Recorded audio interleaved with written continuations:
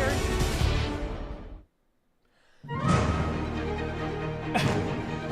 Hello, everybody! We are live from sunny Phoenix, Arizona. We are here.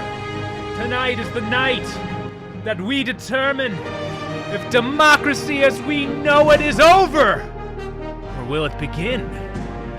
Only time will tell, and only my vote matters.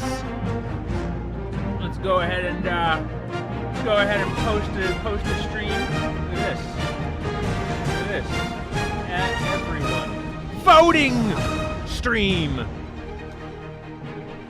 Send it to everyone.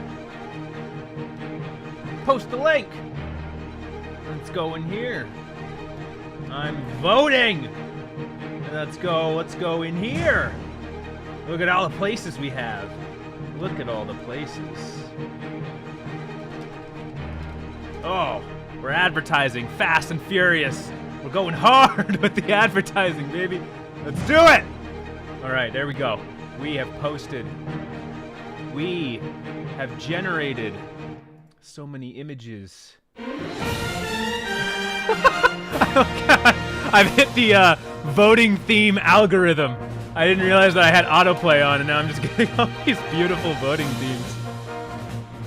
Here we are, everybody, live from sunny Phoenix, Arizona. This is Edge Case Voting Live. Tonight, we have two sides. Technically, we have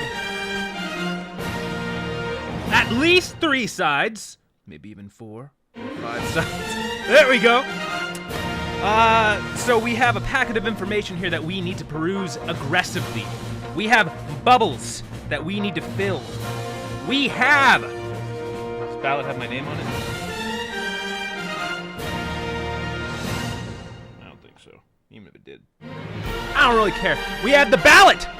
We have the stolen ballot!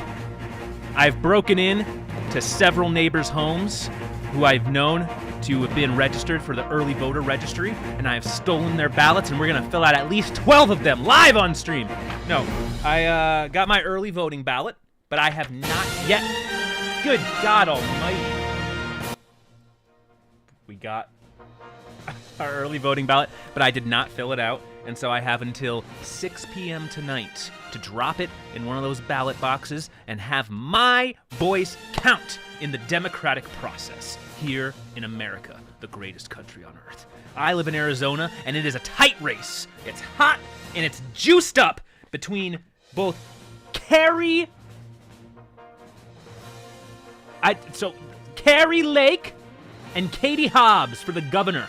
And then for the Senate, we have Blake Masters versus Mark Kelly. And besides them, I don't know anything about any of these other candidates. We got a lot. We got look at all these. We got I don't even know. I can't read it, but we got all of this.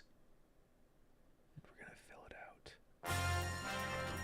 out. So my plan for the stream today is to be the proper and best civically minded active voter that's ever lived. I am going to, so we have 6 hours. I am going, starting with the least important and heading up until the most important. I will be filling out each of these bubbles in a very aggressively informed manner. Here before us, we have the greatest repository of information known to man, the internet, the information superhighway. And we're going to be cruising down. And we're going to be looking up State Senator District 8. We're going to be looking up State Representative District 8. We're going to be looking up Question 1 and Question 2. And even Question 3. We're going to look up Proposition 128. It goes from 128, 129, 130, 131, 132, and then it goes to 209, and then 211, and then 308, and then 309, and we even have Proposition 310! Referred to the people by the legislature relating to taxation benefiting fire districts. Oh, it sounds so exciting. I can't wait to learn what that one's about. Let's get right to it right now. We need to figure out who we're gonna vote for. So first, to set the stage, I need to see Arizona election governor. I need to see how close and how tight exactly is this. Abortion and voting rights at stake in a tight U.S. governor's race. Oh my God. Oh my God, abortion and voting rights. So I've done a little bit of reading about the current climate, the current state of the world. And from what I understand, you got the Democrats who are saying we gotta abort more babies. And we have the Republicans saying the Democrats suck at the economy. Inflation is all their fault, and we're the only ones who can cure it.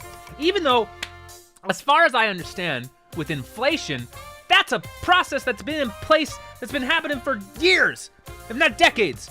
And so I don't understand how anyone could possibly rein it in beyond the the interest rate hikes that we're doing. But we'll find out if that's the case or not. That's just my understanding. I'd be very curious what matters to you in this election. Do you care about aborting babies? Do you care about saving babies' lives? Do you care? Do you think that there's actually any reasonable way that a Republican Congress and House of Representatives could somehow help with the inflation crisis that is tearing apart all of our goddamn wallets? I just ate a lot of cheese, and it was really expensive compared to this time 2 years ago, and it's really upsetting.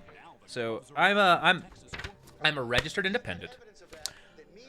I'm curious just how close this race is. 538 AZ governor. What is this? 1998 Dateline NBC episode on the Sylvester Turner trial. Voting night music.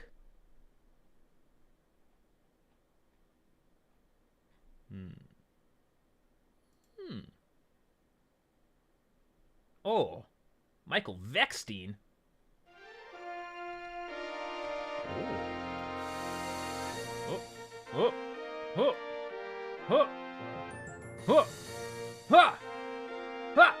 God damn. So the Senate race in Arizona is Dems +1, well within the margin of error. The governor's race is Republican +2, well within the margin of error. And the House, why is Arizona not even in the House? Why is it 538 Arizona? So, I am correct. It is wildly close. It's going to anyone. I saw someone in a Discord that I peruse who was saying, wait, is streamer mode on? Streamer mode, I don't care. I saw someone saying, where is it? A load of Republicans are about to get elected who have every intention of ensuring that no Democrat or non-Republican ever gets elected again. And it's game ovaries. The lunatics are about to take over the asylum, and America is about to become no different than Russia or China. Yes, that is accurate. For the record, the objection was overruled. Daryl Brooks. Do you agree with that sentiment on any level? Is there any part of that that resonates with you, that believes that the actual foundations of democracy are standing on a razor's edge, and that tonight, whether or not a red wave takes over is the difference between that, or if a blue wave takes over, if the blue side wins, do you think that democracy's over and we're all fucked? What? I have grown incredibly cynical as I have aged. When I was younger, I watched a lot of Daily Show. I consumed a lot of left-leaning online forum discussions. I was very much convinced that the conservatives and the Republicans were the bad guys, and the Democrats and the liberals were the good guys. As I've grown older, I've grown much more cynical. In my sentiment is much more that national politics, it rarely impact my life. in a direct sense. Like things like that's why I get that, like, abortion rights, inflation, the economy, like the things that you do feel in your life tangibly, yes, those can actually make a difference. But the cases where those actually intersect with your day-to-day are just so rare. And I definitely no longer believe that there's a good side and a bad side, merely a side with different interests, the reality of the circumstance as I see it. And so I am very apt to just Google Democratic Arizona. What's up, Smith? Democratic Arizona voting guide and just bubble in all the blue ones, because I don't really care that much, and I do believe that overall it is generally good to spend more money on social programs. I think the poor get a really raw deal in America, and I think overall that the Democratic Party is more likely to enact policies and programs that will help them get slightly less of a raw deal at the expense of my wallet. And I feel okay with that, I think. But then there's a part of me that thinks, man, I want to retire early, and man, I'd like taxes to be lower, and man, all this these social issues that are just taking over and dominating the conversation at every turn, and just the way that people get so pissed off over the stupidest stuff is really annoying, and so I'd like to spite vote for the Republicans. Like, I have not consumed a second of Mark Kelly or Blake Masters running for Senate. I have no idea who these people are. I have no idea. I have not consumed I've heard more that Carrie Lake is a psychopath. I'd like to confirm if that's true. And so we are going to begin looking into these things. But the unfortunate reality of being an informed voter is that it is just incredibly boring and difficult.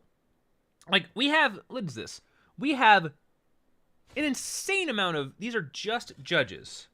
All of these are just judges. So look at this. So where my finger is right here, starting at the top here, all of these are just judges. So starting at the top, we have all these judges. Like, how am I to possibly be even halfway informed about any of these people unless I were to look up specific cases that they've tried that are potentially controversial? And then how, even if you find a case that they tried, how do you find how they individually impacted that case? So we'll see if there's literally anything that we can. Oh, and it starts. Does it start on the other side? Oh my God, it does. It starts way down here. So it starts over there and then flows over to the other page. It's like, good golly, Miss Molly, so many judges. And so I think it's like a thing where you shall the following judge be retained to office? It's literally just a yes or no for all of these people. So if I'm just like, I want to burn all of the all of the judiciary to the ground. I'm not happy with what I've heard about judges. And I'm just like, no. Or it's like, that name, Fish, Jeffrey Fish, he sounds fine. Yes. And then, I think if I'm going to be lazy but not completely ignorant and insane and just vote yes or no based on their name, there's probably a guide, right? There's probably a guide. You look up your party affiliation guide, and it literally just tells you yes or no. This guy supports blue interests more than not. Yes, no, yes. Just based on your party line, I'm sure. So if I want to be an informed voter, I'd like to try to find information about these people. I want to look up these people's Facebooks and find the memes that they post and make my decision based on that, at the very least. I want to be the best informed citizen there ever fucking was. Was Destiny our last hope in democracy? I didn't know you streamed. It's nice to see your face, my friend. What's up, Smeth? It's been fun watching your rise. You make your waves in the pond and jumping from ponds to ponds, figuring out how you want to try to get your name out there. I love seeing that. It's very fun for me. New Tactician crossover stream when? Is that a crossover with Smeth? I don't usually. Yeah, I've never been one for like discussions. Like I have discussions with people, but like my streams have been more memey, more.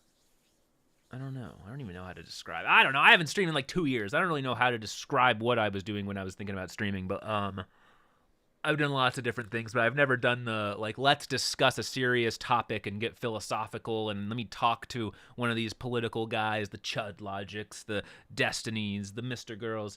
I mean, those are the Titans, but they can go to the lower tiers. I want to talk to the Stardusts. I want to talk to the, whatever, all the politisphere people, and I want to talk about a subject and take a side and argue.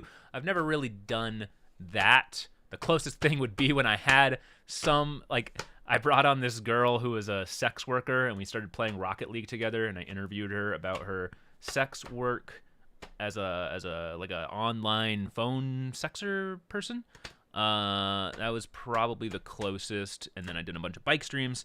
So I don't know. I don't know if I'll ever be someone who wants to try to convince other people that my thought process is valuable, and that I have interesting insights on current events. I like to be the one asking the questions. And right now, the question is, can we be informed? So it begins. I actually did like how there was like background music. What about, wait, election ASMR. Soothing analysis. UK what the fuck is this? Oh my god. Oh my.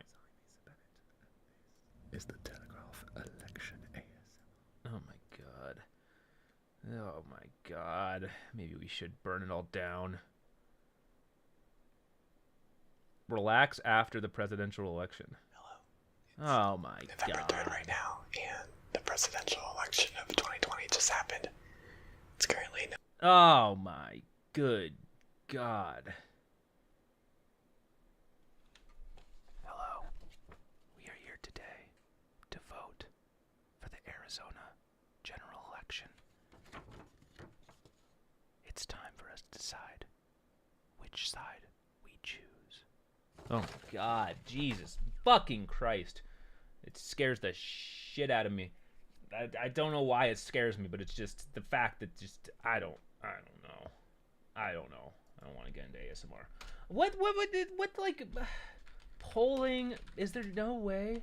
I usually look up stuff like this for tabletop role playing. Royalty-free political campaign background music. Oh, what? 2 minutes? 2 minutes. A 9-minute loop.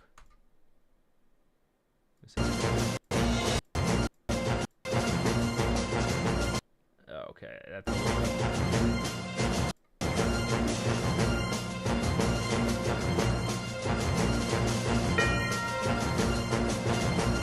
Okay, that's a little. Okay. Beethoven. Fine, let's do Beethoven's Fifth. Let's do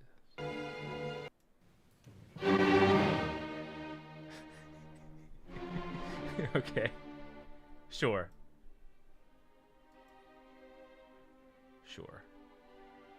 Okay. I have my clipboard. I have my black ink ball point. Will the autofocus ever allow this to take priority? I don't think so. I'd have to like get out of the frame. My black ink ballpoint pen. My voter's guide, English and Spanish. And my ballot sheet. This is all you need to vote. Oh, and my envelope is over there.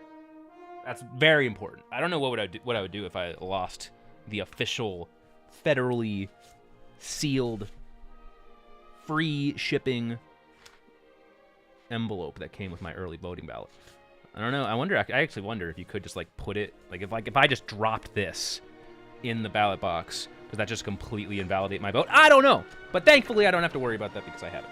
Okay, so the big one, governor, senator.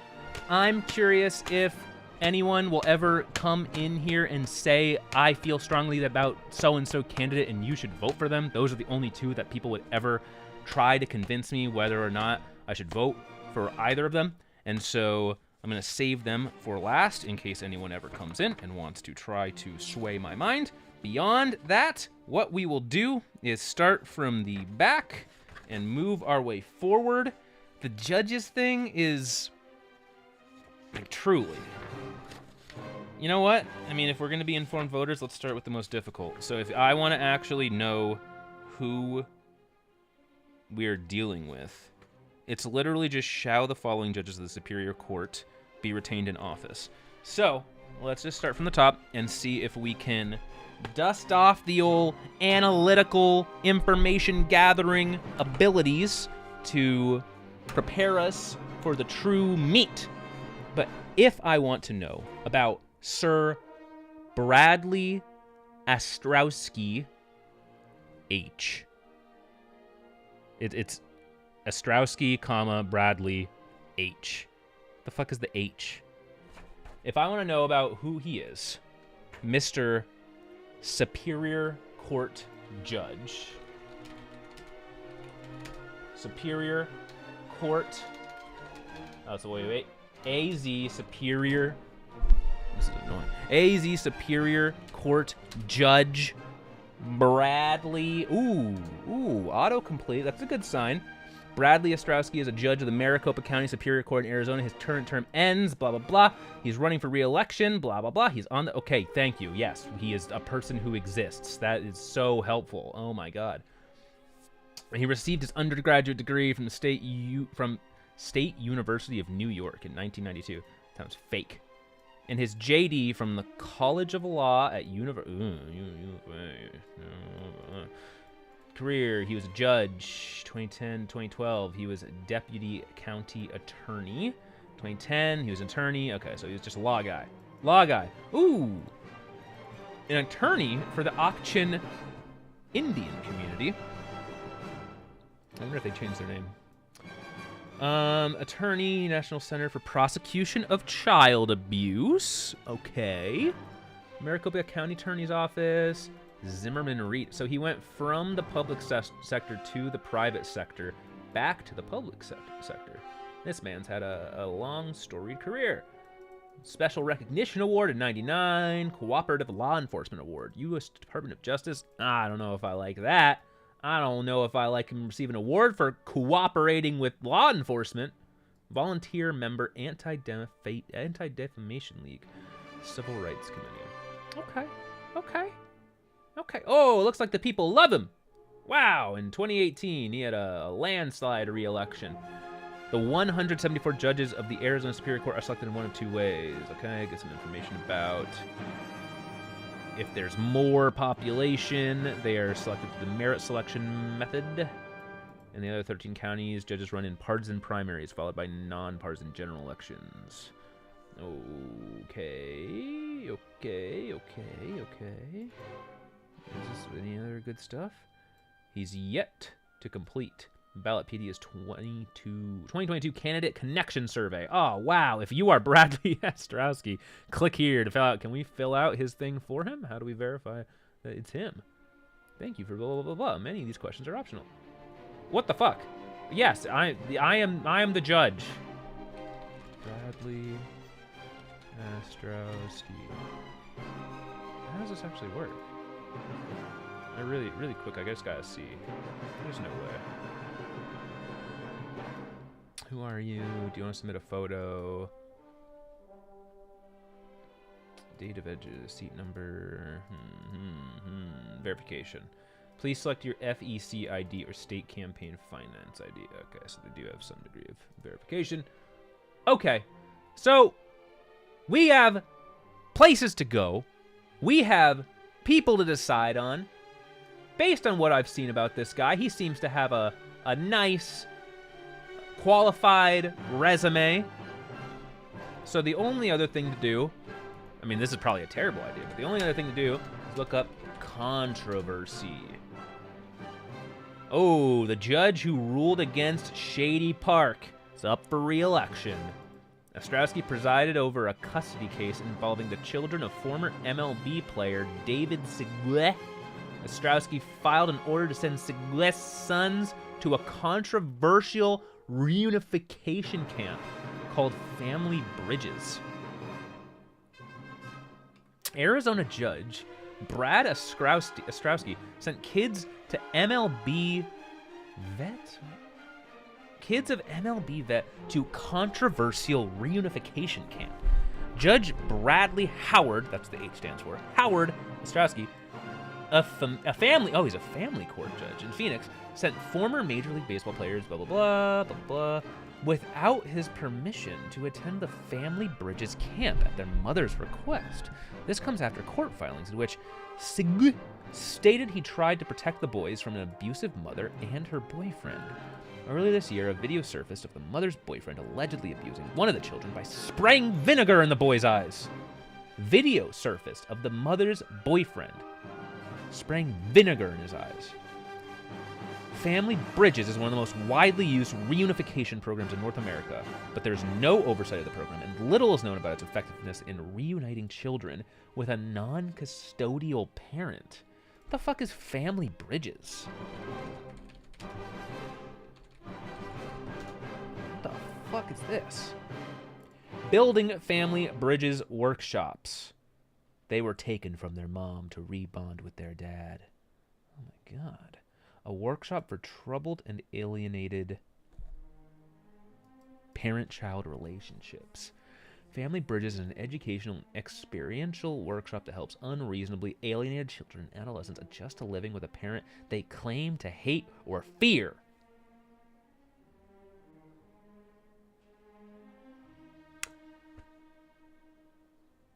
I'm trying to figure out how I feel about that, just hearing of its existence. A child claims to hate or fear their parent, and the child gets sent away to a camp to help the child deal with the parent that they claim to hate or fear. That seems rather one-sided, right? Right? Like, what if you have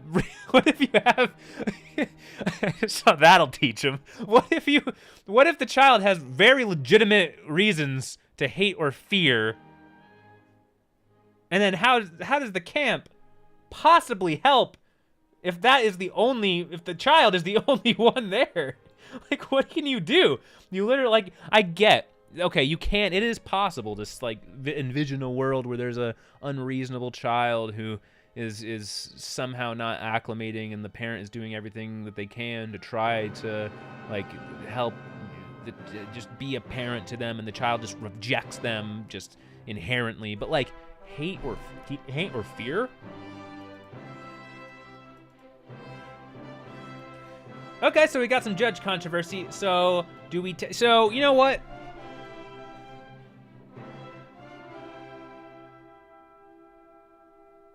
If Family Bridges is just empowers families, help me investigate AFCC. Oh my god, there's someone who has a GoFundMe that wants to investigate this. They've raised $370. We're going down a deep, dark hole. Help me investigate AFCC, Family Bridges, Arizona Judiciary, and more. Recently, I received that video. That's former Major League Mark, blah, blah, blah, but it's also one piece of evidence in a larger story. Yeah, so this person's also disturbed by the existence of this thing. Am I just going to be an asshole that gets swayed by one emotionally provocative story and decides that that single instance, of which I have very little context and only the broad strokes, is that one thing gonna push me over the edge and say, no, I don't want to vote for this freaking guy. He sent the kid over to the fucking Family Bridges. I'm very skeptical of camps where children are sent against their will in general.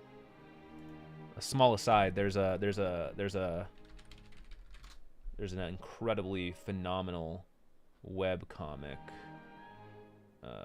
Wait, Elon School.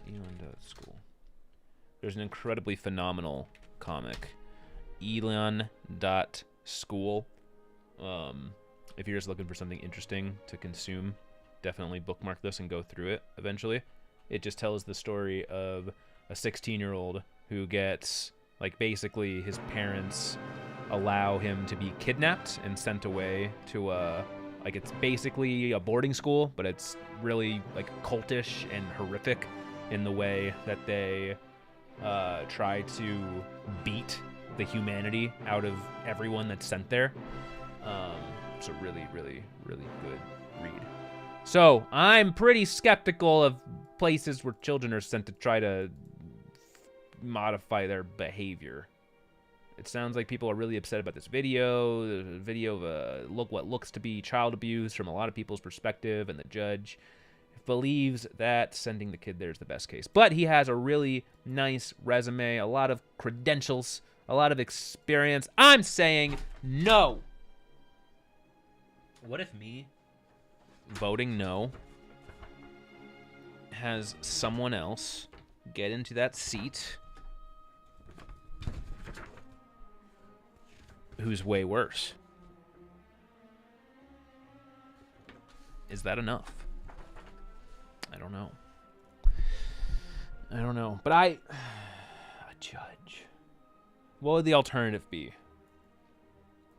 The alternative would be, I mean, I guess in a freaking family drama, you basically either you really get a big say in the way that the world is going to turn out for this family, in the sense that it's either you go back to the father, or no, you're going to go to this boarding camp and you're going to get the love for your stepdad beaten into you. I'm voting no. I just question someone's judgment. I haven't even seen the video. I feel like I don't have to see the video. I feel like if it's just a video of an adult spraying stuff into a child's eyes, it just feels so wrong to me that any household that would physically, like, treat a child like a cat and spray, like worse than a cat, and spray vinegar in their eyes, like, would send that child to some type of fucking brainwashing camp. That just seems fucked. I wonder if we're gonna, like, find a trend of where's my finger? There's my finger. Wait, that's not my finger. Wait, which side am I? Oh, there it is. There's my finger. There's the sun. There's the sun. I'm pretty sure you can see that. I selected no for Sir Bradley Astrovsky. Now, god damn it, what time is it? 11:43. Oh my god, we have so many judges to get through. Oh my god, we need to figure out a process. If there's just going to be like a weird rabbit hole for every single one of these. Retain Allison Buchis. Judge Allison Buchis. Easy. What the fuck is this?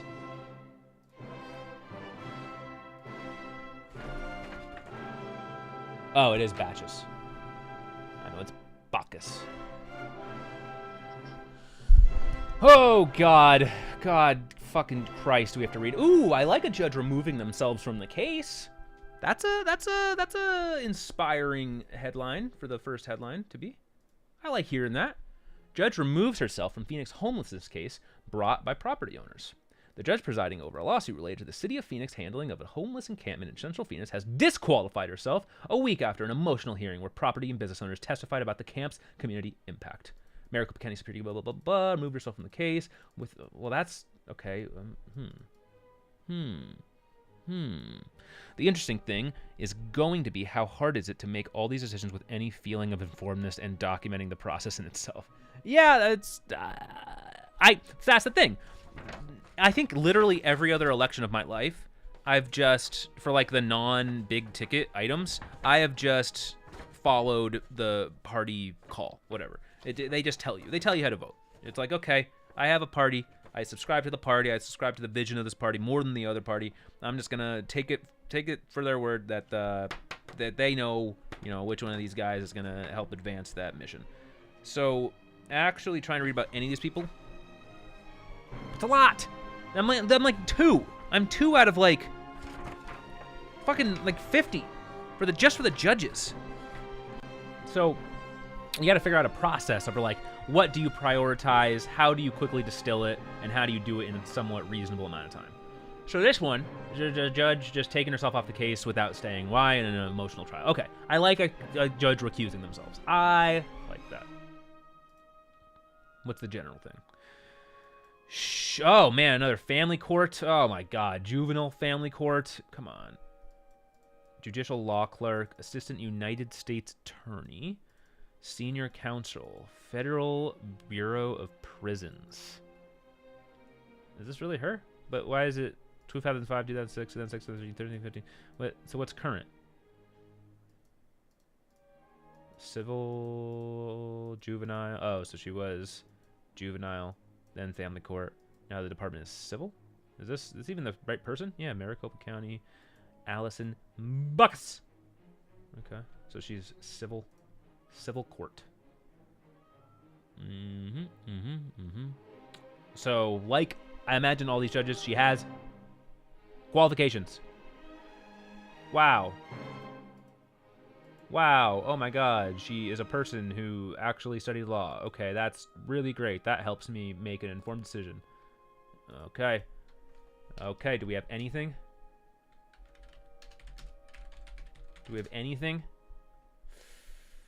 Judge stuns Lake's case lawyer with recusal. It's the same thing.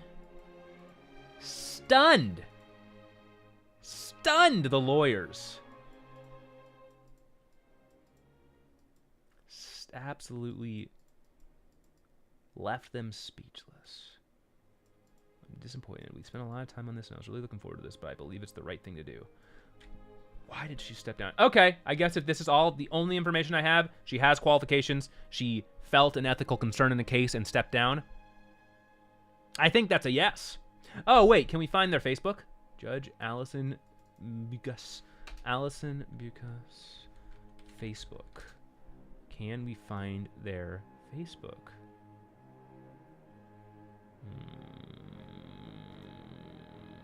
What do they look like? Ooh.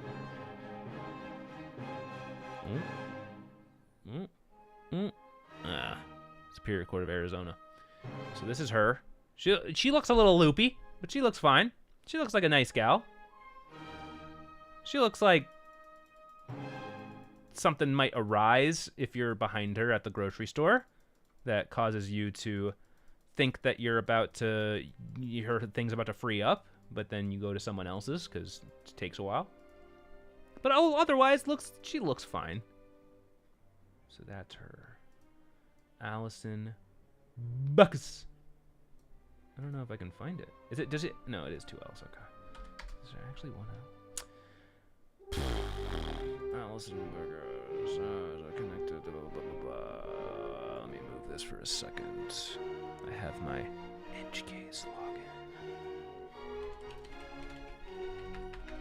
And is that my login?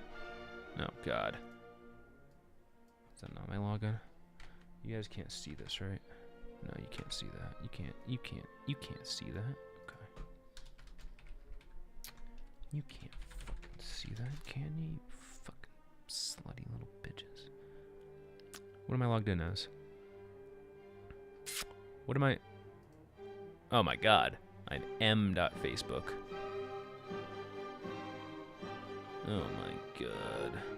Somehow I made my way to the mobile Facebook link. Well, we found her profile and I have some shocking news for everyone. This is it. No friends. No posts. No photos. The next mod is XCOM, The Long War. Okay. Yeah, I don't know. I don't know. I don't think I'm gonna find anything. Is this my?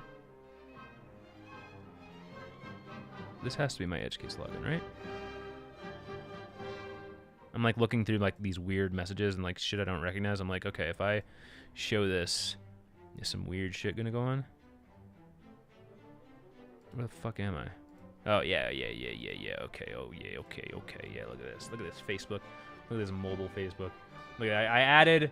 What did I do? I made a Facebook and then I just like blasted out friends requests to like everyone. I think I like added nothing but like anime avatars, and then it started getting really weird because I started getting like nothing but like young animes, and it was really weird. I don't know what happened there, but like, yeah. See, look at all these animes. If you just like start adding nothing but like animes, it just starts getting weird. I don't remember. I remember I had some idea for an experiment. Like, oh, Mr. Girl sent out, you know, whatever, 10,000 Facebook requests and landed on Shaylin when he was looking for a girl. I had some idea in line with that where I was like, okay, I'm just gonna like send, and this was before I started watching Mr. Girl. I was like, I'm gonna send out, you know, I'm just gonna add animes and see what happens. But it just started getting fucking weird. I forget what happened, so I stopped. It was a dark hole. Most of these aren't animes. I think I added like a bunch of Africans, something. I started adding animes. Got weird. Facebook's weird because like all you have to do is get a couple of like mutual friends, and then like people will just accept your friend request if you have like any mutuals. It's weird. But okay, we couldn't find her Facebook. We couldn't find anything. She recused herself from a some case that seemed to have some type. You know, I just like hearing that. I like hearing that anyone recused themselves from the case. For me, that says a lot about a person if they can step away. So for Allison Bacchus, I'm going yes. I'm wondering, it's interesting that the very first person we had was one that actually was mired in a relatively significant controversy. I'm wondering if like somehow they put the ones near the top that they know are gonna be like the most hot button. I don't know. Michael Blair. Let's see. Let's start with this controversy. Biography. Prosecutor behind debunked Phoenix protester case. Judge Michael Blair dismissed the case with prejudice.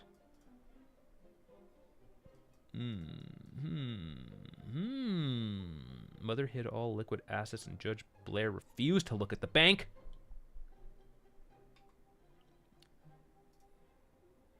You can literally just go down a rabbit hole for any of these fucking judges. What is this? What is this? Oh. I had oh my god, there's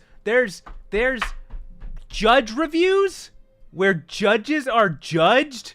Arizona, the robing room where judges are judged.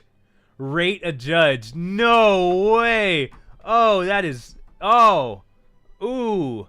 And like it's like obviously you have to take any of this with a massive grain of salt because of course anyone who has a judge rule against them is going to be extremely upset and feel like it was because of the judge. If I just had a different judge, my life could be totally different and I wouldn't have my assets stripped from me or my child torn from me or my business ripped away. Like, but oh my god, the fact that there's a freaking a Yelp for judges. This one's interesting because they didn't add a rating. I mean, this one, the 1 out of 10, I can only imagine what they're going to say, but the unrated judge is really interesting. I had Judge Blair and I am a father. I did actually gain custody the last time in court. I had to get firm with him and stated that he seems to have a bias towards the mother. It's like he's protecting them. My issue was a bit more complicated because I was looking for a relocation as well. I presented my evidence. The mother got on the stand, crying, as she always does. I objected, stating badgering the witness. She is badgering herself and making herself cry. Oh, that's the most amazing things I've ever heard. I know that wasn't right, but that crying stopped. I've witnessed her cry and win with no evidence. Oh my God. My child will be going to school in Arizona. I am also African American, so dads can win. Just don't do anything to hurt your case. Good luck. Objection! She's badgering the witness. She's badgering herself and making herself cry. I don't know. She's badgering herself and making herself cry.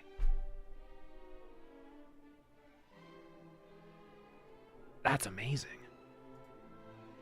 Dads will lose everything. Despite perfect drug test records and mothers over 8... Dads will lose everything. Despite perfect drug test records and mothers over 80% failure rate. So the mother failed 80% of the drug tests, I assume here. He gave full custody to the alcoholic mother. He refused to follow his own prior ruling that failure would have repercussions. Mother hid all liquid assets, and Judge Blair refused to look at the bank statement sitting right before him. He let mother go on an hour and 20 minutes, crying monologue with no proof, wild and insane accusations, and took every accusation as fact. You will lose your family if you are the father. You will lose your home if you are the father. You will lose your future if you are the father. All of the loses misspelled. Wow. Judge Blair is completely biased on... Man, this is a real common... I mean, you don't know if a father just loses and then he looks this up and then he sees the other people saying this, but I mean, oh man. Judge Blair is completely biased on the mother's side and makes no attempt to be fair. He should not be a judge. I have been heavily involved. I have been a heavily involved, loving father to my children since they were born. At temp orders hearing, he said, and I quote, I'm going to give you a chance. He said, I'm going to give you a chance. And he relegated me to an every other weekend dad, leading now to severe alienation of 2 of my kids. Why did I need to be given a chance? I have done nothing in my life to need to be given a chance. I should have made the equal parent I always was and was asking to be.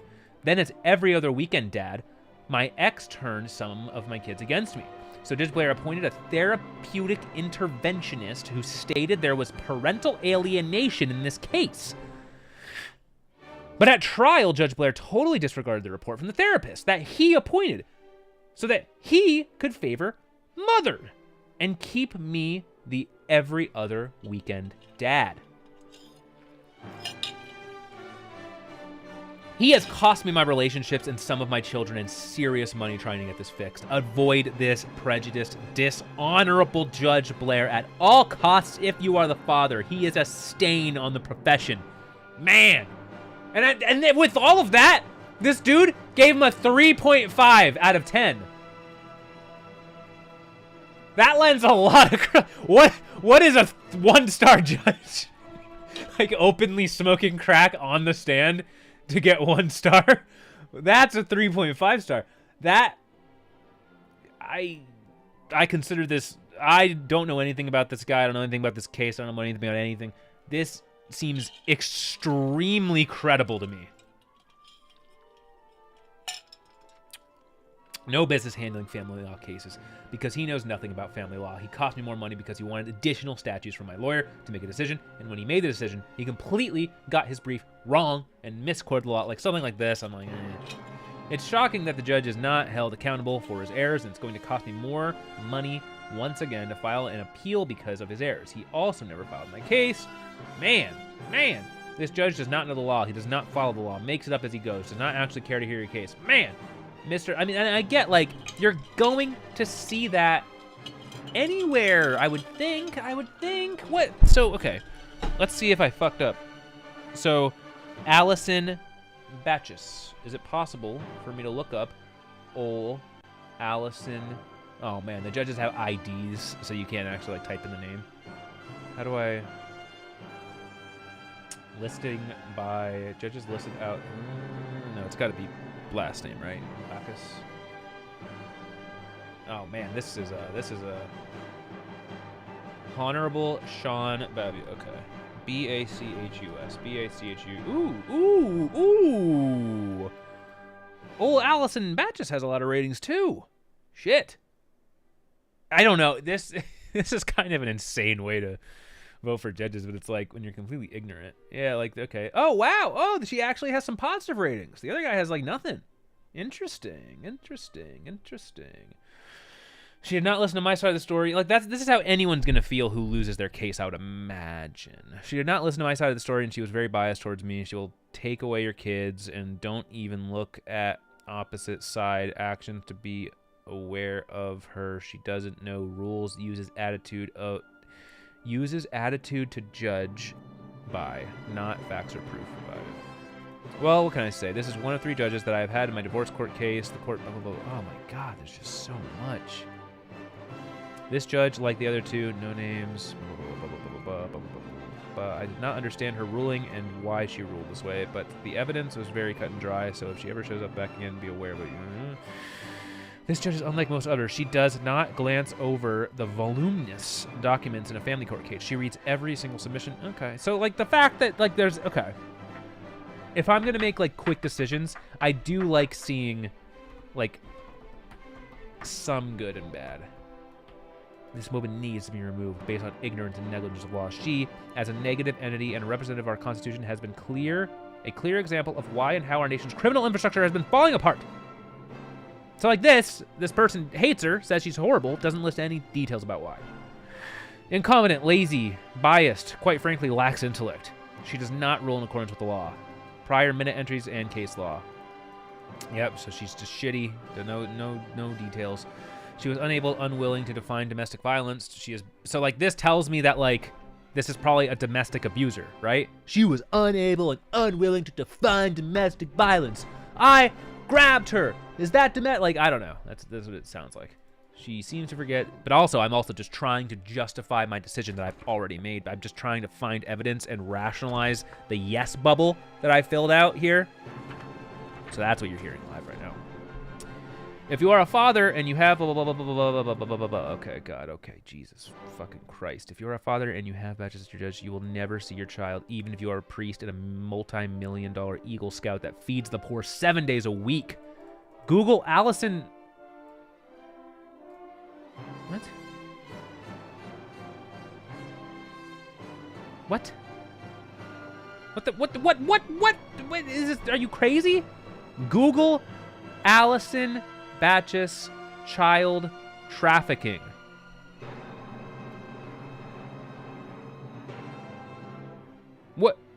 What? Cindy McCain's false human... What?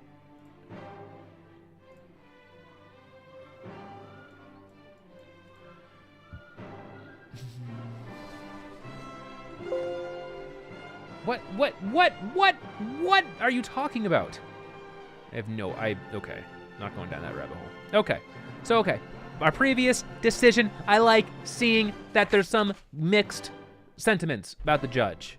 Some people thought she was good. I like that she recused herself. That was a yes. This person now that we are currently investigating has absolutely nothing but just horrible, scathing sentiments. And this one alone is really, I don't know. Obviously, it could not be true, but it feels true to me.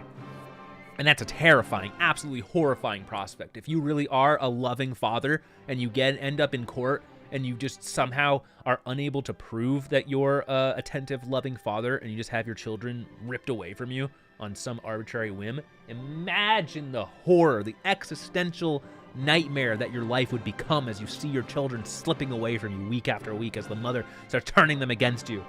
Like, yeah, I'm a male, so I'm biased because I could see myself in that position more easily than I could see myself in the position of a mother who's like dealing with a shitty dad. But like,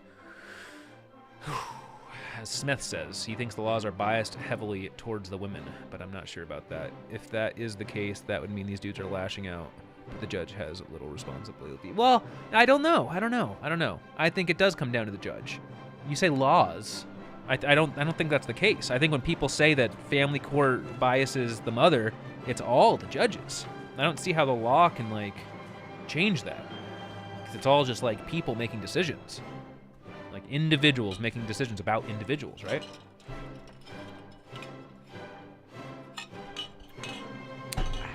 Oh God, I make such good soda. Okay, okay. Yeah, I'm pretty... This guy's a no for me. It will be unfair to fathers. If you look at Byron, you were free. He was sent to BYU. He also was raised... Oh, he was raised LDS? In LDS homes, mother's future... In LDS homes, mother's future and have the kids bottom line. He will, as in my case, allow disclosure violations and set you...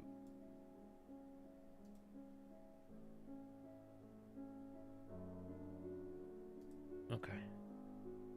He will, as in my case, allow disclosure violations and set you up for trial by ambush.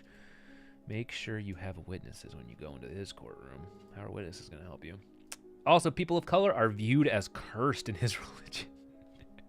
True. So if you are of color and father, be prepared to be screwed royally. Brigham Young himself. Oh, he went to Brigham Young University. Ah, yeah. Fuck this guy. That's a no. So if I don't know about how much about Arizona you guys know, but the Mormons do have, and I have nothing against Mormons, but I agree with the sentiment that there are some systemic trends that would make me weary of a judge, independent of any other knowledge about who they are and how they preside. If you're that entrenched in the religion that you went to Brigham Young University,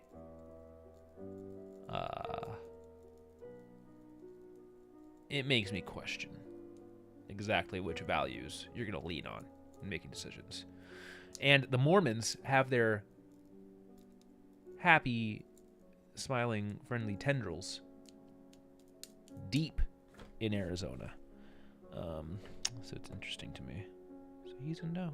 I'm doing a no. How does anyone decide on these? Does it actually, people just, like, I have to imagine. Like, there have been elections where literally, like, I literally went in the physical, in-person voting booth, and I just like, no, like, for the judges. Because it's like, how is any of this going to make difference? Okay. John Blanchard, Division 73, we are now on. I can't believe there's judge reviews. Ooh, so I can... Oh, wait, why can't I press back? Weird. I thought that was on a page where I could press back. Blanchard. It's funny because we were just on the page for Bacchus, so we were in the B's.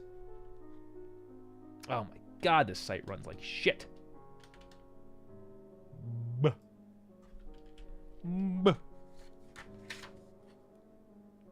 Blanchard. Come on. We got limited time here. Ooh, 6 ratings. But he has no average? Ooh, look at this one. This one has an 8.4 average. 4 ratings. How are you going to have 6 reviews but no rating? Did all of these people not? Interesting. I guess they have a minimum threshold before it will assign an average.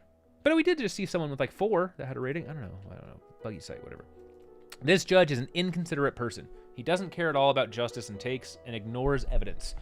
He teams up with the person that has... Oh, whoa. I just realized that, like, I'm this low. Still a little bit low.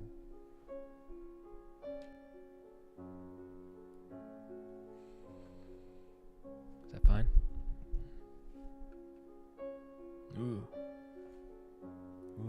Okay. This judge is an inconsiderate person who doesn't care at all about justice. Teams up with the person that has more money to pay for a lawyer because the conversations are more legal jargon. Don't really feel very strongly about that review. If he is the judge for your case, I recommend getting the best. If he is the judge for your case, I recommend getting the best lawyer you can afford. How about literally in any circumstance ever in your life, you get the best lawyer you can afford? The judge ignores evidence. I feel the outcome was predetermined by the judge prior to even hearing the case. Does not think of child safety whatsoever. Only decides 50-50 no matter what the evidence shows. Like, so this is like a good review. He decides 50-50? Like, I don't know. Oh, look at this person. This person's me. Oh my God. 10/8/2022. Oh, so they got theirs a while ago. I'm researching for my voting ballot and found this site. All this information is good to know when I can't find a political party affiliation on the judges. I'll be voting no now on retaining his seat. Well, fuck. Thanks for the attempted peer pressure, guy. He gave me everything and gave her... Interesting.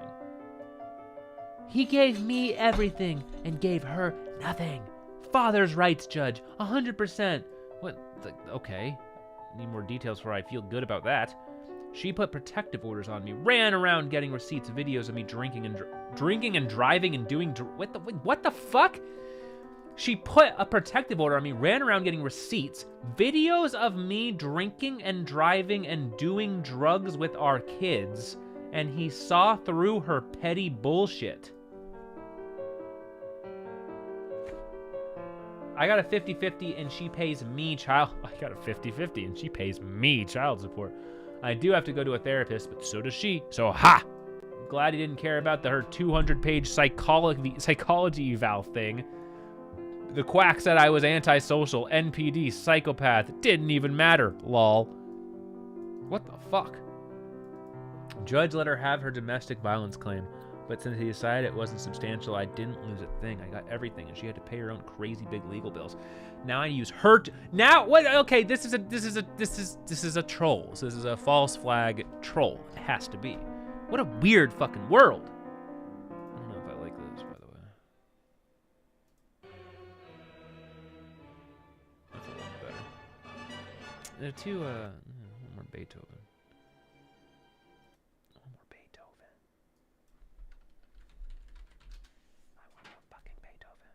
The best of Beethoven.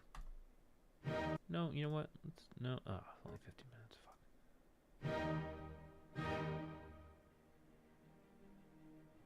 All right. It's weird because this music reminds me of elementary school. When I went to elementary school, they piped in classical music throughout the halls. Interesting case. Let me just move something real fast. 1 second. Give me one quick little second.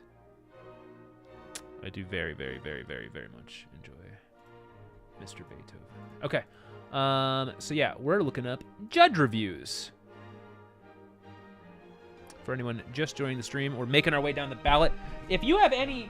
By the way, if at any point anyone, like, hears something that makes them think, like, this strikes me, like, I think you should fucking put this guy in.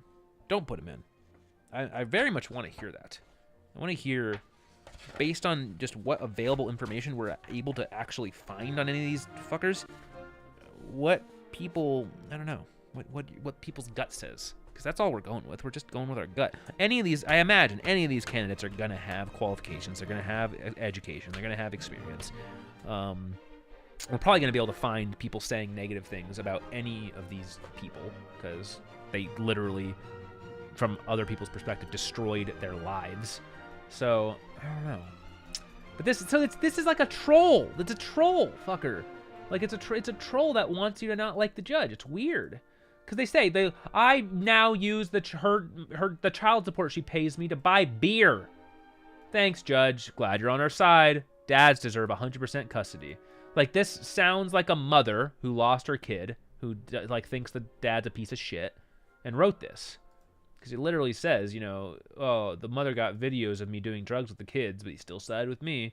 Like, what the fuck? View detail. What the fuck is view detail? Ugh. What's that? Detail. Oh my god, look at, oh my goodness gracious, man. So I understand why some of these people don't rate, because like these ratings are pretty interesting. Temperament 1 through 10. Scholarship. Oh, so this is why like the person who said this person was shitty it's still at a 3.5 because you rate their temperament, you rate their scholarship, you rate their industriousness, you rate their ability to handle complex litigation, their punctuality, their ability to handle pre-trial matters, their general ability as a judge. Oh my God, interesting. Civil case, even-handedness in civil litigation, involvement in settlement discussions. Man, this is some interesting, like this is actually detailed and nuanced criteria for rating. I really like that. Absolutely baffled by his rulings. 100% obvious he does not know family law nor have the best interest in safety of the children in mind. He has no business serving the family law courts, continuing to place his children in danger, disregarding the evidence. Another one where it's just like, if you lost your kids, you're going to hate this person and try to do whatever you can to make people feel badly about them. Come on, let's have some meat here. It's our last one. Family court. Consistently baffled by his rulings. Not DV or IPV informed. Does anyone know what DV or IPV would possibly stand for? Does not read any DV. District validation. DV. Direct value. I don't know. Does not read any pleadings or review evidence. Misapplies evidence to the wrong party. Abuses domestic violence. Domestic violence, okay. Abuses domestic violence victims further by can kicking instead of addressing issues. Laughed audibly with counsel about domestic violence, interpersonal violence. I heard of a site where women can rate men on Tinder after a date. It's only used to hate on men. This reminds me of that. Yeah, I can see it a little bit. Unprofessional, does not pay attention in court and rules consistently against victims, ignores child safety. Okay, can we find anything positive about John? Oh, so okay. Is that a thing? People generally use this criteria, right? So John Blanchard. People generally are going to go by this. I haven't looking for this at all. The Whig Party.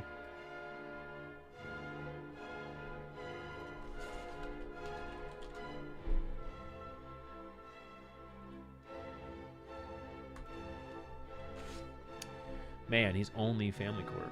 Or no, okay, this is current. So he was a attorney, yeah. Creative writing. University of Arizona, 1992. Juris Doctorate, 1998. Graduated in 98. So back in the day, becoming a lawyer was pretty reliably lucrative. Like these days, or at least like 10 or so years ago, being a lawyer was so lucrative that there were just way too fucking many of them. People were going to law school, people were getting insane debt, and then people were graduating and like not making anywhere close to a reasonable career, just in debt for way too fucking long, not able to get a really good gig that would actually pay. So I don't know. I don't know if I trust a lawyer who graduated in 92 implicitly. Maybe what I'm saying is maybe we get them all out of there. Just get them all out. Just wipe them all out. For a certain time period, right? But I don't know if it's actually valid.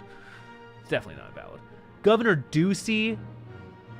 Okay, fuck Doug Ducey. Okay, yeah, okay, I've read it. I've seen enough. So Ducey, I don't know if any of you guys are aware of Arizona politics at all, but Governor Ducey is just a complete piece of shit. He's a fucking idiot.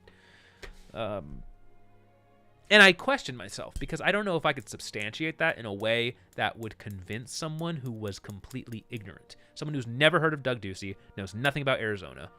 How could I convince you that he's a piece of shit? I don't know if I can. Besides to say that anytime I see him speak, he sounds like a dumb person.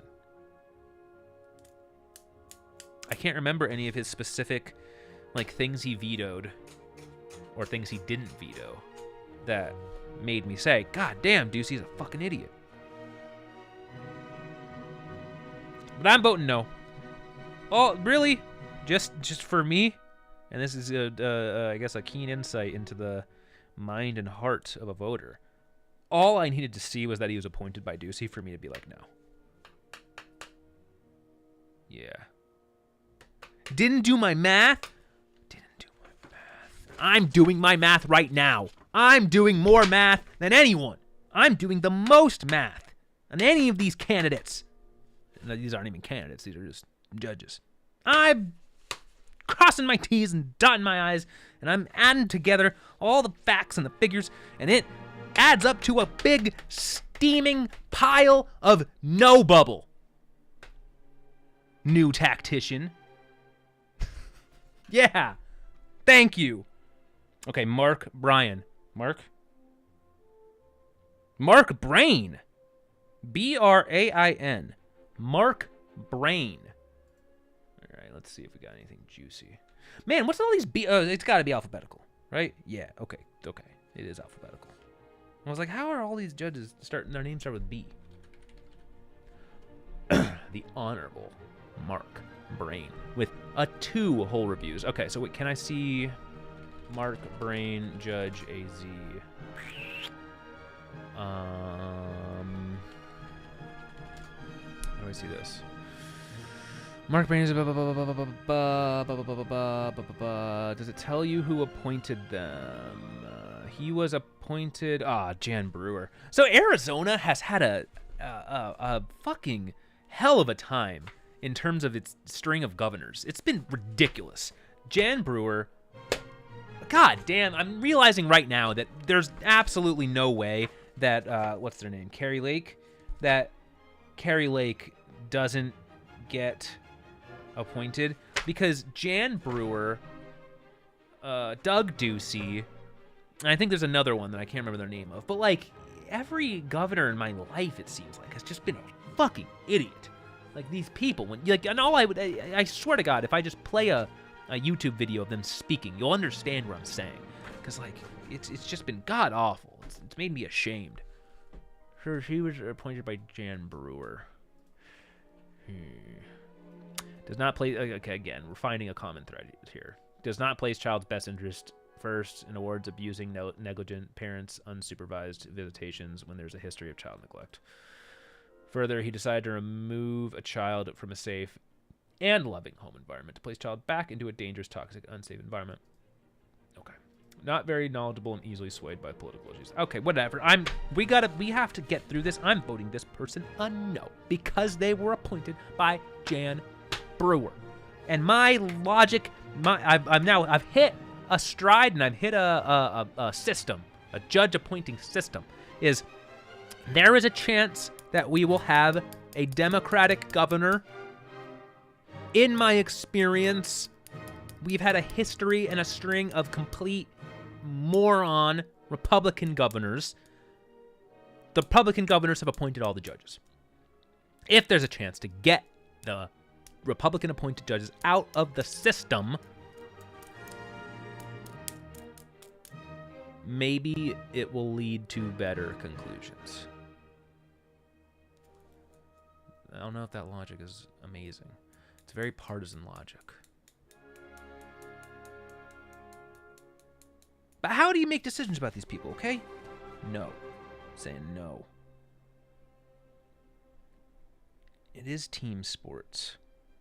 And I am biased towards one team more than another team. And I see that one team brought in all these judges. But I think that's fair, right? Arizona has been pretty red for a long time. I think it is fair that we give the other side a chance. I think that's fair. And it might not work. It's a very tight election, very tight race. I could be. So that's the other ironic thing. I'm playing a dangerous game here, because if I'm trying to get all these judges out, then what's going to happen? We're going to have new appointments. What's going to happen if Carrie Lake, who I've yet to look up all of her videos and her background and all that stuff, but I've heard she's potentially a lunatic. What if she's making all the appointments for the judges that I contribute to getting ousted? Then I really fucked myself. So do I say to myself, I'm relatively happy with the status quo. The streets aren't burning. There's not shrieks and cries and people getting abused left and right, as far as I know, as far as I can see when I drive every couple weeks. Do I vote for status quo? Status quo would be keep them all in. I don't know, man. How the fuck do you do this shit with the fucking judges. Ah, Robert Brooks has 0. Robert Brooks is the next one on our list. We have voted for 5 judges. We voted no on Bradley Ostrowski. Yes on Allison Buckus. No on Michael Blair. No on John Blanchard. No on Mark Brain. His last name's Brain. I can't trust it. Now we're on to Robert Brooks. Ducey. Can I show you Doug Ducey? What can I show you that would prove? Oh my God. Made 71 judicial appointments, more than any other Arizona governor. I want to show you Ducey. I want to show you why. I will prove to you why, if I see that Ducey appointed this judge, making it an immediate no is reasonable. So he vetoed this. Amends law for fiscal impact analysis and governor's emergency declarations. It does not tell you the fucking details. Develop statewide transportation plan. Veto. Define group homes in DHS licensing requirements. Veto. Amends voter registration process. Include cancellation and identification restrictions. Veto. Specifies law regarding state emergency council. Veto. Public defender duties and policies. Veto. Amends Arizona revised statutes in regards to unborn children. So this was like just an abortion thing. Prohibits spending ballots on voters not on the permanent. Prohibits sending ballots to voters not on the permanent early voting list. So just voting rights restriction, abortion restrictions, general good things to plan for restrictions. You know, small government shit. No audits to inspect cities and towns. Don't want to equip state hospitals for persons with mental disorders, alcoholism, and drug abuse. So these are things that passed through the legislation, the legislative branch, but you veto them. Just sounds like a fucking asshole. Yeah. None of these. Okay. So we have no record on Mr. Robert Brooks. He was appointed by Ducey. I think Ducey is a scumbag. I doubt he's going to have anything. He's been in for 2 years, right? What is this? What is this?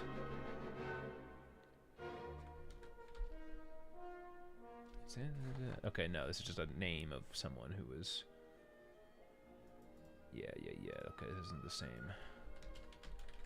Isn't the same guy. I was going to say, is this guy a convicted felon? Convicted felon judge? Robert Brooks, Arizona Ballotpedia. He's going to have a short thing, probably. Yeah, he has, like, absolutely nothing. So, like, someone like this. You have nothing to go on. Just 0. 0 to go on. I'm saying no. He's a deucer. He's a deucey boy. No to the deuce. Deuce, a.k.a. shit, a.k.a. to the no column. Okay, we're going. Who knows the justice system better than a guy who went through it? Who knows the justice system better than a guy who went through it?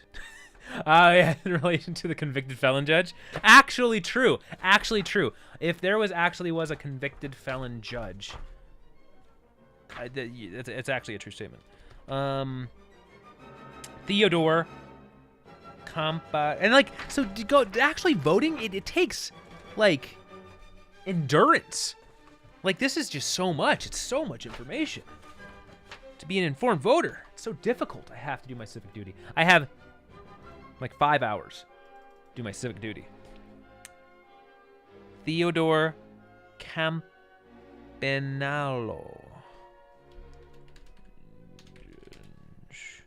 Oh, wait. I can probably do this.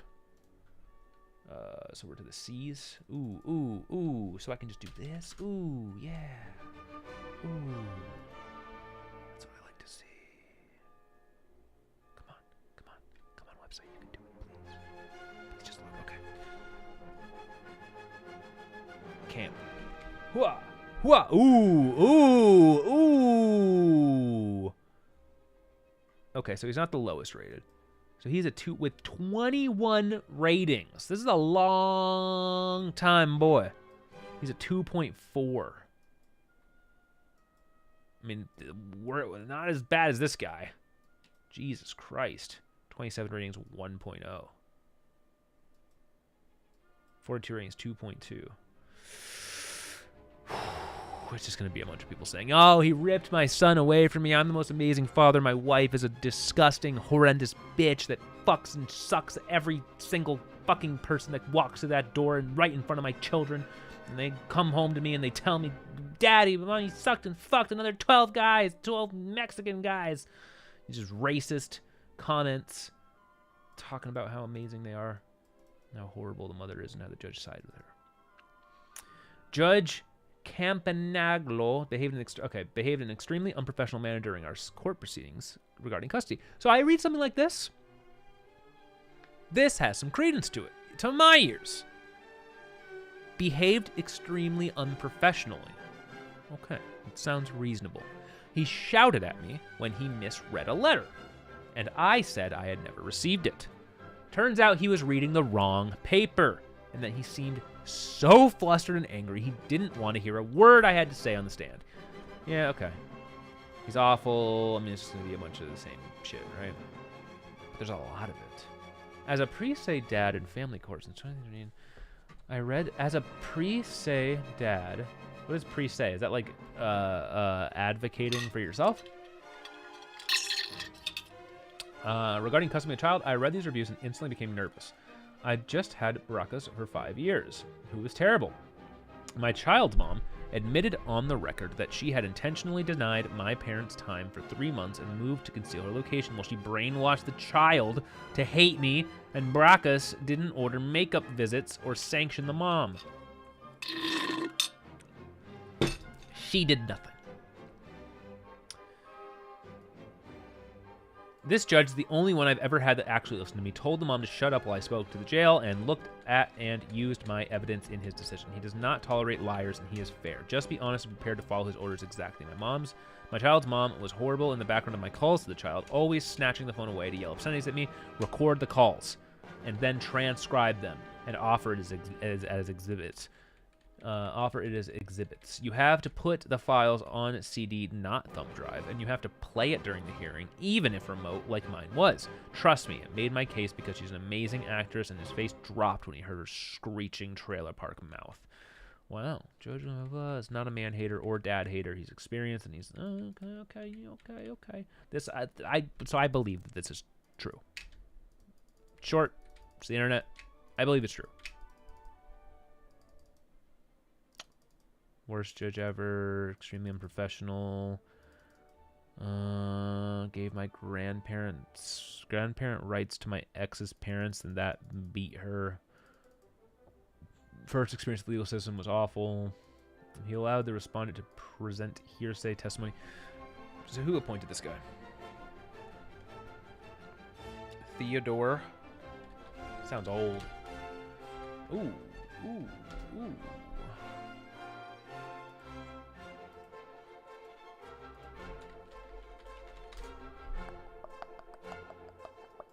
2015. It's not Brewer. Who is that?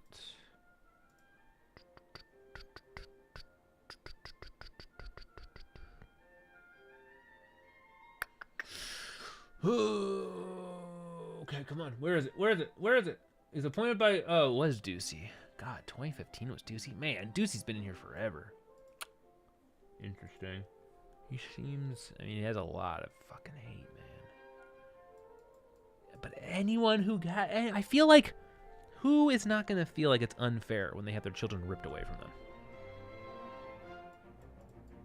But then again, that sort of begs the question of, like, does it make sense to not award 50-50? Right? Like, shouldn't 50-50 sort of be the default in a divorce? And then, like, it takes exceptional circumstances for anything beyond 50-50? The judge has robbed me of my fatherhood and has placed my daughter in danger. I wish I could go into detail, but I break down and cry. I am producing a large budget documentary to protect society, and after I am going to... Jesus Christ! I am producing a large budget documentary to protect society, and after I am going to take my own life. I cannot find happiness after losing the most important person of my life with no cause of my own. Good God! And he still gave him 2.4 stars.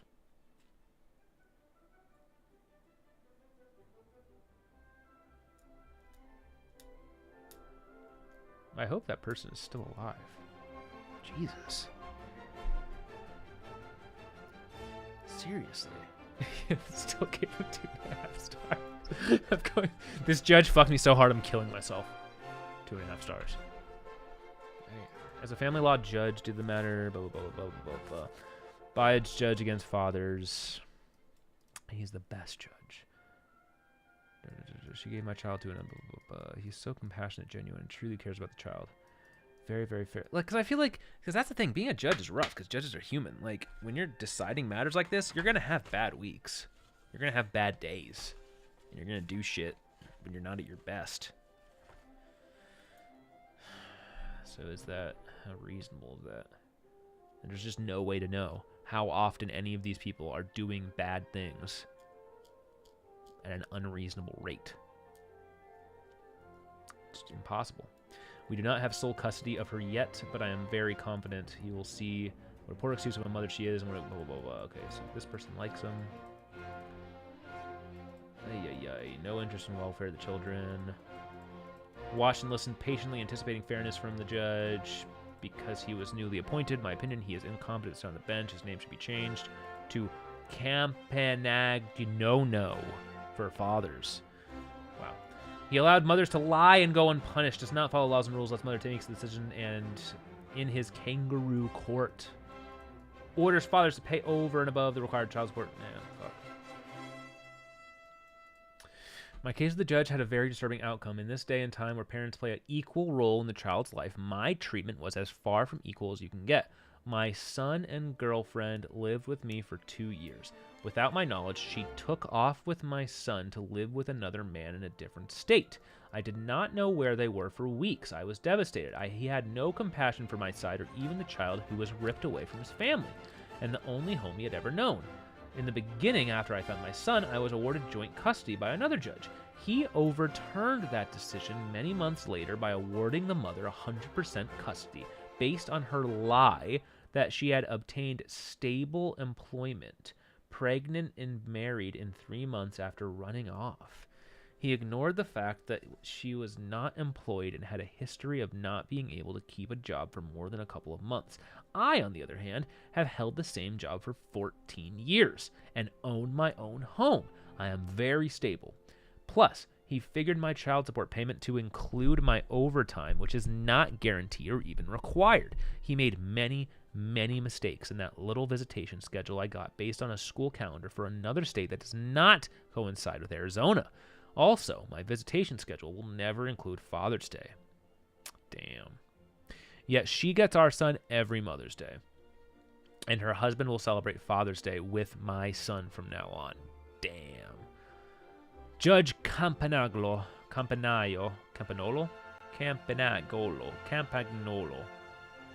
Clearly is biased towards favoring the mother, regardless of what type of mother she is. He puts no value on a real father's role in a child's life. Totally ignored the new husband's background and the mother's irrational, selfish behavior. I do not consider 9 weeks of visitation a year. Lincoln Park. 9 weeks of visitation a year.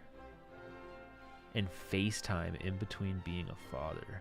Yet he disagreed and ruled that, in fact, in his book, this is a good relationship for a father and son's life. Strictly speculation, but maybe Judge whatever's father did not play a significant role in his life, but mine sure did. We apparently differ on what a father and his family's role is in a child's life more than money and phone calls. This is a disappointment in the judicial system, and you are taught... In the judicial system that you are taught to believe is to be fair.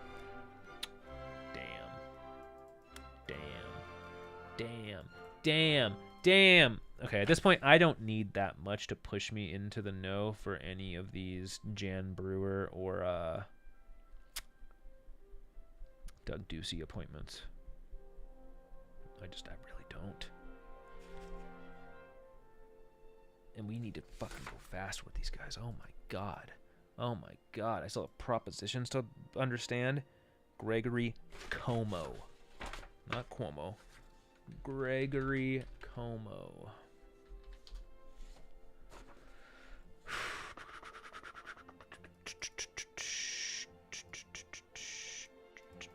$1990.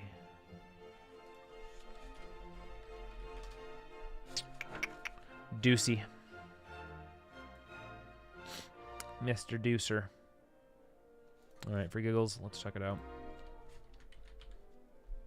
2.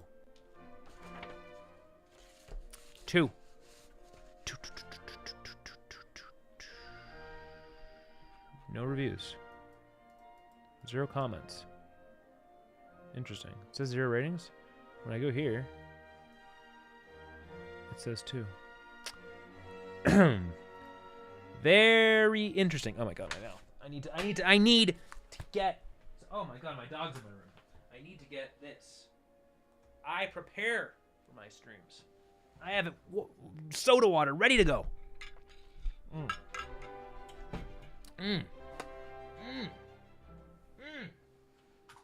Okay. Oh, I'm surprised that no one here, or like, I don't know. Oh yeah, fuck, that's what I could do. Let me see. Let me add this. Let me add a, ooh, I think I actually had a thing. Ooh, is that it? Oh yeah, there it is. Oh my god. They, what the fuck is this? They, I updated OBS, and I do not love the update. I should have listened to my gut and held off on the update. Okay.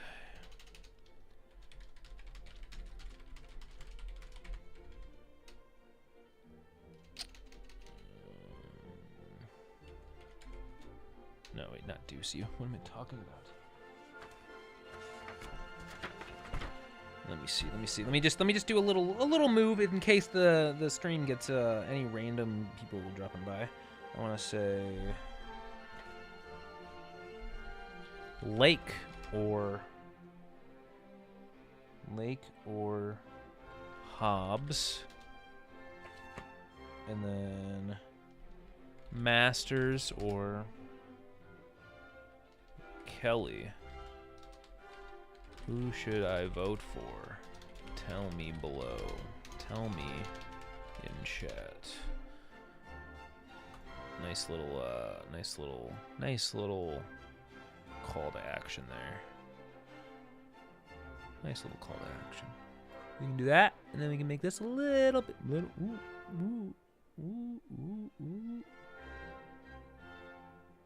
little bit bigger. Ooh. Okay.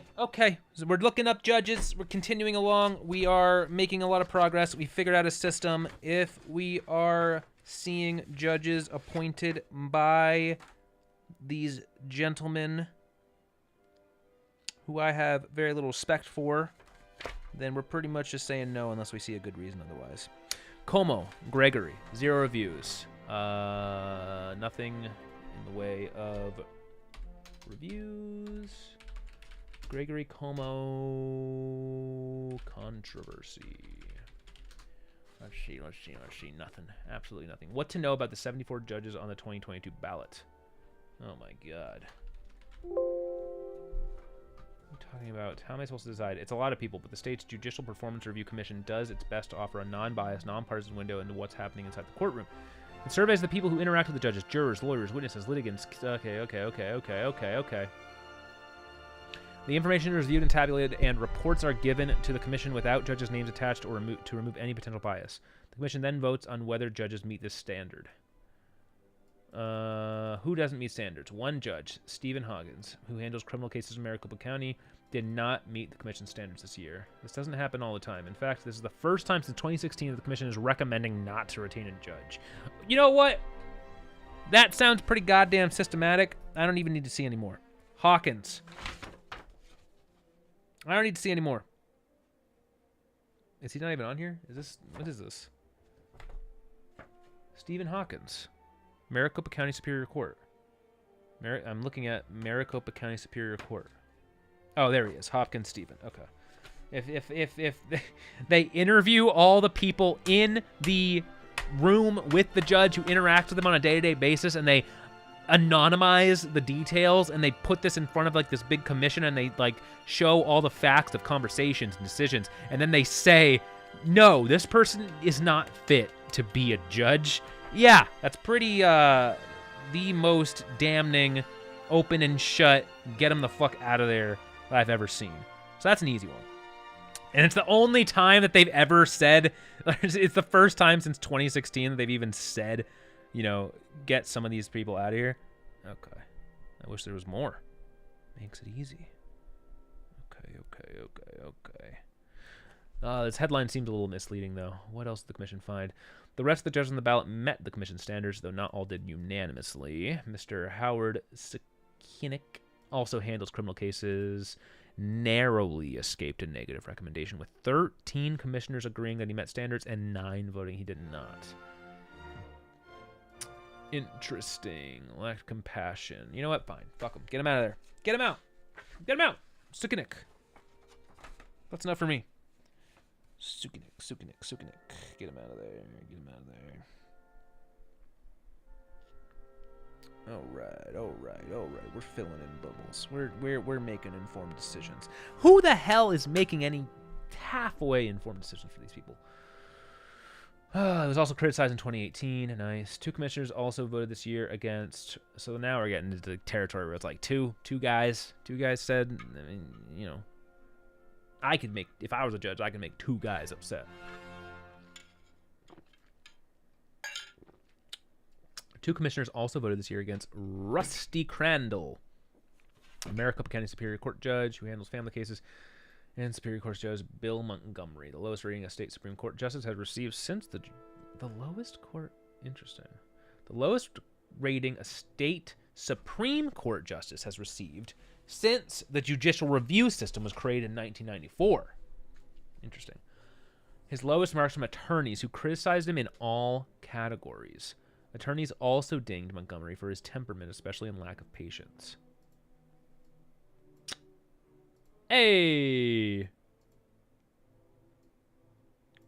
Bradley Ostrowski, I was a no on him, right?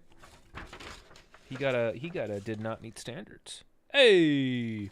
I'm voting in line with at least one impartial anonymous commissioner. What should I make of this? Voters don't boot judges often, even those who don't meet standards. It's only, oh, fucking Jesus Christ. The voters most of the time just say yes.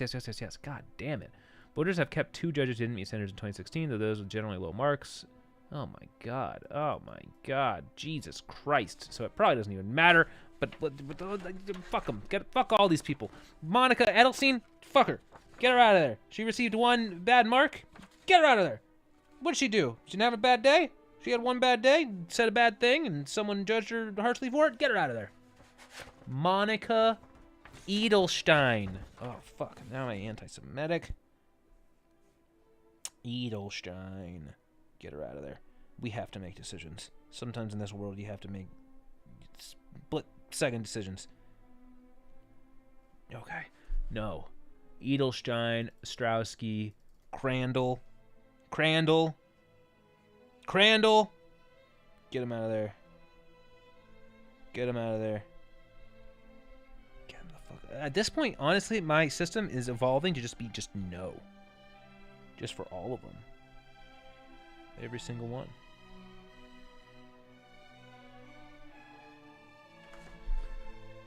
Because if there's any chance that they're actually going to get out of there, I feel like the only people who are actually going to like get out are the ones who deserve it. Based on the history of the Arizona electorate. Montgomery.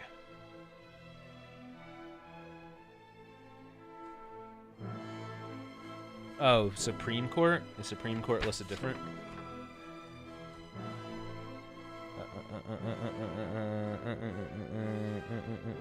Montgomery.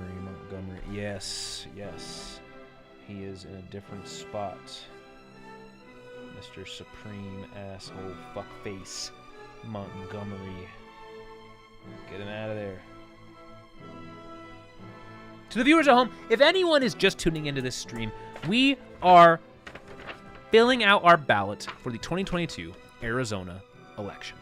And we have begun by selecting which judges we are choosing to vote to retain on the bench or boot out of there. And as we've been going through each of our selections, we've been refining our system more and more.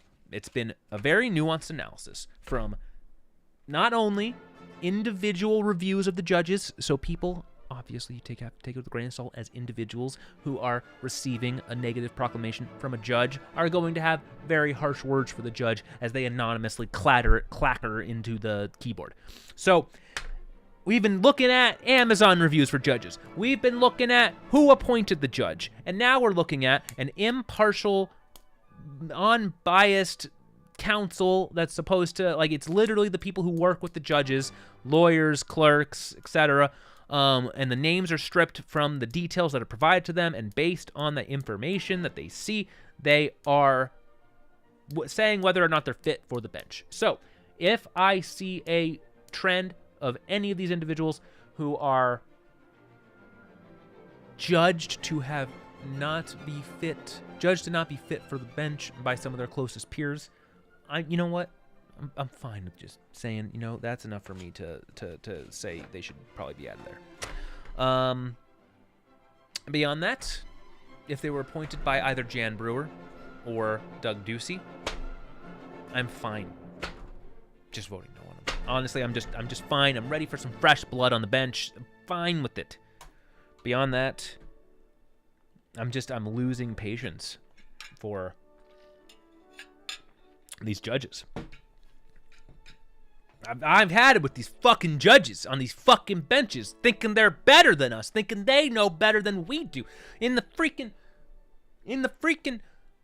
what's the guy's name who ran over the 80 people? Mr. Grounds. What's the Grounds guy's name? I can't think of his name, but that judge was pretty goddamn pompous, pretty arrogant. I feel like they were a good representative of all judges everywhere that ever existed. And so you know what? Why don't we just say no on all of them? No, I want to look up. This is actually incredibly interesting to me. The fact that there's reviews. There's nuggets of gold hidden in these judge reviews. So Como was appointed by... Yeah, Como's not in here. His name doesn't come up. But he was appointed by Ducey. So this is... Wait, but what to know about the 74 Arizona judges? Is it really 74? That doesn't make sense. That doesn't make sense. There's no way. It's 1, 2, 3, 4, 5, 6, 7, 8, 9, 10, 11, 12, 13, 14, 15, 16...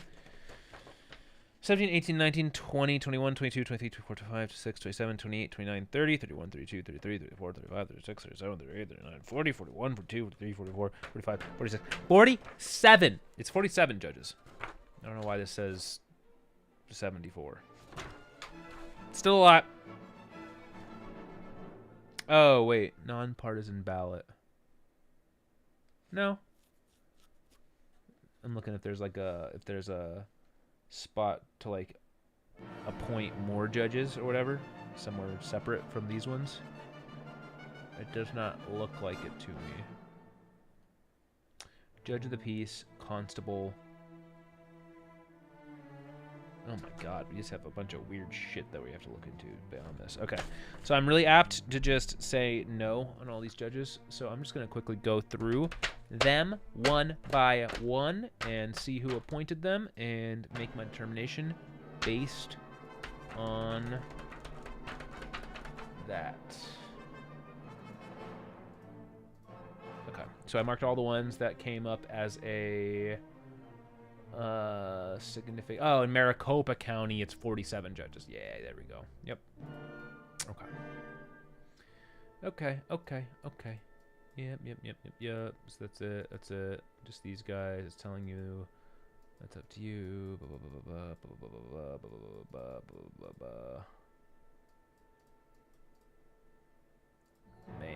Man. This article does not tell you anything about any of the judges besides the ones who received negative marks from that commission.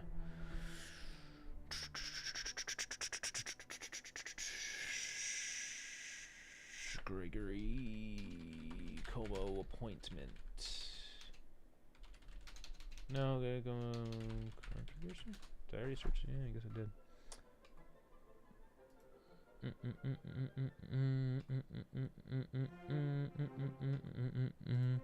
Thinking that he's gonna be no. Thinking that he's gonna have to go.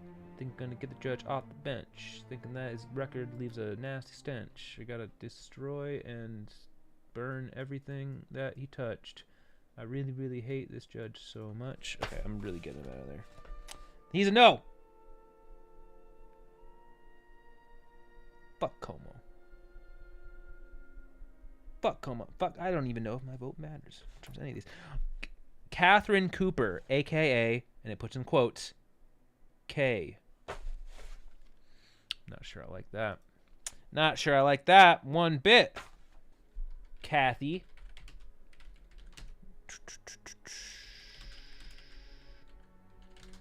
Party affiliation.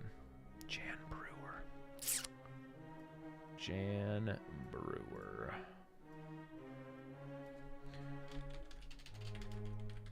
Party affiliation. Come on.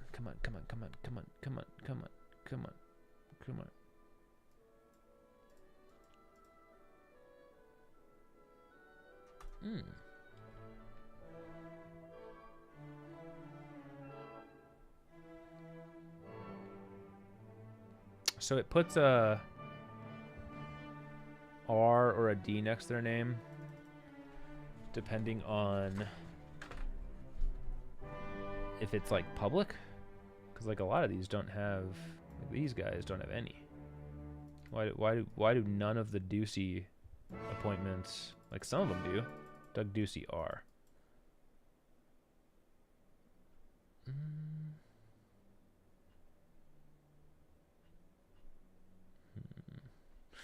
All right, let's just make this quick. Catherine Cooper. Cooper is clearly a Republican appointed by that 42 ratings. The most we have seen on this site by a mile thus far.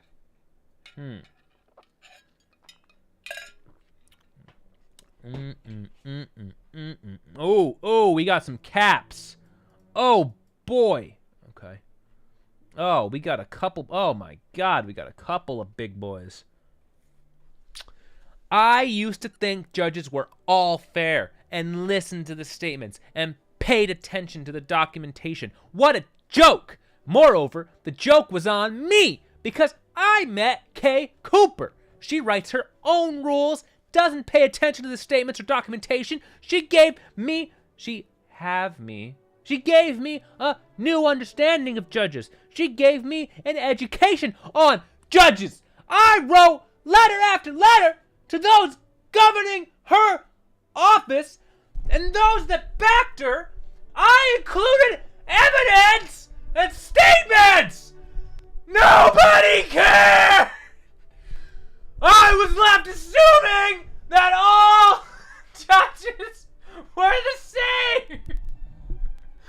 is that part in caps? I was left assuming that all judges were the same. What does that mean? Sorry. Honorable, that is a word that does not describe Catherine Cooper. I wish we had come across the site before litigation started. What would you possibly be able to do with the knowledge on this site if you have the judge on your case? What can you do? You can't fucking judge. I would like to move for mistrial. I'd like to move for recusal. This judge has lots of bad reviews on this website called The Robing Room. I saw, like, okay, I can see a case for maybe you're aware of the bias that could possibly exist, okay? And maybe you go into it with some eyes wide open. Do you know what to look for, be ready for? Like, maybe. But, really? Is that going to actually help you?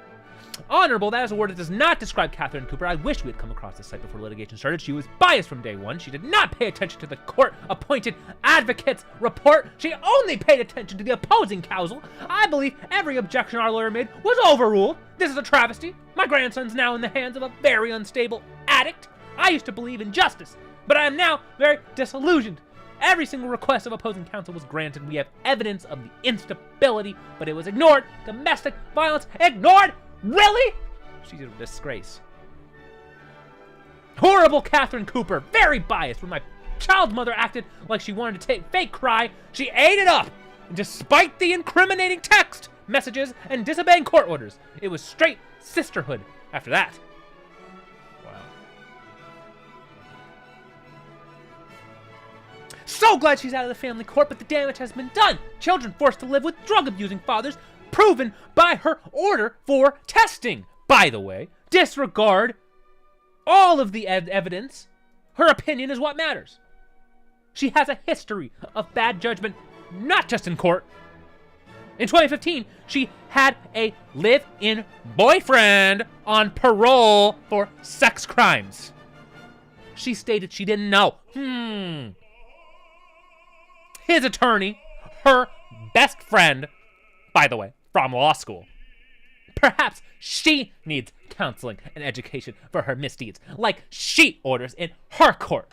If you've ever been hurt by her opinionated orders, please don't keep quiet. Call or send your information to the presiding judge of court administrator. This is the only way to get her off the bench. Okay, voting no. I'm voting no for Catherine Cooper. I have heard enough. I've seen enough. I don't think that she will actually leave the bench.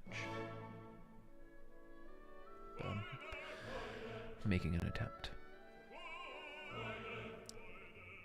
I'm making an attempt. I'm trying here, okay? I really am.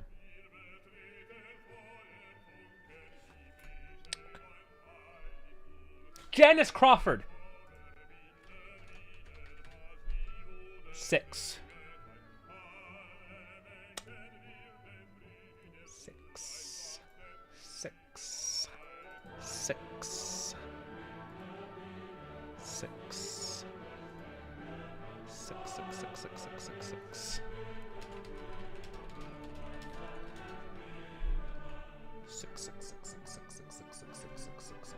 6. 6. Okay. Prides herself in knowing the law, keeping updated on changing laws, and applying the rules fairly. Makes up her mind based on the rules. What facts the parties present. Excellent temperament and cares about people and the decisions that she makes. Bias against self-represented parties. Pro-father despite what other reviews say. Gave my ex everything and a bag of chips that he asked for. Very biased towards men. She backed all of her decisions with laws and was fair. She paid close attention. All that was said in her courtroom. This judge is... So, I kind of... God, based on these reviews, I like this judge. You have a couple that say biased towards men. You have one that says very pro-mom. And then you have a couple that just say, I like her. Who is this? Am I on the right one? Crawford. I skipped one. I gotta go back to that one. I skipped one, but okay. Janice Crawford. Crawford. Appointed by Brewer. You know what? You gotta mix it up a little bit. You know what? Crawford, the lady. I trust women. I believe women. Part of our system. If we see a woman, we say yes. I'm assuming Janice Crawford's a woman. Oh yeah, I forgot the third prong of our strategy. It is. Oh my God, there's a guy named Rusty D. Wow. Janice Crawford. Facebook. Our secret strategy. No, Sock Rabbit. Kanye West did not win yet. We could write. If that's you want me to fucking vote for Kanye West, you can make that request. I might do it. The power is in your hands to influence me. We have a write-in. We do have a write-in candidate field for literally every single election. Okay. Janice Crawford. Let's see. Can we find her Facebook? Can we? Ooh, Mesa. Oh fuck. There's multiple. Oh fuck. Judge Janice Crawford. Whoa. What was that address? Oh, Mesa. Ooh.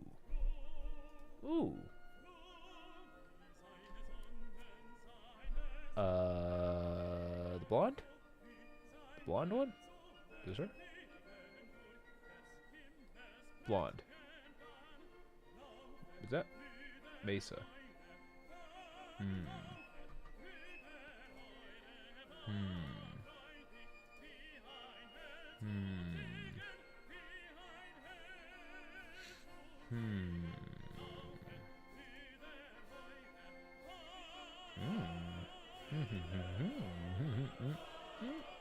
Let's add all the Janices. Why not? Send friend request to all the Janice Crawfords. And then let's message her. Are you a judge? Let's see. Maybe we can interview the actual Judge Janice Crawford live on stream. Maybe. Okay. But yeah, she's a yes. We couldn't find her Facebook. It's fine. One of these days we'll find a judge's Facebook and judge their memes. Now we have to look up Max Colville. I implicitly don't trust people named Max, so this is not looking good. Max Colville. Deucer. Already do not like him. Let's see if he managed to acquire any negative reviews in the short time that he has been on the bench, baby.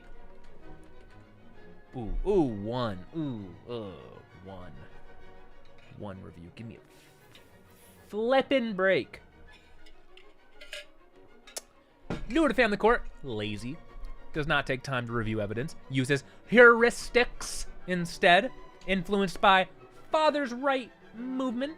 Embedded in family court. Tied into $50 billion per year divorce industry. Dangerous to children's safety. Fuck this guy. Get him out of there. Typical Max. If you ask. Oh my God, I spilled water on my ballot. Ah! Fraud! Okay, it's still pretty clean. Max Colville! What's up, Lavitz Bots? I'm looking through the... What is it? Superior Court justices and making a very informed decision before I vote whether or not to reject their reappointment to the bench. And we have made some progress today, baby. All right. Now we have to go to Kristen Culbertson. We do like women. Okay. Colbert. We are looking up reviews on the Amazon of judges. Ooh, nothing but 1 stars. Ooh, she is an extension of AZDCS.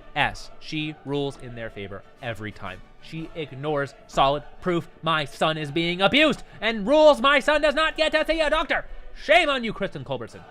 What the fuck does that mean? Rules my son does not get to see a doctor. What the fuck does that possibly mean? How could you say, Judge, I want my son to see a doctor? No, your son may not see a doctor. Like, what is that? Like, Judge, I'm asking for you that you mandate a monthly visit to the doctor because I'm worried that my son is being abused and I want the doctor to check for marks on my son, or I think that my son is malnourished or getting sick or getting poisoned. I want the doctor to whatever, and the judges say, no, every month is unreasonable. Like, what is the truth? We'll always side with CPS. Always. This judge is ignoring the abuse my 1-year-old is suffering in foster care. I have proven in court, that he was kidnapped by a lying social worker, yet she will not return him. Oh my, what the fuck? He has injuries that will never heal. His head has a dent in it. The hospital verified suspected child abuse, but she refuses to protect him. She is a criminal and guilty of child trafficking and conspiracy against my rights. Oh my God, these people are not having a good time. They're really not having a good time. Ugh. Happens all the time in prison. Prisoners say they need medical aid and the guards, judges refuse. I mean, that makes sense. I mean, absolutely. The freaking criminal justice system is a complete travesty, so that makes sense. But, like, it's just weird in the context of a kid. Like, why can't you just take him to the doctor as a parent? Like, it has to be some weird thing where, like, another parent has custody and you're, like, I understand a judge being hesitant to, like, order any parent to do anything with their kid, right? Man, all these freaking comments just say they side with DCS all the time. Should never have been moved to family court. It's clear she doesn't take the time to read the evidence that is submitted. She sides heavily with DCS despite repeated evidence of their dishonesty. She ignores the recommendation of the Foster Care Review Board that are meant to help protect these kids from abuse. Ay. You know what? Fuck her. We usually like women, but right now, fuck women. Get out of there. Kristen Culbertson appointed by Jan Brewer. Get the fuck out of there. And everyone just says yes. Just continue the judges. Marvin Davis. Every time I've been to court, I've always thought the judge was pretty cute. I mean, so what's her name? Kristen Culbertson. Let's see if this holds true. Kristen Culbertson, judge. Ugh, I butchered that. Whoa! It depends. He's cute.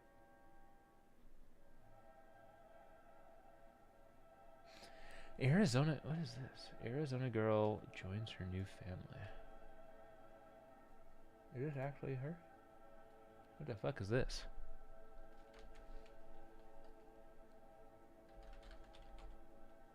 Judge Culbertson.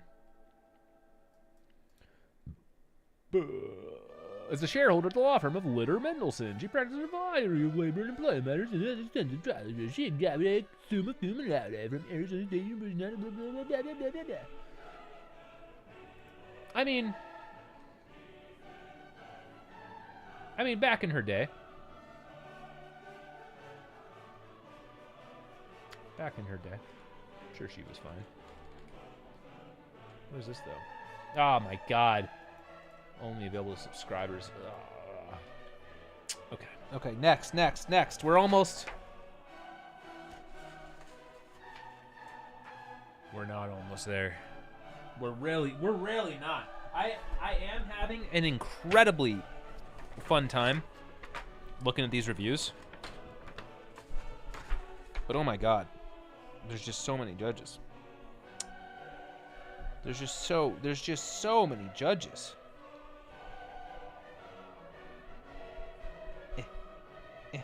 Marvin Davis. Fink. Dean. Fink. It went from like C to F real quick.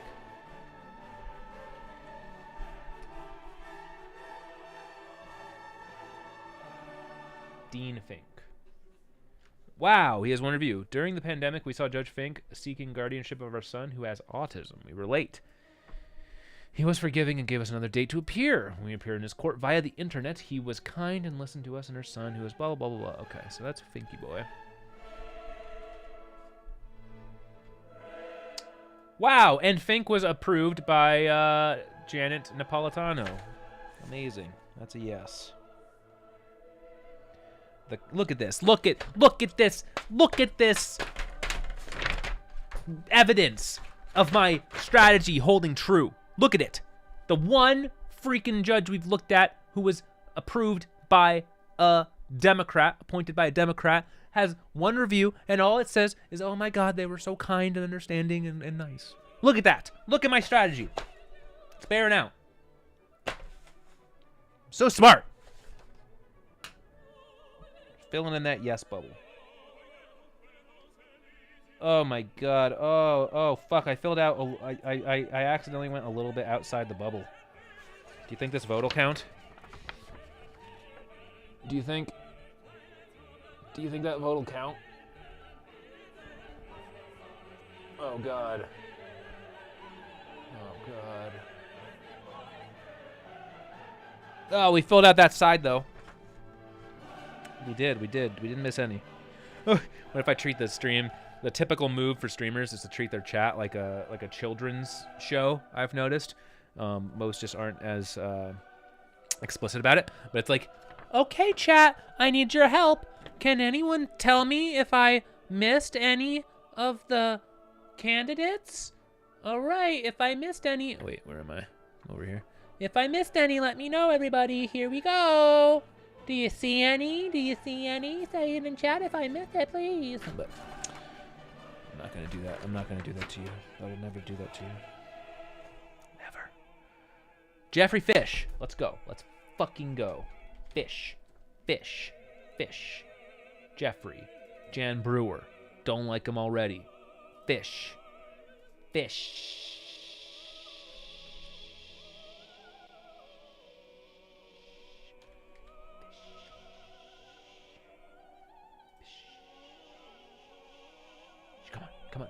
Come on.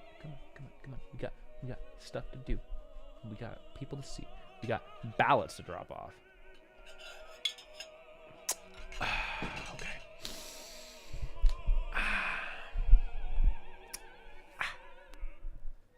I recently made a review regarding Judge Jeffrey Fish handling of the state's fraudulent charges against me, and the most important parts of my review was redacted. But not in the eyes of God. My son never filed the charges against me, and the prosecution, all 4 of them coming against an innocent mother, have filed on my son's behalf without his permission or knowledge, setting about to destroy an innocent mother's life for wanting the return to my child, and speaking out on my son's behalf. Wrong on so many levels. God's searchlight is on Arizona. Praying God removes all redacted and biased judges off the bench and replace with godly judges with ethics and a moral compass. In Jesus' mighty name, amen.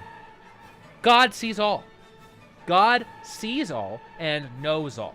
Why all the aggression against me? I have no prior criminal history. And wanting to confirm a doctor's medical opinion does not equate to a felony to charge.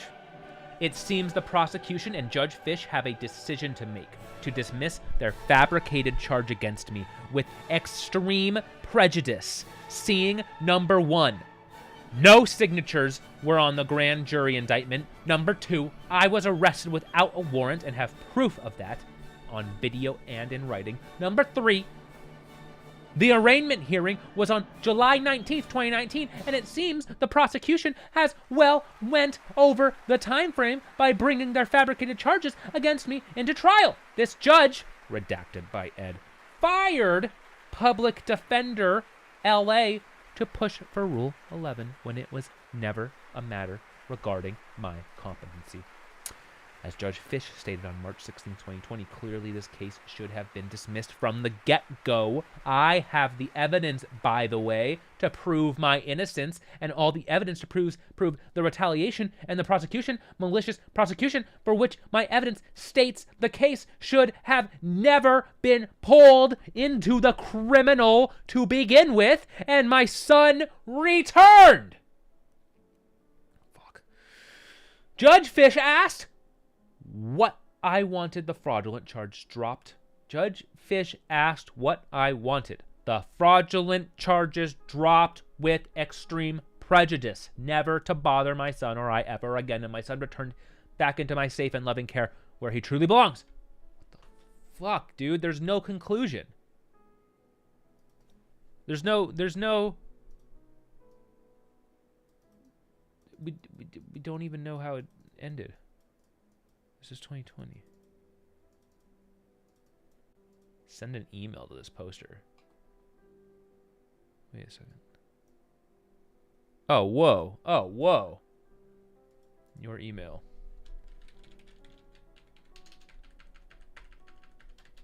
All right.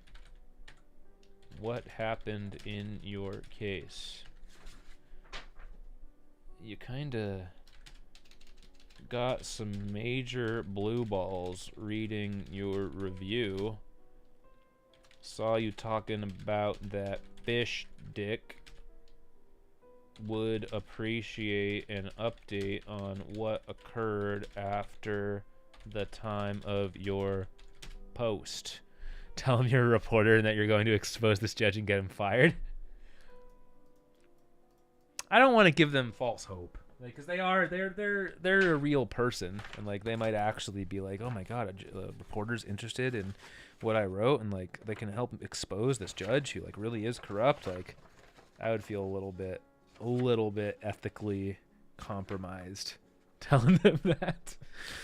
But I'll do this because it's just weird. I'll send them a link too. Here's the link. Dude. So many of these small-time stories were reporters that could help people like those. Yeah. It is really interesting.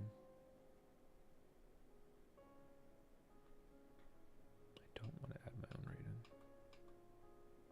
I assume the email went through. Didn't give me a confirmation, but not just thinks he's above the law that he swore an oath to protect. Okay. Complete lack of due diligence, blah, blah, blah, blah. Okay, yeah. Brewer, Fish, negative, goodbye.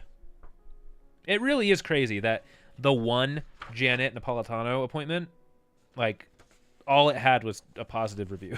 Like, that's fucking ridiculous. It's gotta be, to some degree, a coincidence, but probably not entirely. If I'm gonna be straight with you. Fox. Last name Fox. First name Dwayne. I suspect this person's not gonna have a brain because they were appointed by Doug fucking Ducey. Doug. Ooh, we got a 20. Ooh, baby. Maybe the type of people who leave reviews on the website are more partial to certain people. Yeah, well, so, I mean, anyone who's going to, like, seek out a site like this, it's overwhelmingly going to be negative, right? It's, like, the only reason you would search for this is, like, if you had a negative experience. So I'm stunned that, like, any positive reviews exist at all. Like, I've seen a couple of them. It's weird. Like, I have to wonder how the people who left positive feedback, like, found this site and why they would leave positive feedback. Because overwhelmingly, you're just going to be like, oh my god, this judge is corrupt, they don't listen to me, the yada yada, they ruined my life, and I want to get back at them in some way.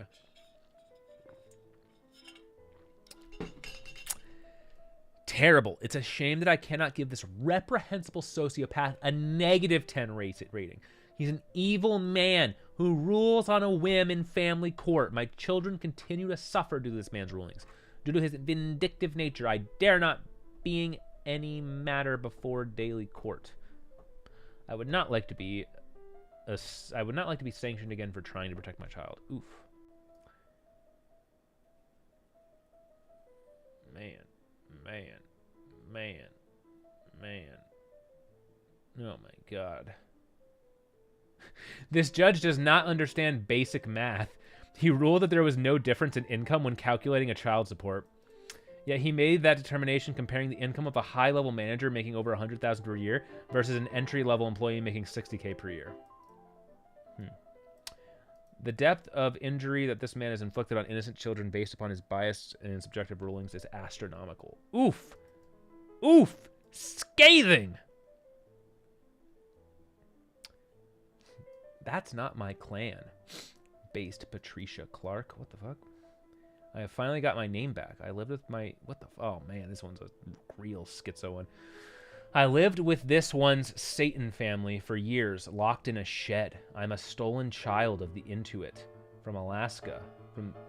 I have been shackled, burned, put on an altar, raped, beaten. My name is Chief Lone Wolf, Elder Howling Wolf Clan, Chaplain of the Gidgeons. I also had my Vietnam medals removed when I got back into country. Yesterday they showed back up. I'm a proud 2-star military police airborne. I'm next to a man that looks like a skinny Jerry Brown. Calls himself Sonny. I'm at 3225 South Wilmot Road, Tucson, Arizona.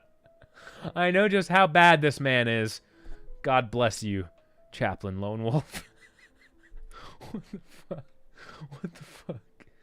I'm at 3225 South Wilmot Road, Tucson, Arizona. What the fuck is gonna be here?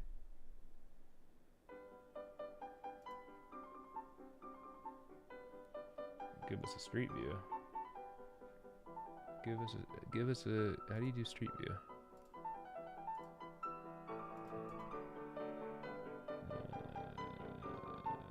How, dude? Why is? I feel like Google Maps has just gotten progressively worse over the last long while. Like where? What am I missing? Where is Street View? Browse Street View images. Oh my God. Jesus fucking Christ. Alright, so just an apartment complex in Tucson.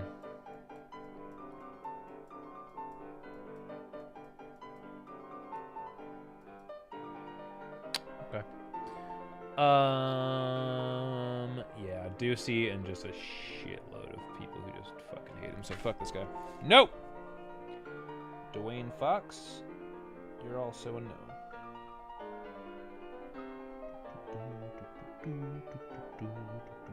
Which one? What's the name of the judge or of the...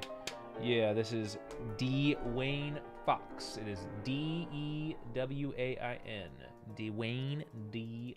Fox. The Honorable Dwayne D. Fox. So me, I have a red steaming hate for Doug Ducey and Jan Brewer. I've just, my entire life, I've been just shaking my head at decisions they've made. So I feel like finally going through and just like seeing all these judges that were appointed by them, it's just another element of that.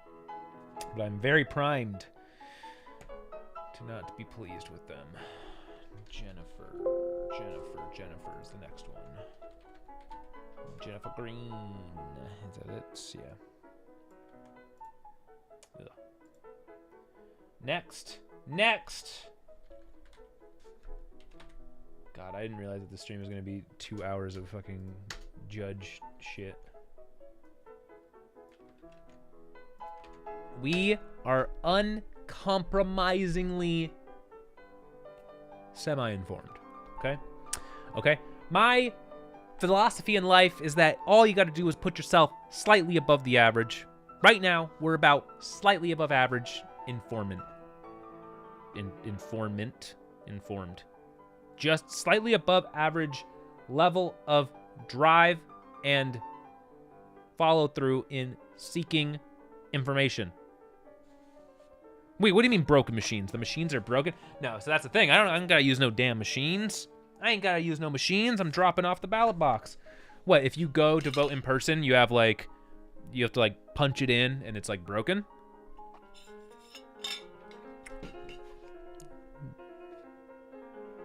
Oh my God. Oh God. 20% of the tabulation machines are broken. Ooh, does that mean that if I go and I stream it, there's gonna be like a massive line? That might be interesting. That actually is the case. Okay, we gotta go. Jennifer Green. Jan Brewer. Don't like her. Fucking Jennifer Green. Okay. Let's see what she got. What you got, Jenny Green? What's in your bench history? 3, huh?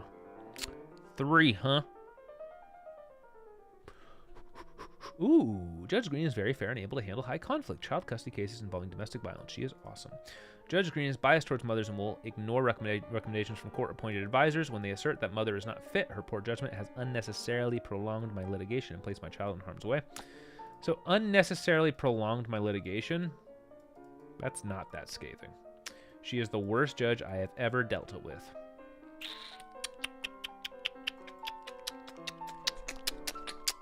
We like women. Whenever we see a woman who has even a modicum of anything positive about them, let's just say yes. Oh, I once again felt a little bit outside the bubble. Vote doesn't count.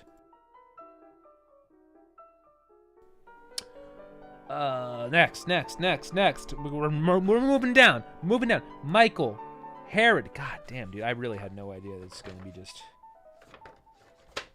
so many judges, dude. There's so many judges. Because we still have 1, 2, 3, 4, 5, 6, 7, 8, 9, 10 propositions. 2 questions. 4 questions. And then, Senate, Congress, state governor, another senator, another representative, and then we got, 1 second. I had to fart. And then we got, attorney general, state treasurer, superintendent for public instruction, state mine inspector, corporate commissioner, county clerk, constable, justice of the peace. Man.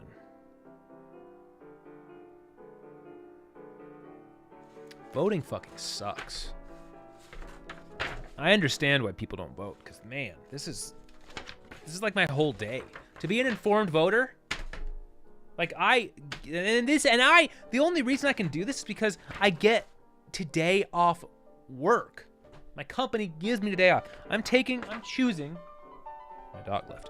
I'm choosing to spend my day off being an informed, good civil servant. But like, it's impossible. How the fuck would you do this if you had a job? If you have a job and you're like taking the time off to vote, like you're really gonna take time off on your weekend to figure out who the fuck to vote for? Really? Yeah. What can we do with like Canada? I want to have one thing. We're doing this though. We're gonna make it through. We're gonna be informed. I wish I would have. So this experiment with the title has kind of run its course a bit. I originally wanted to have a different title, but I wanted to experiment with seeing if I would get any weird stuff in the like random people who would drop by, but I don't think I have, so I'm going to quickly modify the name of the stream. Voter fraud, the downfall of democracy, filling out ballot live, swing state AD. Okay, yeah, that's kind of silly. Filling out AZ swing state ballot live. Being the most informed voter in the history of democracy. That's a good title. That's a pretty good title, I think. I think I like that title. It reflects exactly what you're seeing right now.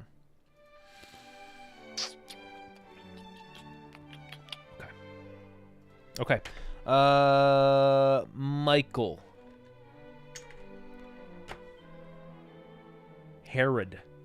Sounds like a name out of Game of Thrones. Herod. Brewer, okay. That means that it's likely to have a significant amount of reviews, given that he was appointed by a governor more than 10 years ago. 7. Not particularly many. Like, look at this person. This person has 17 ratings, and the rating's relatively high. Ah, World of Warcraft. Yeah, you're right. Although it is true that this judge likes to chat with the attorneys after the trial, he was very good at seeing through the case and cut no slack to my ex, who was clearly abusing the court system for his egotistical demands. Judge Herod saw through this right away and made the very logical and fair ruling. Okay, I would actually give him a 0. If you have to end up giving him a if you end up having him for a judge, see if you can request another. He missed major details in his rulings, which makes me believe he didn't even read anything. As another person shared here, he also schmoozed with the other attorney after the case in the courtroom in front of everyone. He lacks professionalism. Key to details does not seem to be objective. I will not vote for him if his name comes up again on the ballot. I don't really have a problem with someone schmoozing with the attorneys. It's on my case, and I thought he was someone that knew right from wrong. He became judge months before I filed in Supreme Court. It doesn't take a rocket scientist to know that a broken bone always gets money for medical and pain/suffering. He chatted with attorneys after the dismissal. Looks and sounds like a social club, not a courtroom. He owes me $700,000. He should change his last name. Reminds me of a bad king. What? All right. Ooh. Okay. I gotta get rid of this. Give me a second.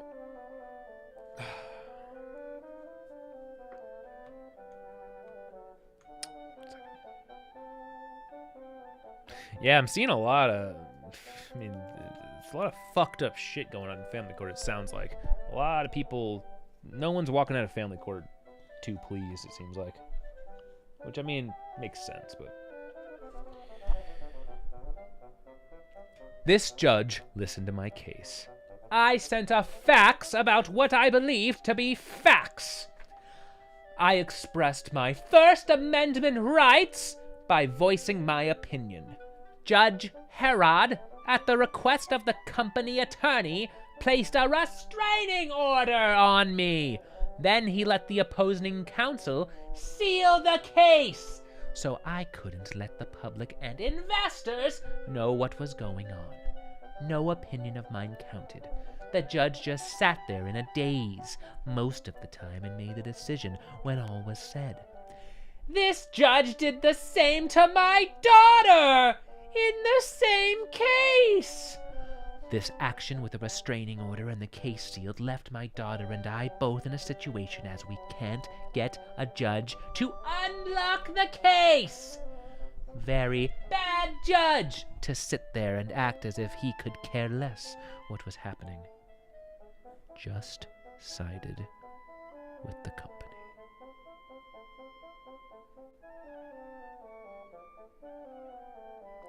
Thank you. So we're gonna go ahead and vote no.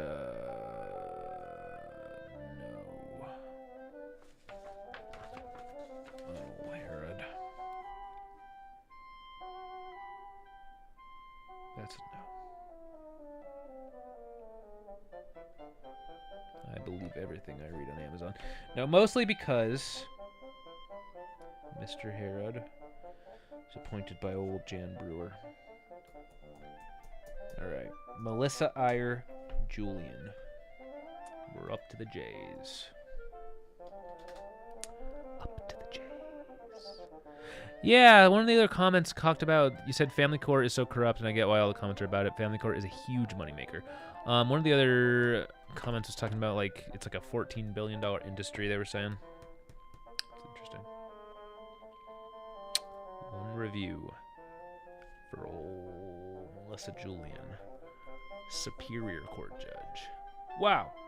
Lacks knowledge of court policy and rule of civil procedures. Do not vote for her to remain on the bench. Okay, you know what? I'll take your... Well, let's see. Let's see if I take your advice. Iyer. Fucking Doug Ducey, man. I'd be pretty safe, literally, just selecting no for every single one of these. Because the vast majority are all going to be either Ducey or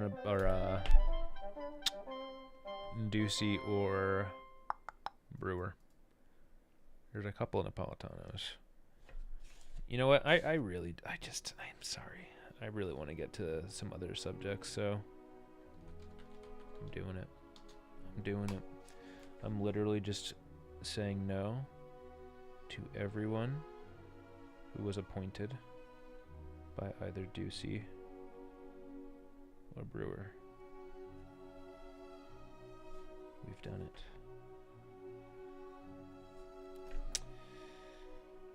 Creamer?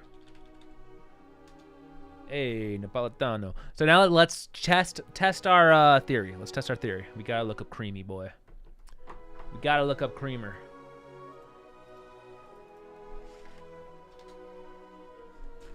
Let's see. What are we gonna see? Will there be a surprising amount of positive feedback for the Cream? This Judge Cream is a real dream. He was so fair and so patient. No fucking way!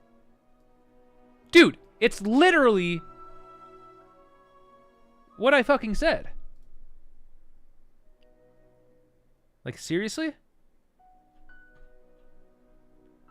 Judge Creamer wrote a very clear, concise, precise, informative ruling on what he did, on why he did not sever parental rights when AZDCS pushed for severance for years.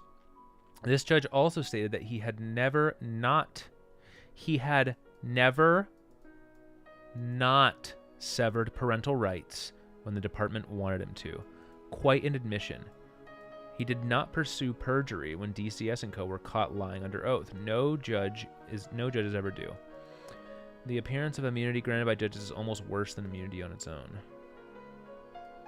So it's kind of a negative one, which is interesting. But I like that. Pushed not to not sever parental rights. Like, this judge, as a rule, like, basically says, like, I'm almost never going to take the parents away from the kid. I like that. That's probably what I would do if I were a judge. Listened very carefully and took into consideration professionals that we hired to give their opinion. Really good judge. Not for a mother or father. He is for what's right. Although I didn't agree with everything, felt that in the end, it was just and fair in his ruling. Horrible, he has blatantly disregarded welfare for children, ignores recommendations from court-appointed advisor that he himself called on in the case, allowed a homeless man to exercise 50% parenting time, even though the CA said dad was nuts and needs supervised visits. If my children get seriously hurt or killed, it will be on this judge. So this person's mad that the other parent got 50% visitation. Yeah, I like him. It's a big yes from me. All about that cream. You know, it's pretty hard to fill in these bubbles. Yeah, like I definitely like the rule of, unless there's some insanely absurd bullshit, like, the state is probably going to be worse off for the kid, you know. Lemaire. Kirsten. Let's look at who she was appointed by. Fucking Ducey.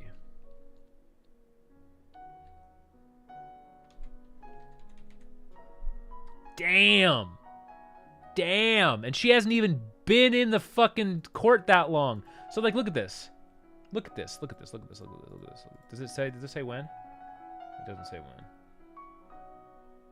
Tenure. So, if we look at the last one, Cream. Oh, it doesn't say for him either.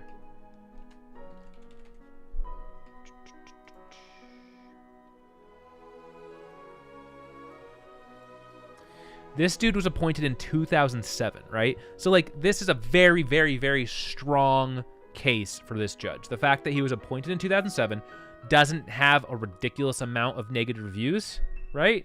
That I take that as actual evidence that someone is doing a decent job. If they're not making a bunch of people just insanely mad. Compared against Kirsten,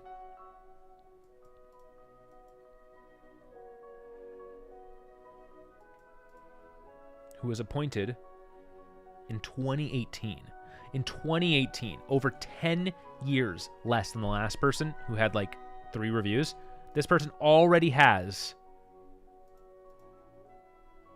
32.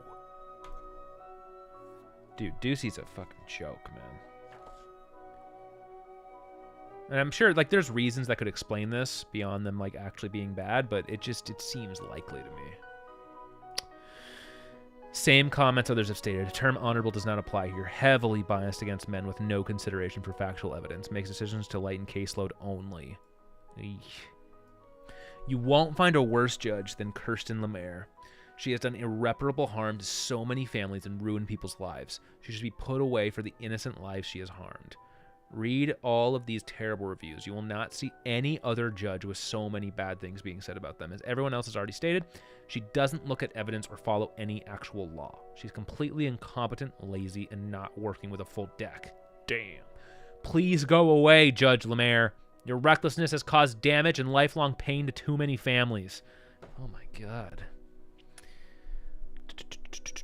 Judge Lemaire's ruling was in violation of AZ law regarding victims' rights. I was the petitioner and victim when Judge Lemaire ordered me to turn over evidence in the state case against my ex. In 2018, I was named a victim. My spouse was under investigation by several agencies. My spouse was indicted in 2020 on over 150 counts of money laundering, conspiracy, fraudulent schemes, and artifices, criminal syndicate, etc.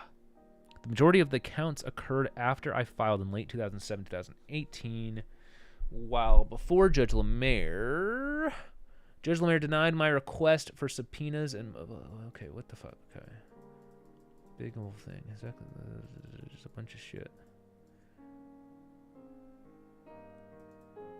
I like... this was not just... Okay, what... I don't know.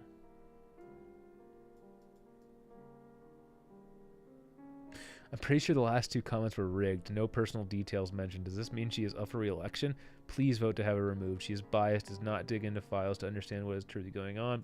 So, Judge Lemaire's primary concern is always for the safety and well-being of the children. She tries to explain to the litigants what the law is and how she is bound to it. She strictly follows the child support calculator as set forth by the AC Supreme Court. She tries her best to listen to both sides as long as they are not being abusive or rude.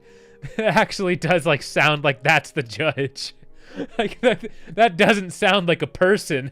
What the fuck is that? And just 10 out of 10 on absolutely everything. It actually does sound like a fucking fake person. Oh my God, that's gross. What is that? It's so weird. Oh, that's so fucking weird. Alright, that's a big no for old Kirsten. I'm not gonna let a paid actor tell me what to do. That alone on principle. That vote paid for me. Paid for that no. Alright, Martin Daniel. I hate people with 2 first names. It's actually Daniel Martin.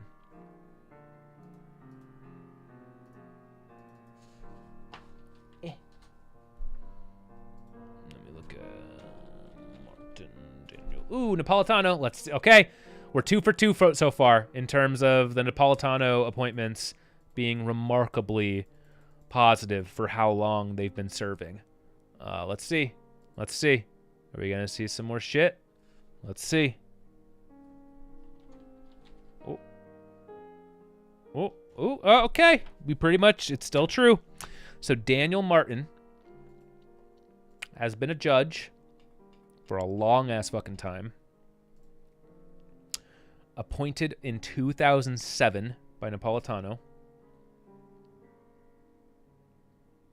Maricopa County Superior Court. So not family. But he only has a grand total of 2 people who felt strongly after leaving him. That's a fucking nice stash, man.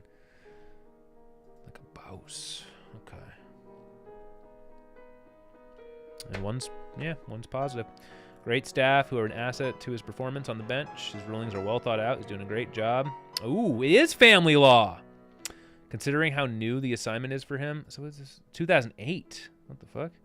His staff has been a tremendous asset in helping him make a smooth transition. Dude, this site's been here since 2008. That's fucking crazy. I mean, it kind of looks like it, but that's wild. Wow. Well, it's a big yes.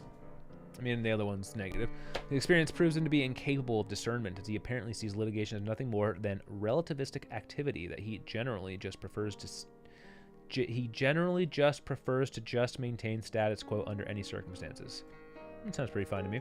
He's a good judge to those already having status, money, and many attorneys. Can't see an apple for just being an apple because there's so many qualities to an apple that he'd rather defer to it in order to avoid declaring it so. It's an interesting and nuanced critique. Definitely keeping that guy on the bench. All right, we're moving through them. We're quickly burning through these judges, baby. Then we get to the ballot propositions. Come on. Mata. Her name is Mata. Julianne Mata. Julianne. 0 reviews there. Ducey. Sorry, Julie, but go fuck yourself. I'm voting no. Just on principle. Just based on a Doug Ducey appointment. It's rare that judges actually get voted out, so. But we're going to be informed. All I need to be informed is to know who appointed them. Moskowitz. Moskowitz, 0. Moskowitz. Brewer. That's a big no. Oh, God. We have, okay, everybody. We have left. I wish I had like an over-the-shoulder camera. I wish I had a camera right back here that was pointing like this, and then it you could see me filling in these bubbles, because my bubble filling skills are just pretty rough. Myers. Napolitano. Oh, will the pattern hold true? Ooh. Ooh. Not bad. 5.9. 5. And that's someone who's been there since like 2007. Not bad at all. I would say we're 4 for 4 in terms of the Napolitano appointment still being pretty decent. Judge Myers did not listen to the facts in our case and ruled contrary to the best interest of our child. His decision did not follow the AZ state parenting time guidelines, as he ordered the most extreme parenting plan, which was not recommended for high conflict cases such as ours. The other side also had failed to comply with the rules of court and had not taken all required classes despite being the petitioner. While Judge Myers was polite and behaved appropriately, his decision will have long-term impacts on the child by failing to adequately provide for his developmental needs during the early stages of his life. I don't know what that means. What is he ordered the most extreme parenting plan. What does that mean? Extreme parenting plan.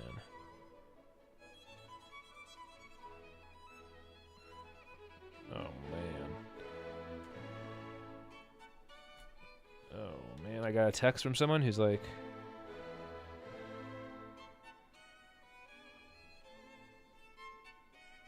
I'm voting live now. I had a text from my realtor telling me to vote. What is this? Text? What is this? If I get like any text from Julie Gunigal is running for Maricopa County attorney to keep us safe. We need new data. Okay, so I'm gonna send people a link to my stream who are texting me, and I'm gonna say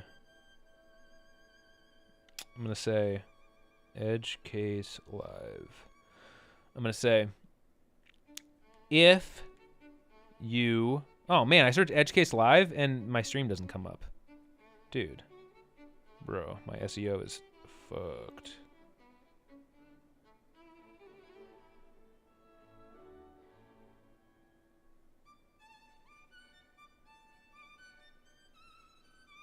One sec. Alright, I'm sending my stream link to someone who just texted me, like shilling for someone. I'm gonna say, I'm voting live now. If you say vote for Julie Gunigal in the chat, I will strongly consider it. Okay. So we'll see if the person sees my text and hops in here and says, all right, vote for Julie Gunigal. And I'll have them make a case for it. Okay, so blah, blah, blah. He did not read exhibits, blah, blah. This judge does not read the case law, is not well prepared after so many repeals in the blah, blah, blah. Did not understand the issue presented. Rules without argument in the complex case. Appears to have done nothing to educate himself. For a newer judge, Judge Myers is polite to all counsel, punctual, blah, blah, blah, blah, blah, blah, blah, blah, blah, blah, blah. Whatever, I'm fucking saying yes. It doesn't even fucking matter. Oh, this matters so much. I'm so energized right now, having my voice be heard, exercising my democratic muscles, flexing and juicing all over the American electoral system. Oh, it feels so good. Everybody, I have to tell you, God damn, I have 1, 2, 3, 4, 5, 6, 7, 8, 9, 10, 11, 12, 13, 14, 15, 16, 17 judges left, everybody. We're so close. 17 out of like 50. Nicholas, go. Now. Nicholas. I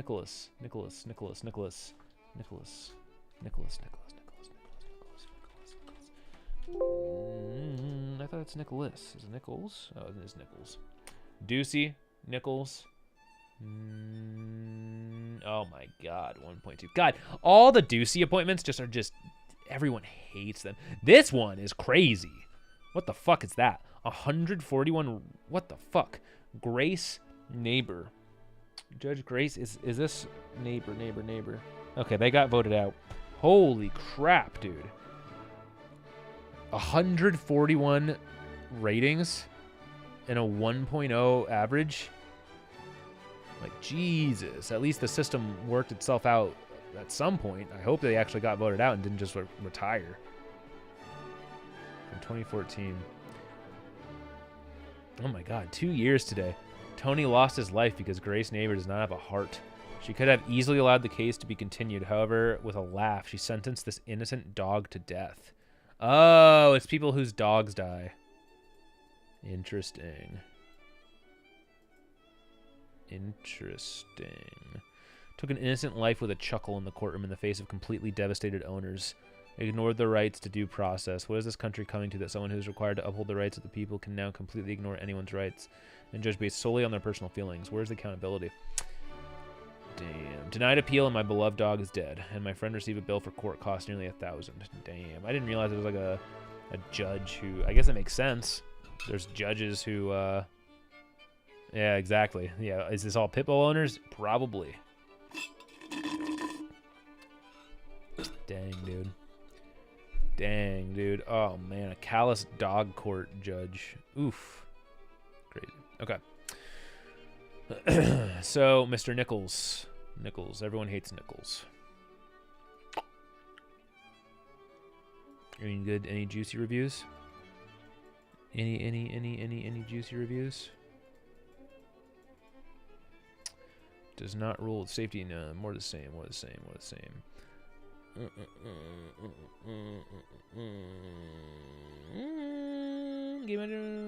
damn. All right, whatever. No for Mrs.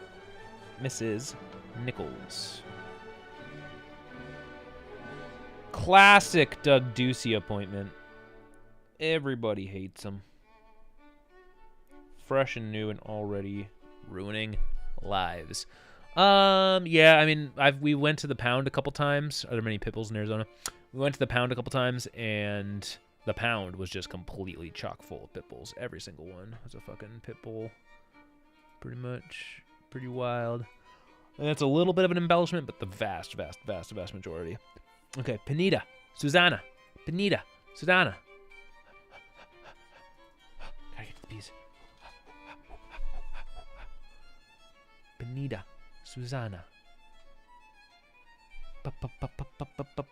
Oh, we're so close. Oh my God, we're so close. We've almost been. Oh, it's a Napolitano. Is it gonna be good?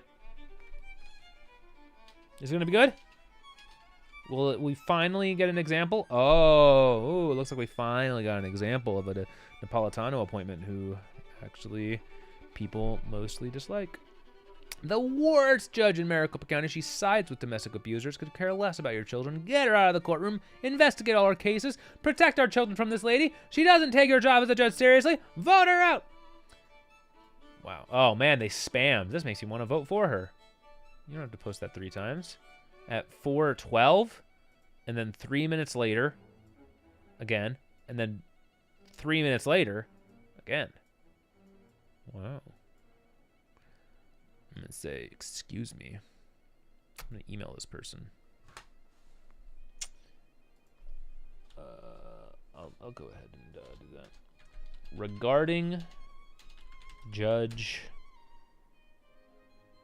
Pineda. Hello, I would just like to say that you posted the same comment 3 times about the judge. This feels a bit manipulative, and I will probably vote for the judge just because I don't want to feel like I bowed down to spam telling me what to do. I just thought you should know that sometimes actions carry with them the exact opposite consequence than what would be intended. Well, have a good night. No, that's pretty dickish. Bye. Send email.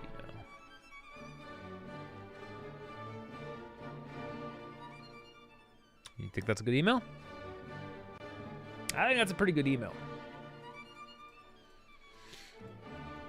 I think that's a good email. You fucker. All right. Huh. Worst judge. This judge is now in family court to preside over children, families, and dynamics. She has ignored for 3 years now the non-custodial parent's lifelong drug use, overdoses, and criminal background, ignores the rule of law and procedure set in place, and laughed in court during opening and whispered something to her staff. Oh, she whispered something. Children. Trying to be that and this and that. Oh, you got multiple tabs. Ooh. Children that are legitimately in danger and domestic violence orders filed under the case should be taken very seriously. Okay, yeah, people fucking hate this lady. But it's so interesting that, like, a lot of the common thread with her is that people are saying, like, she didn't take away the child from this drug addict. It's interesting. I haven't, like, there's not a single one who's saying, like, they took my child from me. Ignored domestic violence and mental health evidence and ruled in favor of a respondent who had 0 evidence to support their claim. So, like, my kids will be sleeping in a location unknown to me with a mentally ill parent.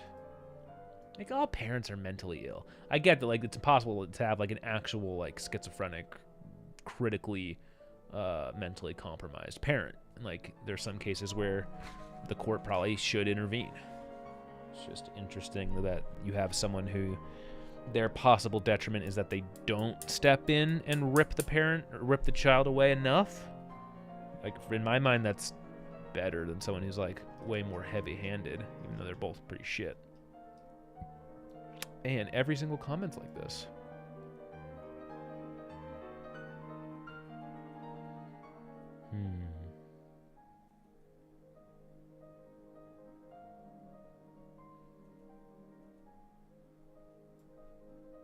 Whatever. It's pretty crazy that there's just so much negative. I'm saying no. She's the first Napolitano appointment that I'm saying no. This whole experience is leading me to be pretty anti-judge, you know. All right, Polk, we're going. Ooh. No real rating. Ooh. Brewer. And only 4.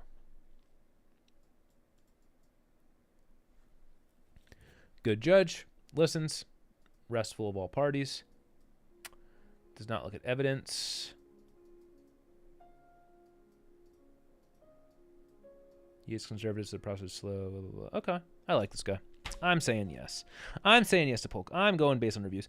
The fact that this site has like decent SEO, and the fact that like there are fucking judges that have 100 reviews, like, to me, if you've been a judge for like 10 years and this is all you get, like this is all the the strong negative sentiments that you've inspired to like go look online and like post shit about you, I think you're doing a good job.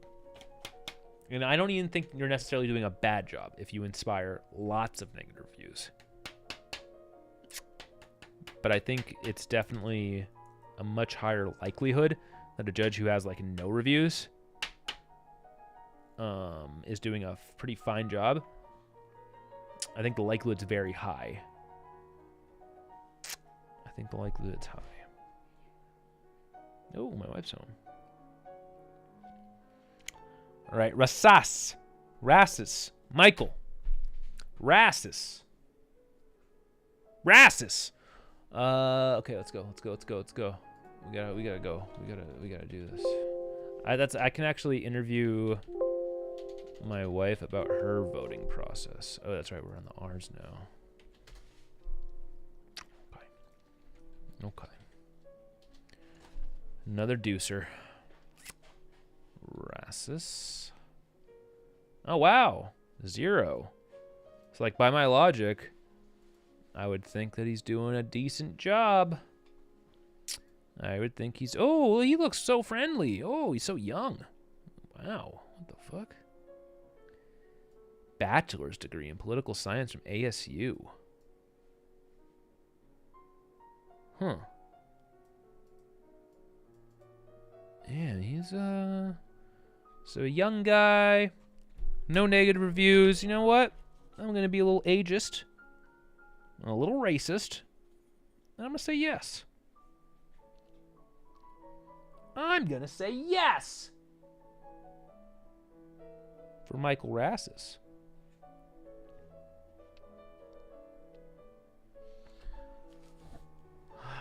Baby? Yeah? I'm streaming. Yeah, you want to talk about your process for selecting the judges?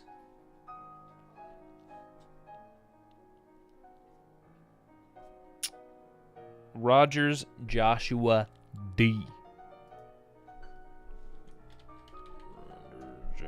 Oh, he only has 1. This is probably going to be another Ducey appointment, I would imagine. Yep, that's a deucer. Fresh, not much information. Judge Rogers makes rulings and does not follow through. He allows non-compliance without consequences. He has no knowledge of abusive spouses or personality disorders and the effects it has on family dynamics. From his non-actions, he has demonstrated that the well-being of children is not his priority. You know what? Deucer with any negative reviews. I'm just gonna go ahead and say, just fucking get the fuck out of there, dude. Let's just undo as much as possible of what Ducey did. Okay. Okay. Reuter Jeffrey, go. Not here? R-U-E-T. Hey, baby. Hi. R-U-E-T. So what was your process Oh God. with the judges? I mean, it's always really hard with judges. I remember reading someone's like guide to specific judges. Ducey. It was a few weeks ago. So I don't remember a whole lot about the people's names. Honorable Judge Reuter was the judge in my son's case. I felt that he was fair. Oh. And actually didn't agree with the long sentence my son was given. However, due to mandatory minimum sentencing laws, the power that judges used to have has been removed. A 10-year-old could sit up there and just read what it says for the sentence. My opinion is that the judge should have the ultimate power. Wow, this person's writing a whole thing. He was bored, annoyed, and acted as if he had somewhere else to be. He was awful, despicable, refused to view evidence of child sexual assault, acted horribly annoyed and arrogant. Get him out. He obviously does not want to be there. He's horrible temperament and unfair. Wow. Well, he's a fucking deucer, so I'm getting him out of there. Lab's boss says, nice sweater. Oh, thanks. All right. My kitties. Yeah, my process is pretty much go through, look who appointed them. If it was Brewer or Ducey, for the most part, say no, unless they have a strikingly low amount of negative criticism. Because I feel like this site, it's like almost every single judge has people who like hated how they were treated. Sure. And like just post about how shitty the judge is. But like there are some judges that have like 100 reviews over the course of 10 years. And then there are some that have like 2 over the course of 10 years.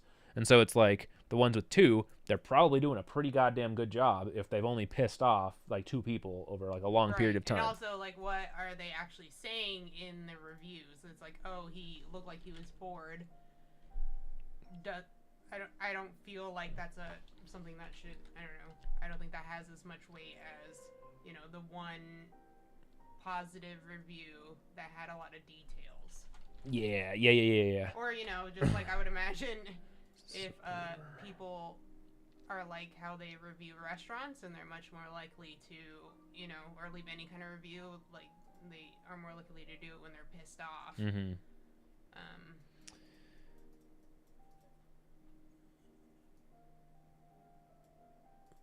I love the ones when they yell. Yeah, when they go all caps. I will not give the judge even 1 star. She avoided hard evidence, let an attorney run her courtroom, did not allow both sides to speak, only favored one side. Child support that costed payer to have to get 2 jobs, and she said that in court, get another job. Believed all the lies even after proven wrong, does not like to be called out, and if I could go on, I would. I am very disappointed in Doug Ducey for allowing this woman to represent our court judicial system. It's honestly disgusting. She has had way too much pride and needs to tone it down a notch. She must listen to both sides and evaluate all evidence to make an educated decision on what's in the best interest for minor. She needs to research narcissism, Munchausen by proxy, Munchausen by proxy, and take psychology again to better understand that kind of behavior, which is really a mental sickness. She also ruled out court appointments, advisors' recommendations that she insisted we get. Yes, you heard that right. I have never seen anything so unjust in my life. Did I hear that right? Unreal. I pray she does her research and does not destroy another family. Wow. She listened to my lying ex-wife about things that aren't true. Well, that's what a lying ex-wife would say. And now I can't talk to my daughter, who is super emotionally messed up because her mom manipulated and lied to her. Wow. She is capital R rude. Oh, she is rude. Oh yeah, literally capital R. Yeah. Oh wait, go back up to the last one.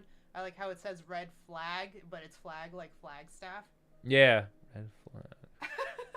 Why is it capitalized like that?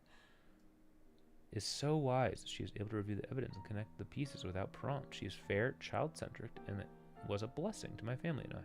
So thankful that I was assigned this judge who never acted like we weren't worth her time. She was patient yet fair. I'm always interested in what would drive someone to write a positive comment. Because, yeah, they're overwhelmingly just insane. I was a witness. Witness or like... Okay, whatever. There's enough... Ooh. Whoa. Yeah.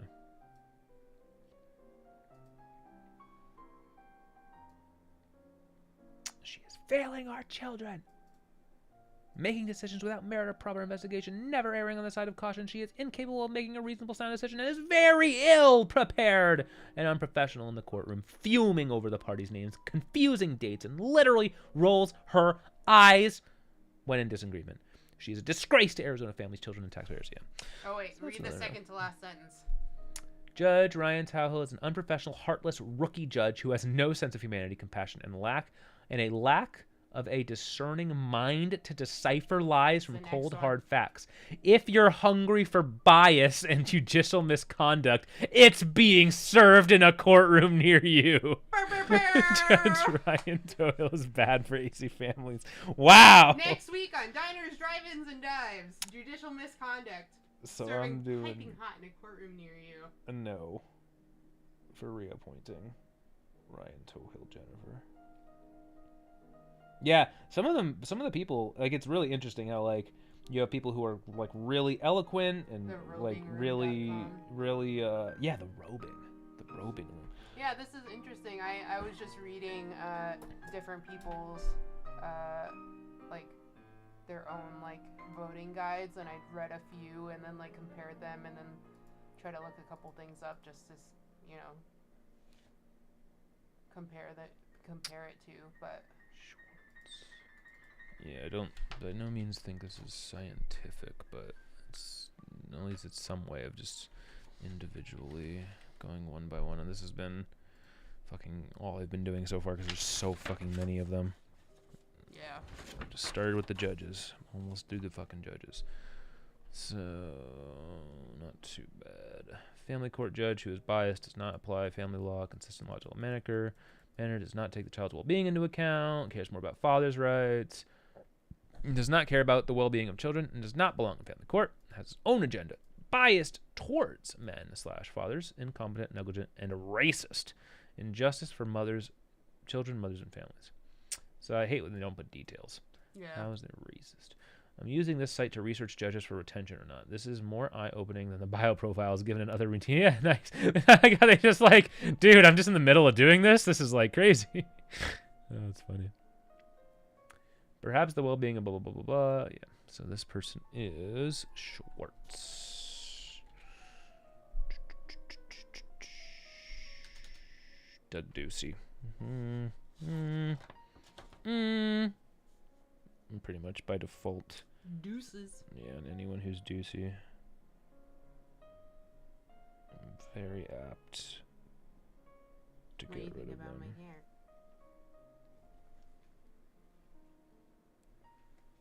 Is that different from the last cut you got? You can't tell that my hair is almost white? Yeah. But it was like silver when you left, I thought. It was like a gray. And I had roots. Silver and gold. I have to go for a root touch-up to lighten it up to be able to do silver for the roots. So now I have to deal with some brassiness. Yeah. Okay. I don't think I've ever not liked it. Whenever you've gone. They flipped out over the cake.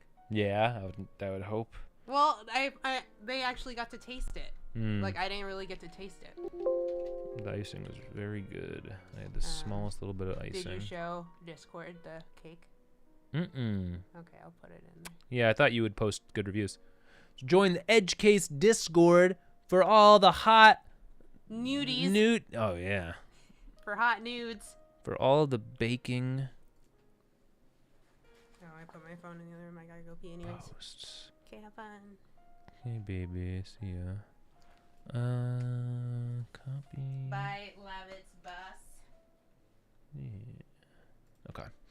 So, post. Whoa, Discord links in a YouTube chat. Whoa, we're combining platforms here. Okay, we're almost done. Join the HH Discord if you want to see cake. Sinclair, Joan M. 'Cause the cake is actually insane. Sinclair, Joan M. Let's go. Let's go. Freaking god damn! I just want to fucking drive. Ooh, 11. I want to drive out there and I want to drop off my ballot and then I want to chill. I really didn't expect this to be a 5-hour marathon to be informed. But we're not going to half-ass it. I do not consider my current method to be half-assed. Of primarily having the driver be whether or not I liked the governor who made the appointment. And then if there is a significant amount of painful feelings being generated, put no on them. Ooh, very fair. Does not allow slander. Ooh, positive reviews. Oh, wow. We haven't received our ruling yet, but our overall experience in the... Oh, man, there's no way you would post something on here before you even had the ruling, is there? Neither of us had an attorney. We weren't quite sure how things would work. Oh, man, this actually sounds... Oh, man, I already put no for this person, but just based on those, I kind of like this person. Ignorant, unprepared. She should be criminally liable for the way she refuses to help children. Woman's the worst. Does not care about children. Awards 50-50 regardless to the fact that one parent is a drug-abusing sociopath who lies. Blah, blah, blah, blah. Reckless. She will rule 50-50. Blah, blah, blah. Oh, man. Oh, man. I actually regret putting no for them. If I see a bunch of negative feedback that's complaining about the 50-50, I actually would have put yes for them. I gotta do my research. Oh well. I gotta do my research. Okay, Steiner. Let's go. Come on. Steiner. Ooh, wow, man. People like this person. Ooh. There's no way. Is it gonna be Ooh.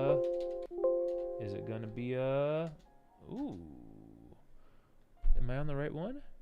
Roni Corbin Steiner. Wow. It's actually a deucer. How are you gonna have so much... Oh, weird. I don't know how it calculates its ratings, because there's only one positive. Two positives. Okay. She's not a terrible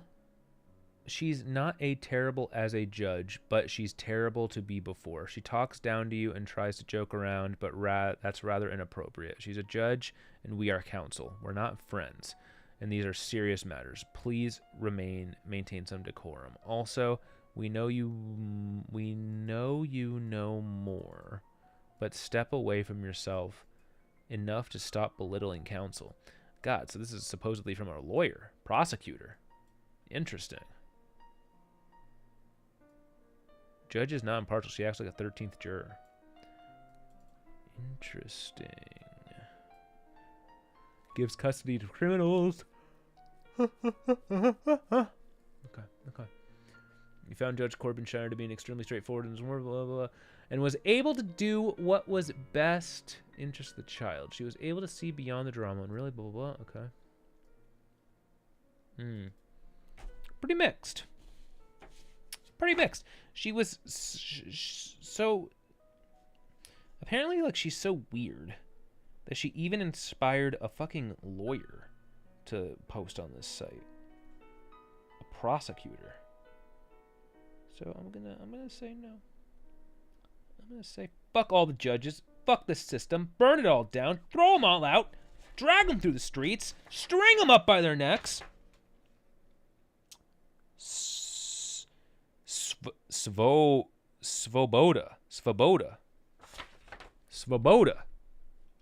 We're looking at Svoboda. 19 reviews. Svoboda. Brewer. Judge Svoboda, who was appointed by Jan Brewer. Very biased, not fair or logical. Children need both parents. When one parent has been through 5 attorneys and 4 judges trying to take away the children from the other parent, That is parental alienation, aka child abuse. The crocodile tears couldn't fool the first 3 judges, but this judge fell for it, enabling the abuser to continue the abuse. Interesting. Oh man, I did not know that like this is a possibility in child court. Like I didn't realize that like you could have one judge do one thing and then you get taken back and then another judge like overturns the previous judge's thing. That sounds crazy to me. How the fuck does that work? You can literally just shop for judges by continually taking them to court? Like, what? Yeah, I really don't like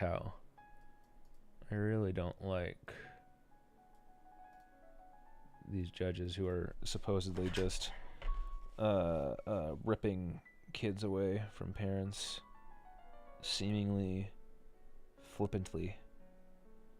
I know it's probably more complicated than that, but you see some judges who people hate them for awarding 50-50.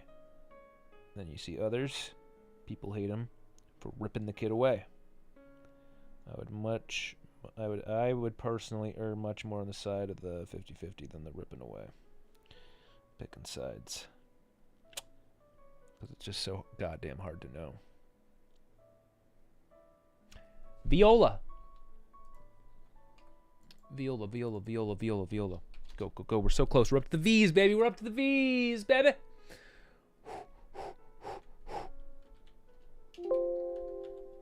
baby, come on. We're so close. Brewer. As a civil judge, she has been overturned on appeal for failing to properly consider all the facts and evidence. As a judge hearing appeals of administrative decisions, she likewise fails to consider all of the substantive legal issues. Civil litigation private. Man, that is, yes, it definitely sounds like a lawyer. Can be replaced with a robot judge. A true judge that deserves her seat. Treats you like humans. Her demeanor may initially come across as polite, but she is often whatever, fuck you. She's Brewer. Fuck her. Home stretch, baby. Home stretch. We're up to the V's. Ooh, we're up to the W's. How are there this many W's? Give me a break. Warner. All of the remaining judges have W names.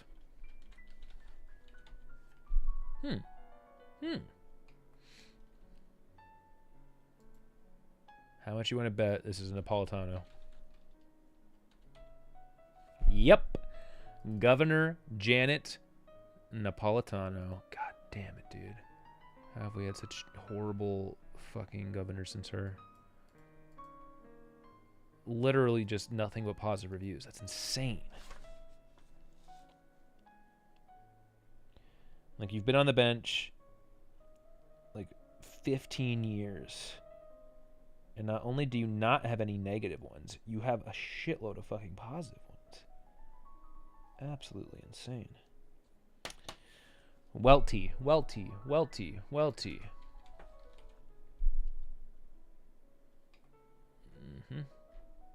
Not doing so good, old Welty. Ooh, Napolitano. Okay. This judge does not follow the law, so all negative, but only 4 in 15 years. This judge does not follow the law. Let's say falls below what is expected of a judge in the judicial system. Does not follow the law or rules. Temperament is highly questionable. Significant delays. Civil litigation private. Generally a criminal defense lawyer. Generally a very poor judge. If he has taken a dislike, he will not rule in your favor. Worse yet, he will not apply the plain language of the law. This judge you strike unless you want an uphill battle. If you have an order from the judge, read it a few times. They are poorly written with no factual support, which leads to filing more motions.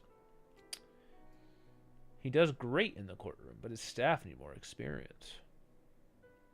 Interesting. Oh, man. These are all from lawyers. Lawyer. Interesting.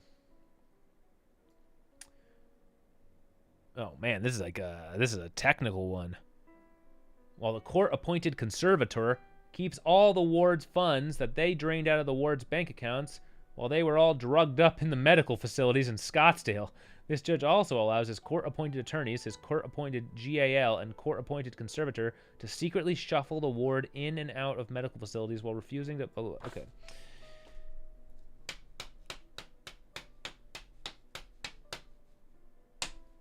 None of this sounds amazing, but the fact that it's all from attorneys and it's only a couple over a 15-year stretch is like, not that bad.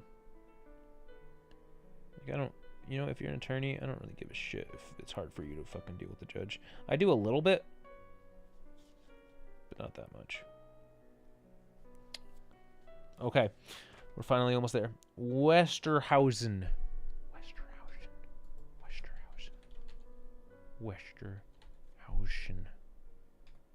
Tracy. I'm a little disappointed that no one has come into the stream, like randomly from the YouTube algorithm, telling me which way to vote. I can't lie. I'm a little disappointed. It's a fun experiment.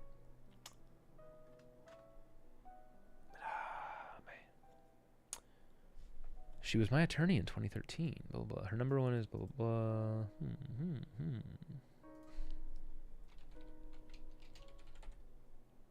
Doug Ducey. Fuck it. I'm just going down. Real quick, like. I'm sick and tired of these goddamn judges. So the takeaway here is that if you are a judge with a late alphabet name, who the fuck is ever going to put effort into figuring out what you're about? Because this shit is draining. Roy Whitehead.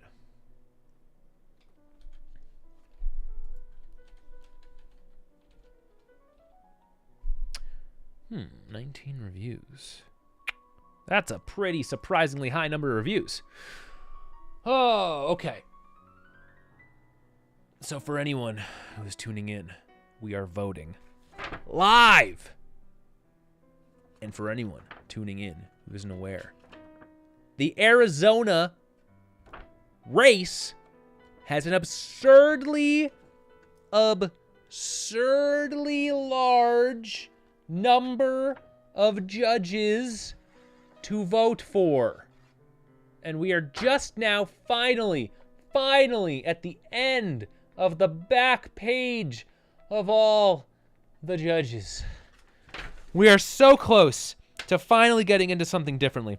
We've gone through all of our options. We've researched the individual reportings on the judges from as many resources as possible, and we're making relatively informed decisions. Really until these last couple, which we're basically just basing off of who appointed them, but even that isn't so bad. So Whitehead is a deucer. One mistake after another. He ruled on credible opinion, and he disregarded 100% evidence. Yeah, so this person's just a whole bunch of stuff. Does not judge fairly. Just as others have said, he's very biased towards fathers. It should be 50-50 custody for both parents. It didn't take many matters into account, even though my ex was in contempt. We have been in front of him a couple times, and both times I was treated unfairly. Completely pro-father.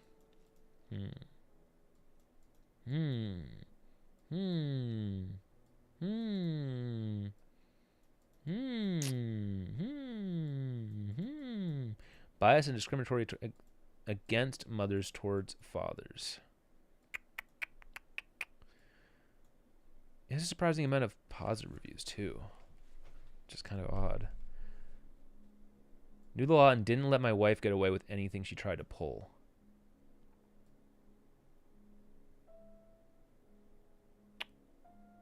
I want to be a little bit sexist. I kind of actually want to be sexist and like say yes. You know, let's have some bias for the men, for the boys. But I don't think bias is ever good.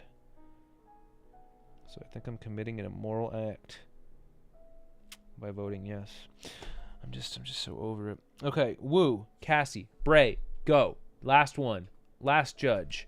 Woo for woo, because we're just about done. Catherine Woods, Cassie Woo, 0 votes. Woo, 0. Woo, Deucey. You know what? Just get the fuck out of there. Just get the fuck out of there. Fucking, your name's Woo. You can find something fun. You're done. You're done. You're not a judge anymore. After my vote, you won't be a fucking judge anymore. I'll see to it. I'll follow that ballot all the way back to the voting locations, and I'll make sure it gets tallied along with every other vote, and I'll make sure that no matter what happens, my vote counts more than anyone else's. Okay, finally. Jesus, God almighty.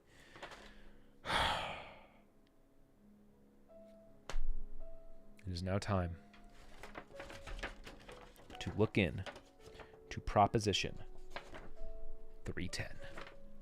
So, in the American and the Arizona electoral system, you not only vote on candidates and positions in races, you also vote for propositions. And so, every time you go into the poll, you have a bunch of different props to look for.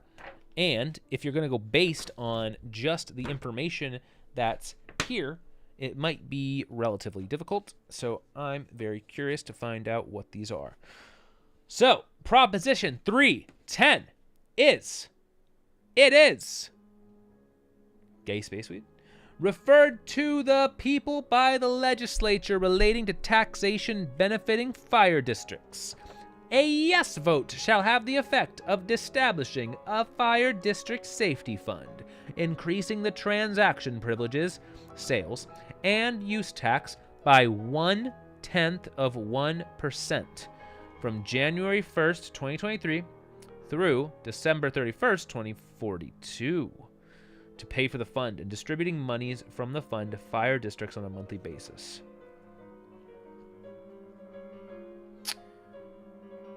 Sales and use tax. What is a use tax? I'm apt to vote yes, but I'm also a little bit worried about, like, taxes going up, you know? Arizona use tax. Arizona is self-assessed use, storage, and consumption of taxable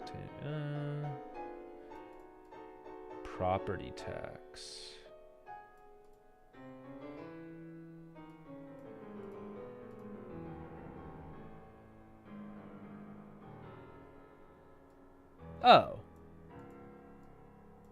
Purchases that fall within the following object codes are not subject to use tax.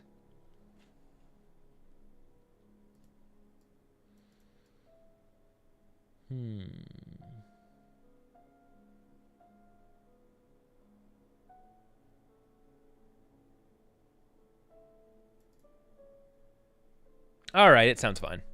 I don't want to burn to death. So 0.1%, and I don't think it's just like property tax. It sounds like a pretty specific type of thing. So yeah, yes on Proposition 310. Proposition 309, referred to by the people of the legislature relating to voter identification. Ooh, a voter ID prop. Okay, getting a little juicy. A yes vote shall have the effect of requiring the affidavit accompanying an early ballot and return envelope to be capable of being concealed when returned.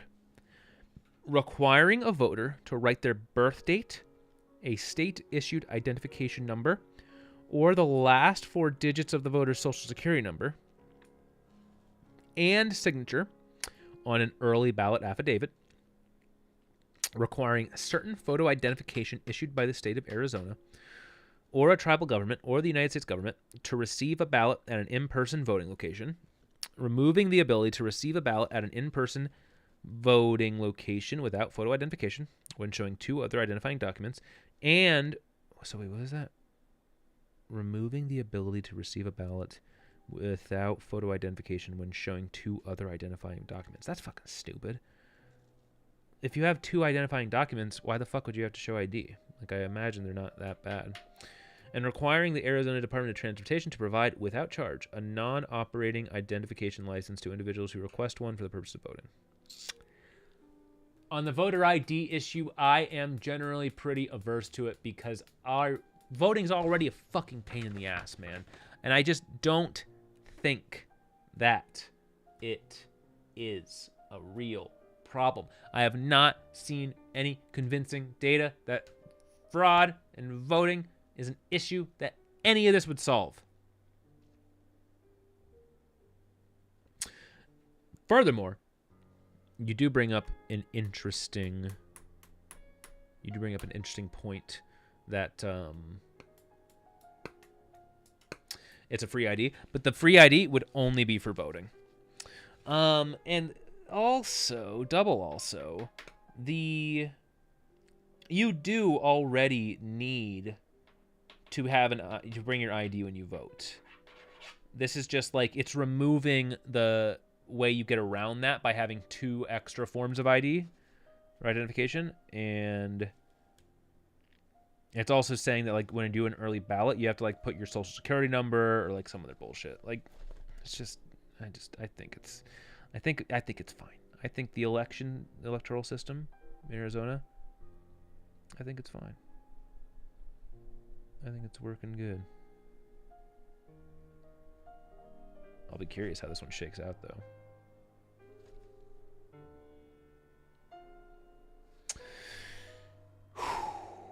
Proposition 308. Referred to the people by the legislature relating to the classification of students for tuition purposes. A yes vote shall have the effect. A yes vote. Wait, how do I do the town barker?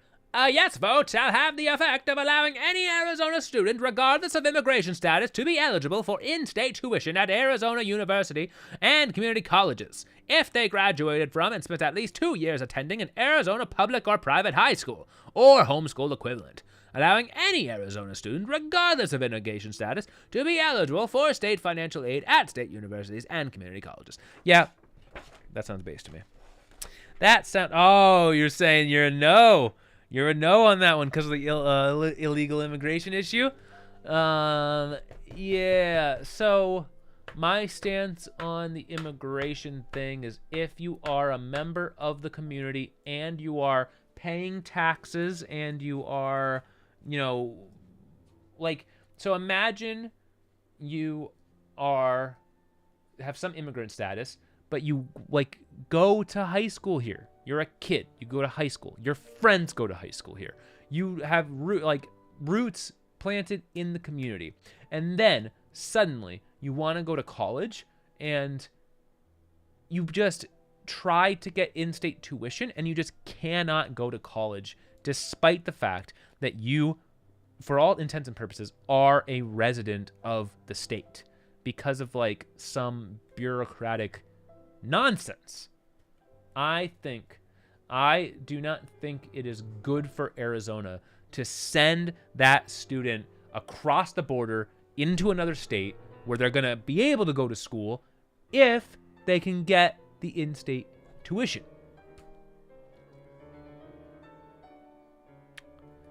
Way too many people going to college. It's a bubble. I do believe that. So from the perspective of something that's going to allow more people to go to college, not necessarily a good thing.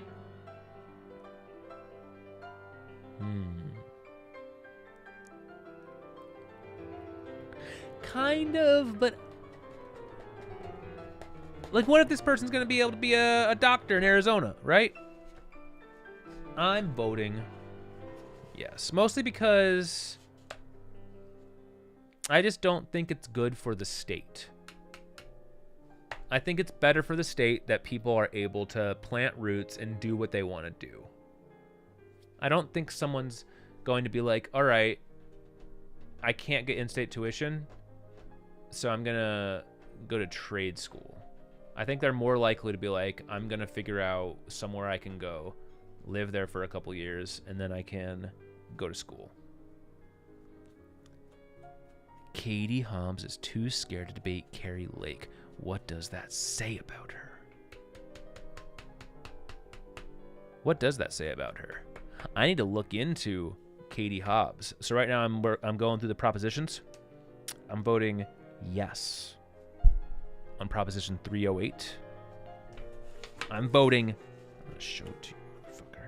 Oh wait, a yes vote shall blah blah blah, blah be eligible for in-state tuition. Okay, yeah.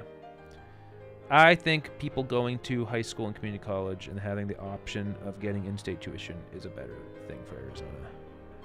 So I'm voting yes on Proposition 308. As you can see, I'm not lying about my vote. Yes on 308. So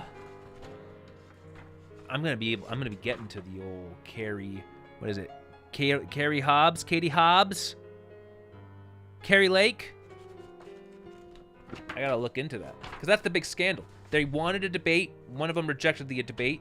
The idea behind it was that Katie Hobbs has a track record of not engaging with the issues and turning events such as public debates into a circus, and it would be such a circus that it would erode the fabric of the democratic process, and it was not worth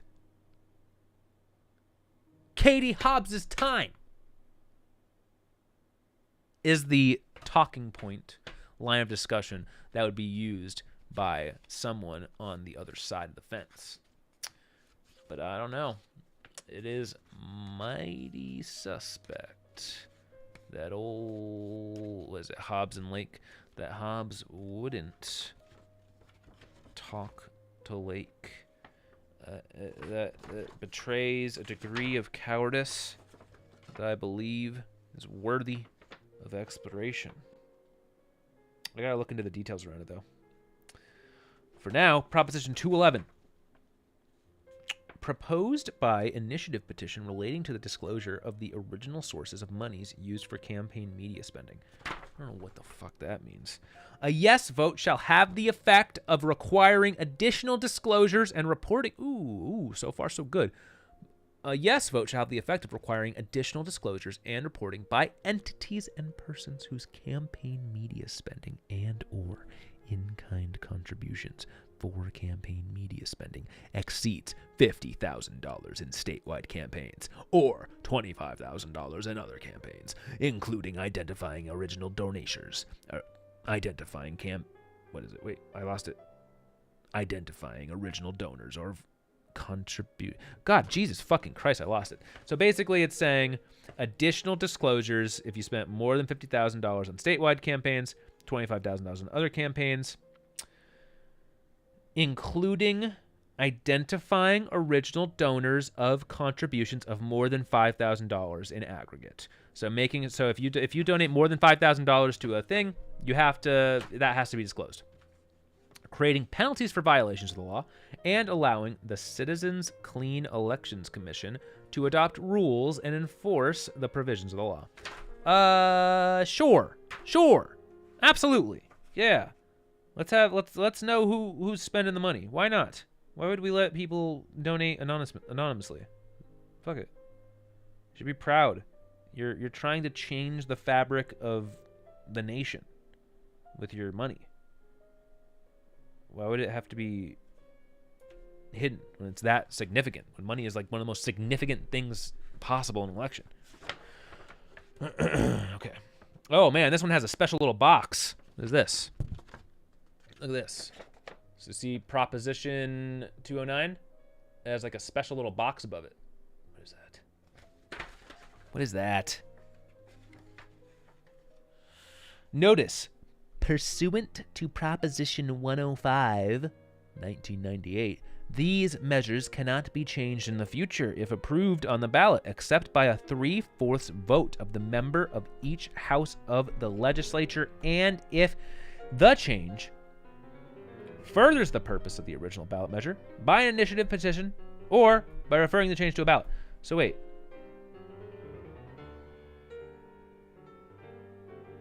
It's basically saying, like, if this passes, it's really hardcore to try to overturn it. Proposed by initiative petition relating to predatory debt collection protection. Ooh. Ooh. Proposition 209. A yes vote shall have the effect of reducing maximum interest rates on medical debt from 10% to no more than 3% per year. Whoa! Increasing exemptions from all debt collection for certain personal assets, including a debtor's home, household items, motor vehicle, and bank account from debt collection. What the fuck? Adjusting exemptions from all debt collection for debt collection for inflation beginning in 2024.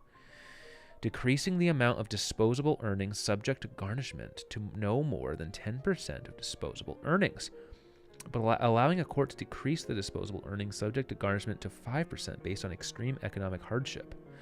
Holy fuck. That's like really significant, right?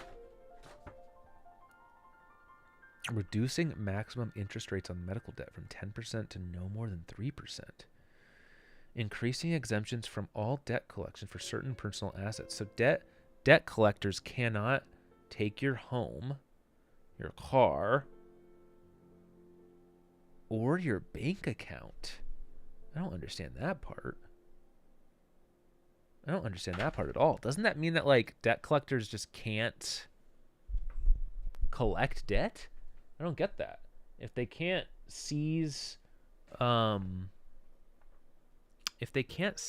your bank account, how do they get money?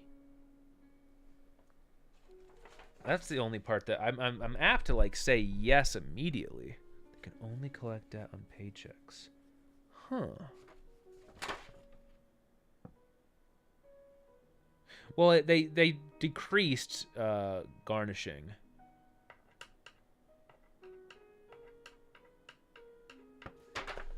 That's really God, I wonder if that's gonna pass. What the fuck? That's like stunning.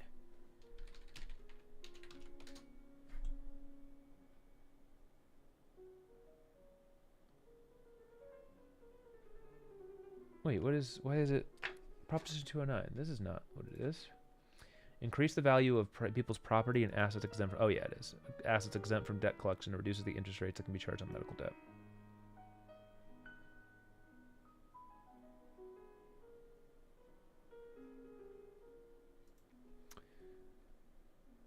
Arizonians on Tuesday will decide Proposition 209, a statewide ballot measure that will lower the maximum interest rate on medical debt and change several rules on general consumer debt collection. Prop 209, blah, blah, blah, would not only lower the interest rate cap on medical debt, it would also increase the value of assets protected from blah, blah, blah. Okay, yeah, we know. But Arizonans with old debts would be protected in other ways, including the reduction in wage garnishing and an increased value on assets like homes and cars that are protected from creditors. Opponents include several members of business community, including financial institutions. Yeah, no freaking duh. What a shock. What an absolute shock that the financial institutions don't want you to be able to not have your bank account seized or your home seized or your car seized and if you're in debt. Wow. Critics also say the measure will weaken creditors' ability to collect debts.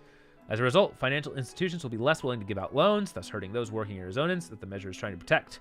Yeah, that part makes sense. We're less willing to give a loan because it's harder to collect on it. If I'm loaning money out to a poor person, often the only thing they have is their car. Or if I'm giving a loan to someone with a house, it makes your loan more secure if you know that you can just take their freaking house in the event that everything goes belly up. Ooh, I'm almost down to Bubba Mug 3. One sec. Oh, man, I've been sitting. Ooh. Bubba Mug. Down to 3.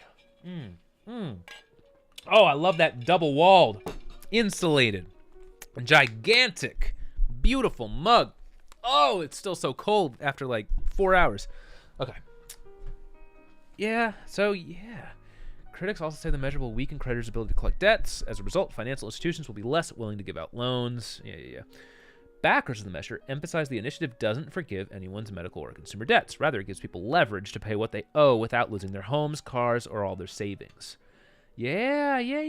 During another year when inflation and the economy are of concern to voters across the U.S., Prop 209 is attracting some national attention as a test case for other states. Interesting. If Prop 209 succeeds in Arizona this year, we can see this issue going on the ballot in more states. Arizonans fed up with failing health care is the ballot measure committee behind Prop 209. Healthcare Rising in Arizona is the healthcare advocacy group promoting it. Yeah. What? Hey! She goes crazy when she sees stuff outside. Sometimes she's kind of going more crazy than usual right now. Okay. Prop 209. That's yes. That's yeah. Not losing your freaking house or car. Because it's insane that if you like have a job, right? It would be insane. Imagine you're in debt. You're $50,000 in debt. You have a job, you have a car, and they say, "Oh crap, we want that debt back, so we're gonna take your car to sell it for $30,000." Suddenly, you can't get to your job anymore. You lose your freaking job. Your life spirals out of control. Now, over the last like $20,000 in debt, you're just completely effed for decades. Like, absolutely. That's a pretty drastic change, man. That's interesting. I'm going yes, though. Yes to Prop 209. Let's do it. 3 o'clock. Perfect. So got 3 hours, baby. 3 hours. I mean, more realistically, 2 hours. All right. Proposition 132. Proposed amendment to the proposed amendment to the Constitution by the legislature relating to initiatives and referendum measures. A yes vote shall have the effect of amending the Constitution to require at least 60% of votes cast to approve an initiative or referendum that enacts a tax. A no vote shall have the effect of retaining existing laws on... Oh, I hate how it doesn't tell you what the existing laws is. So what is the existing rate? Proposition 132, Arizona. What is the existing rate?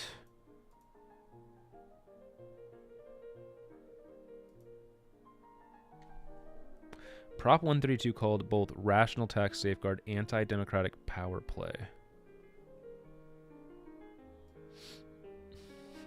When Arizonans approved a measure in 2020 that would have increased... What is this? This is October 19th.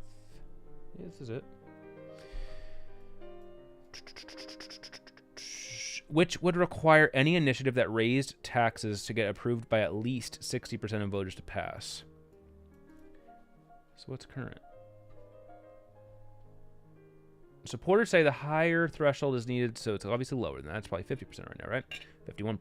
Supporters say the higher threshold is needed to keep special interest groups from coming to Arizona and spending millions of dollars to win tax increases at the ballot that they could not win in the legislature, where any higher taxes must be approved by 2/3. Oh, so okay.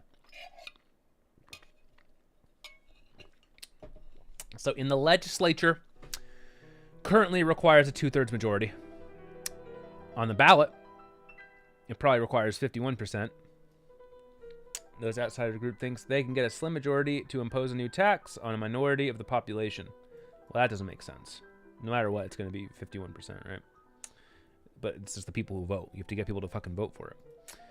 So we think the 60% threshold for tax increase is appropriate. But critics say it's not external groups who will be affected by Prop 203. It's Arizona voters who will see their constitutional rights to pass laws of the ballot severely weakened. That is true. That is true. If 59% of the voters want something and they can no longer enact it, that is a reduction of your civil rights in Arizona. Yeah. Currently, any ballot initiative can pass with a simple majority of 50% plus one vote. Prop 132 would amend the American Constitution to require a supermajority for approval of initiatives or referendums proposing new or higher taxes. Yeah, that's interesting. Oh, my sweet God of logic. I have spent the last 3 hours researching every single judge on the ballot. And now I am finally to some of the fun stuff, voting on the state propositions one by one. I voted yes to do a 1/10% tax to go to firefighters. I did no to a prop that would, for voter ID, basically, adding more voting restrictions. I did yes, allowing people who graduated from Mesa Community College or Arizona Community College or who graduated from Arizona High School to be able to get in-state tuition at a college, regardless of their immigration status. I voted yes to making information public about campaign financing, large amounts of campaign financing. And I voted yes, making it so the interest rates on medical debt can be no more than 3%, and making it so they cannot seize your home or your car to collect your debt. That's what I've done so far. What's up, Magic Flake, my sweet little flaky boy? It's good to see you, man. I'm voting fast and furious. And finally, I voted yes to... Oh, yeah, that was the interest rate and the debt one. So now I'm figuring out, do I want to make it so it requires a 60% vote to pass a tax? Is it just increase, or what about reduction?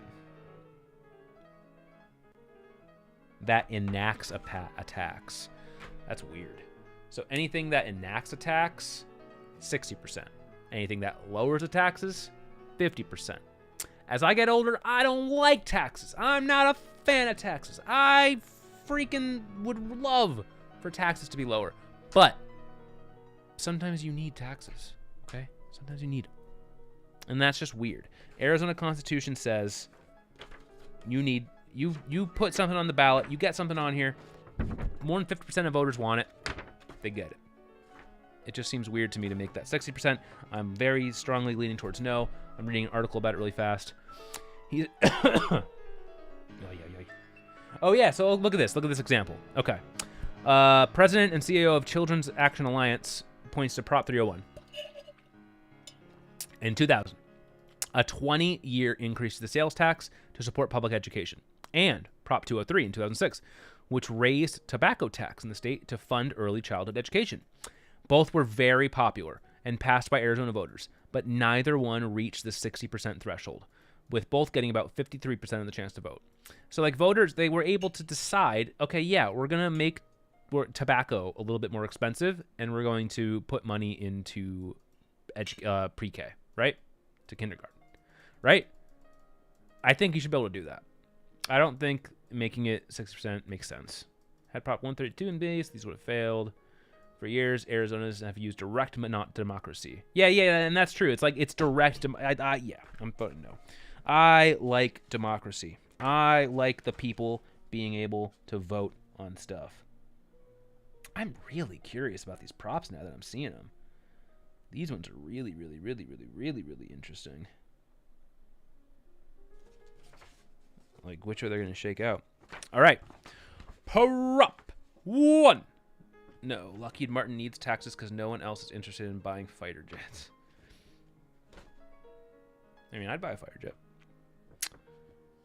But that is discrimination preying on the addicted to... It's discrimination preying on the addicted to tobacco. I mean, yeah. Yes, it is. Sometimes we implement discrimination, sometimes it's necessary. Okay. I mean... What? Property tax is discrimination against homeowners, right? Abolish all taxes. Proposed amendment to the Constitution by the legislature relating to the executive department. Ooh, sounds fancy. I don't know if it'll actually be fancy. A yes vote shall have the effect of amending the Constitution by creating the office of Lieutenant Governor, beginning with the 2026 election, requiring that a nominee for governor name a nominee for lieutenant governor to be jointly elected, replacing the Secretary of State with the lieutenant governor as first in line of succession to the office of governor, and provide the Secretary of State, State Treasurer, Attorney General, and Superintendent of Public Instruction may succeed to the office of governor regardless of whether they were elected. It creates a lieutenant governor. What does... Do we want a lieutenant governor? Trump made a video for me that you posted in the Discord. Is that true? Ooh, who added me? Who added me? Where's the thing? Where's the pending message? No, that's pinned inbox. Hello? Hello? What is this? Oh my god. King is commenting on me here. This King, is he lurking this right now? Hi. Alright, let's get back to Discord. Oh my god. Don't leave your line. Stay where you are. Oh wait, I forgot I'm in this window. Don't leave your line. Stay where you are. Elon buys Twitter and it's just falling apart. Man. Oof.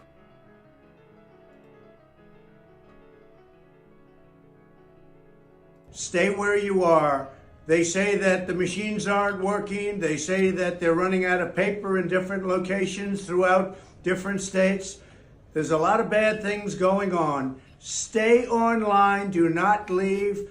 I know you don't want to be there as long as they're going to try and force you. They want to delay you out of voting, and you cannot let them delay you out of voting. So to the people of Arizona in particular, because that's the one that's come up right now, stay online. Don't leave. Already a lot of people have left, and it's very, very unfair what's going on.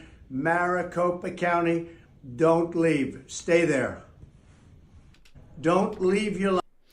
So who is Trump's wrangler these days? That's what I want to know.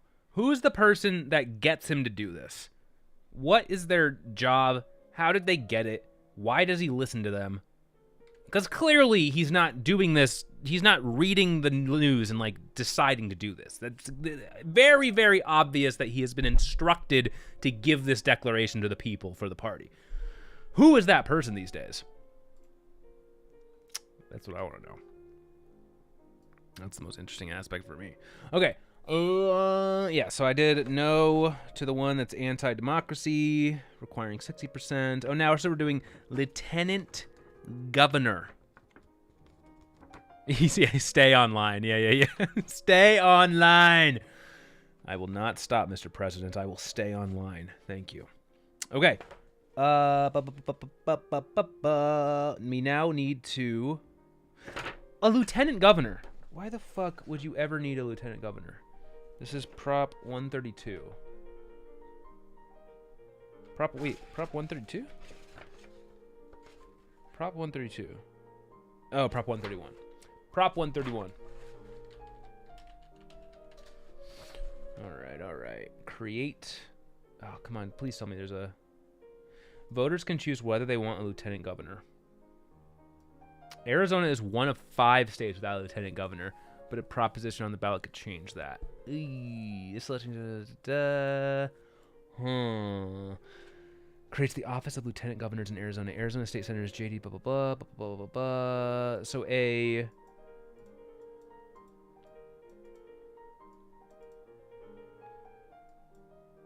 Republican and a Democrat jointly introduced it. It's interesting. According to the Arizona General, the creation of a lieutenant governor is good governance. They said it will fix the gap between governor and secretary of state and create a more structured hierarchy within state government. Currently, in the event of an emergency, the governor is succeeded by the secretary of state, followed by the attorney general. This would mean that if something were to happen to a Democratic governor and the secretary of state was Republican, the Republican that was voted into the secretary of state would take over as governor. What's primarily motivating this is an issue of the party. What's primarily motivating this is an issue of the party, or that people vote for a candidate, sorry, and they're expecting that party to stay for 4 years. If that person were to leave to a different party to take over, that wouldn't be what voters intended. That's the argument for the lieutenant governor.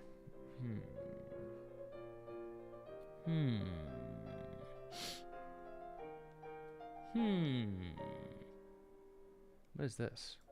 Arizona doesn't have a lieutenant governor. Oh, they're just making fun of a lieutenant governor of... They're like... It's a subtitle in a TV show, and they're basically saying, haha, I know more about politics than you because Arizona doesn't have a lieutenant governor. The new proposition would affect elections as well. If it passes, the next blah, blah, blah would have 2 names next to each candidate's ticket instead of 1. So do I want Arizona to be a special snowflake with more chaos or not? How many props left? Did you see Beep's screenshot in Discord? Which one? You're correct. What is that? What is? Yeah. Oh, she posted the cake? Oh my god, look at this fucking cake. Look at my wife. Look at what you can create. Look at that. Look at that. Those are, she like fucking arted those onto the cake. Like baked them. Look at that. It's just insane. Oh my god. Oh my god. I didn't get a single bite of it. It was all for the hairdressers. Oh, recreating people. Yeah. Yes.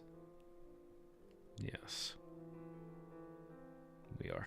Okay, Lieutenant Governor. Do I want Arizona to be a special snowflake state that doesn't follow the trends of everywhere else? And similarly to the way that we have saguaro cacti and don't celebrate daylight savings time, and what else? I don't know, that's the only 2 things that make our state unique. Have the Grand Canyon. Do I want us to not have lieutenant governor to potentially create chaos when something happens to the governor, because you can have party shifting. You can have, all of a sudden you can have a Republican governor and then a fucking Democrat slides on in, or vice versa. It's kind of fun. That's kind of fun. He called it well-structured because it gives the lieutenant governor a job in the State Department. Well, also, the voters should think about who they are voting for on top of their ballots and whether they are comfortable with the line of succession. You might also think about how comfortable you are if Mark Finchem becomes elected as Secretary of State, and how well you feel, how well you feel he is qualified to become governor of this state in the event that Katie Hobbs, that makes it a little bit weird. The Secretary of State becomes the governor. I mean, maybe that's why I'm fucking so angry about Arizona governors. Just being so ass. I wonder how many times this has ever happened. I'm voting yes. I'm voting yes. A vote for Prop 131 is a vote for conformity. A vote in accordance with returning to tradition, or not returning, but joining the rest of the country in tradition of having a lieutenant governor. And I want it. I want it. If something happens, you should vote again. What do you mean? No more special cases and loopholes. It's very off-brand for me, though. Those are my favorite. Okay. There are 1, 2, 3, 4, 5. Oh, wait. I already did these. 1, 2, 3. Aw, there's only 3 propositions left.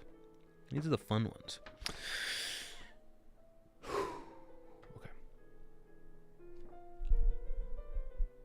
Proposition 130. Proposed amendment to the Constitution by the legislature relating to property tax exemptions. Ooh. Come on, give me something good. A yes vote shall have the effect of amending the Constitution to consolidate property tax exemptions into a single section. No, I'm gonna have to fucking look up an article about this one. Removing the constitutional determinations as to the amounts of certain property tax exemptions, leaving the legislature to prescribe by law the qualifications for and amounts of property tax exemptions it creates. I'm just completely out of it. Allowing property tax exemptions for resident veterans with disabilities. Why should residents with disabilities not have to pay property tax?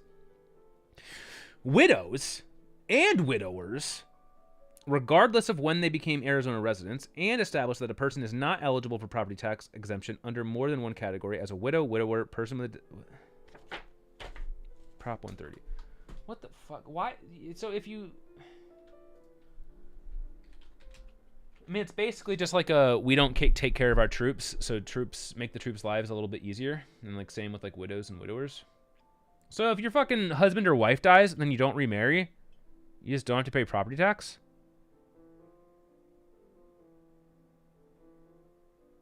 Restore long defunct property tax break for veterans. Oh yeah, that's gonna be this guy after he doesn't have to pay property tax anymore. Fucking right. It's been 32 years since disabled veterans in Arizona got the same break on their property tax that widows and widowers and disabled individuals do. Widows, widowers, and disabled individuals do. I had no idea that widows and widowers don't have to fucking pay property tax. I'm an Air Force veteran, and the primary reason I'm supporting it is because I don't want to have to pay property tax. Like, yeah, no fucking shit, said Gallowitz, founder and CEO of the veteran-focused consulting firm Vanguard Veteran. This proposition also helps with widows and other certain people with disabilities. Okay, yeah, that's very clear. Thank you. The ballot measure would restore a property tax, blah, blah, blah, blah, blah, blah, blah, blah, blah, restores an exemption. Where's, like, their other side shit? Oh, yeah, there we go. Supporters say it would also allow state legislatures to determine who qualifies for the benefit and the amount of the tax rate granted. Wow. Okay, what about detractors? Of the 110,345 Arizona veterans with disability. Jesus Christ. Really? There's a disability range between 10% and 9%. God damn. 84,000 own the home they live in. Wow. So this is a fucking cut to taxes? Shit. Oh, the measure is widely supported throughout the state. I don't know about that. You might not find support in this house. Measure said that by and large, with some exemptions, there was broad bipartisan support. I don't fucking... I feel like I'm a veteran of sorts. Like, I feel like if I work for 20 years, I shouldn't have to pay property taxes. Why? My job's really hard. I know that being a veteran's tough, but for a lot of vets, it's not that hard. Like, let's be honest. There's plenty of people who go into the military and they just sit behind a desk for fucking 20 years and they retire. And like, they're doing the same thing I'm doing, and then they don't have to pay property taxes. It's a little bit unfair to me.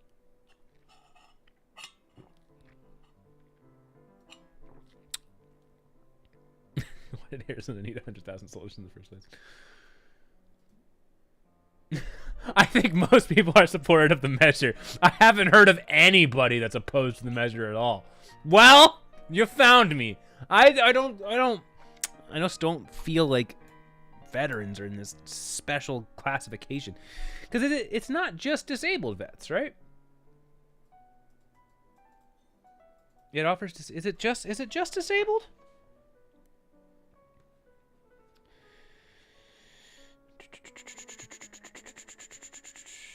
Oh, allowing property tax exemptions for resident veterans with disabilities, widows, and widowers. Why the fuck? So I guess it is just disabled. So, okay, not making disabled veterans' lives a little bit easier is fine. But why is, why?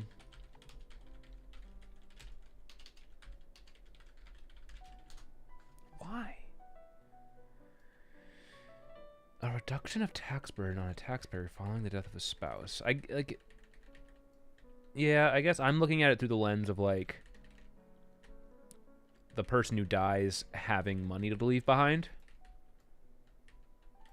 I'm looking at it from a purely economic perspective. From like an emotional perspective, yeah, anything you can do to make their life a little bit easier is probably good. And there's probably plenty of... Because what? If you're two old bastards, right? You're both really fucking old. You're both getting Social Security. And then one of you dies. How does that work? Does that does like half their income just go away? I think it does. And like, yeah, half the expenses should go away too, but like the house is one expense. So that, whatever, fine. If they fucking, but that's already in place though. So the question is, do we want disabled veterans to have an easier time? And to that, did you vote no on it? Do you remember how you voted? Baby! Do you remember how you voted on it? Disabled veterans not paying property tax.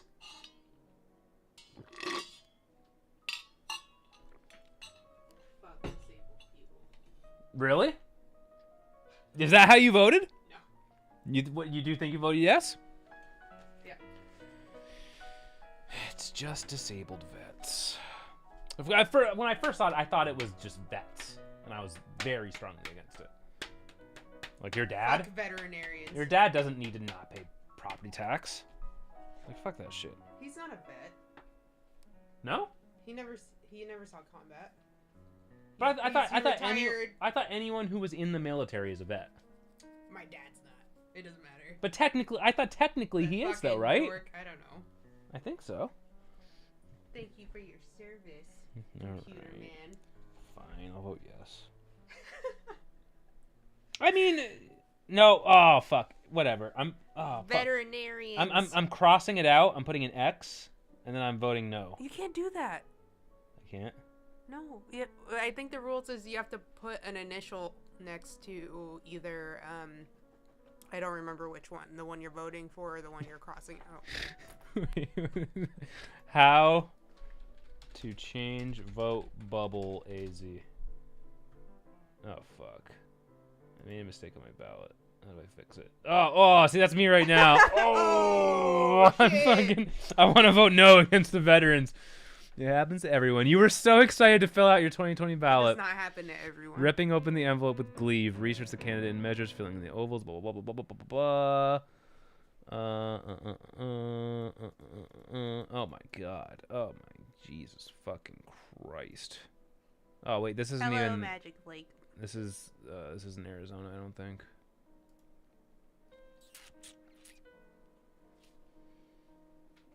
Oh, AB's 15, Arizona. How's everyone doing today? It's been argued and taken all the way up to the Arizona. It's been argued and taken all the way up to the Arizona Supreme Court. What should you do if you mess up your ballot?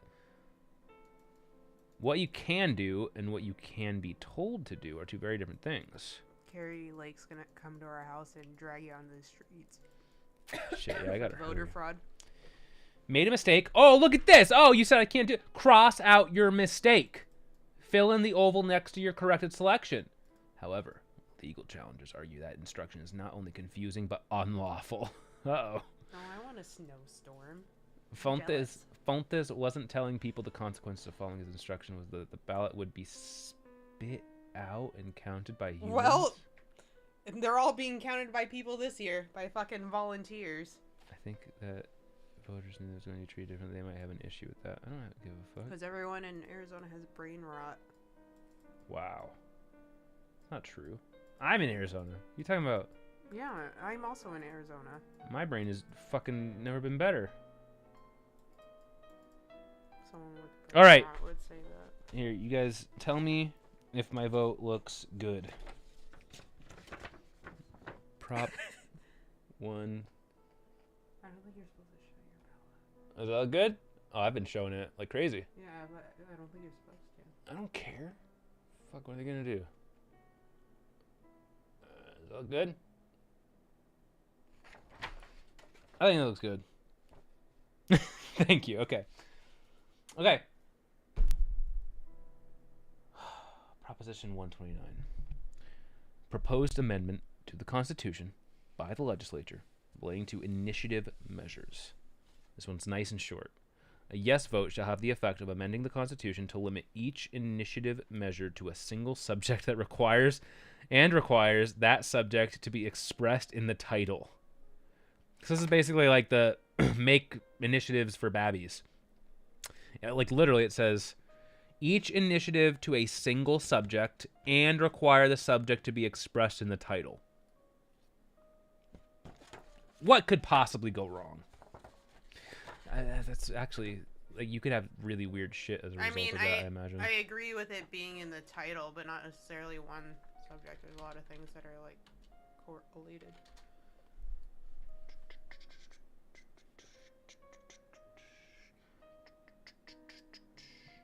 Whoa, come on. You gotta pay to be an informed voter.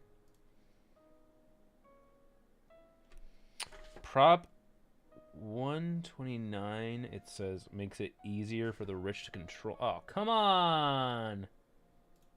All right, so.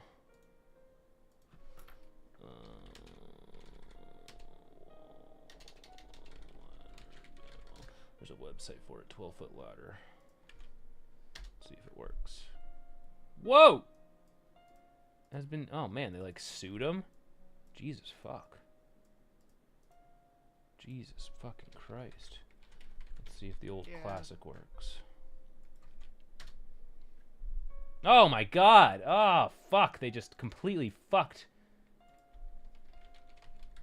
every single one of us. 12-foot ladder alternatives. Do you guys know what? Continue to be controlled by the rich. It's epic that the article about being controlled by the rich is behind a paywall. It's a little too on the nose. Paywall, free and open source. Download, what the fuck? Shh.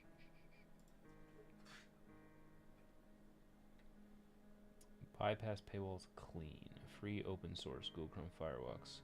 God, oh my god, these are fucking extensions. Jesus Christ.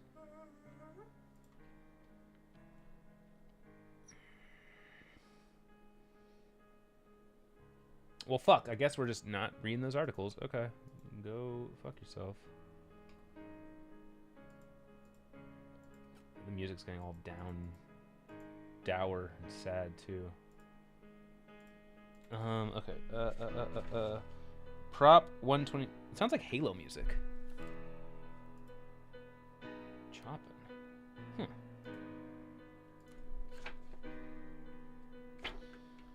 Prop 129 AZ opinion.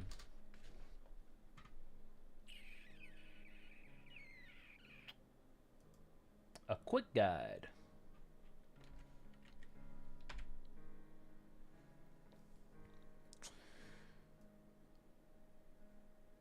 Oh, God.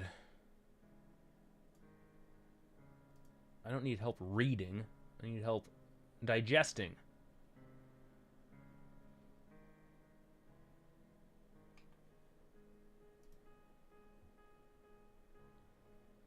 Single subject rule is a general principle of legislation. It applies across the board. It applies to our legislature and it applies to the Constitution amendment we might want to make.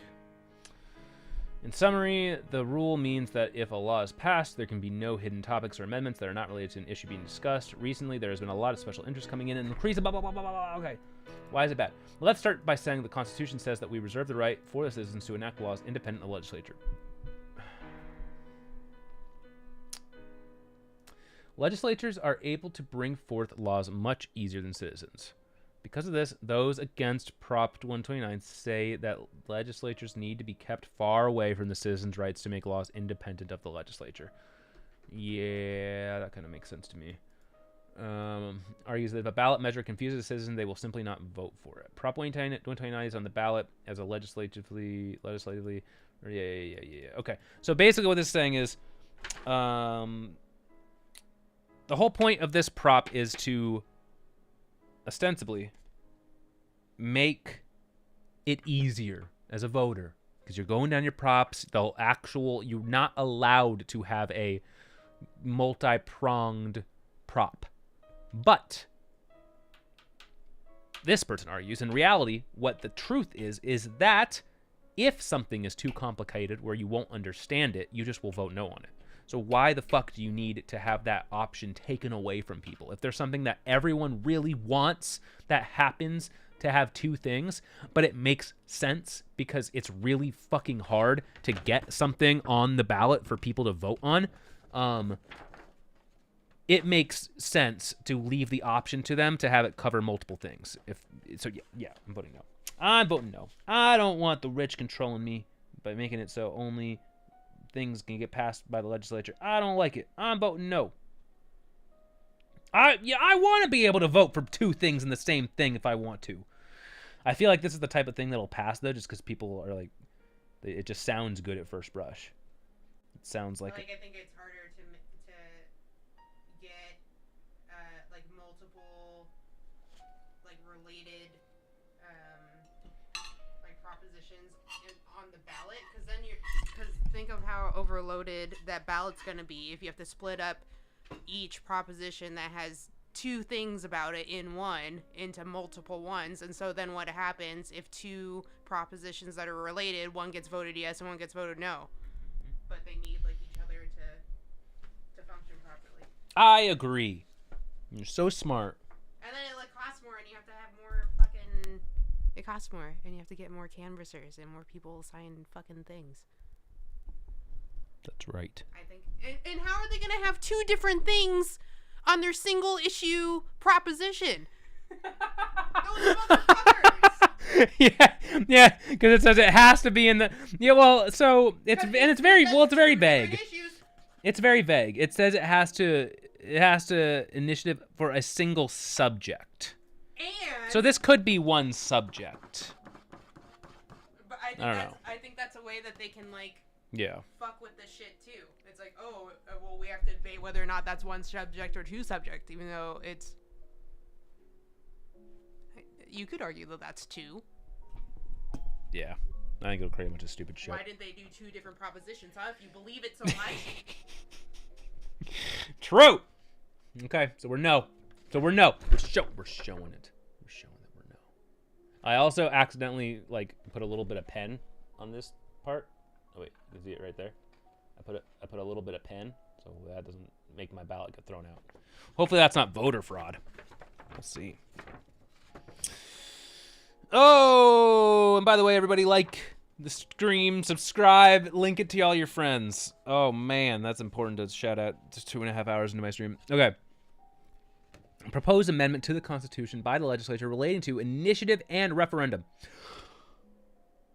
A yes vote shall have the effect of amending the Constitution to allow the state legislature to amend, divert funds from, or supersede an initiative or referendum measure enacted by the people of Arizona if the measure is found to contain illegal or unconstitutional language by the Arizona or the United States Supreme Court.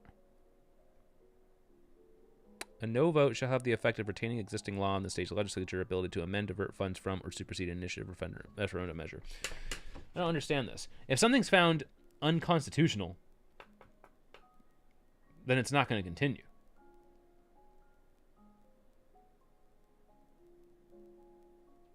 I don't understand that at all. I don't understand how if something is found unconstitutional, then the funds just keep flowing into it. That doesn't make sense to me.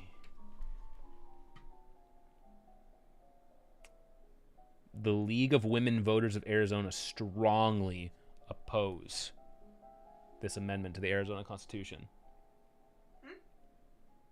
It's you. And you're... I was talking to Beep. I'm just saying. What? You and your vagina... Mine? Typically would oppose this. Strongly. Okay. Let me see. AZ leg.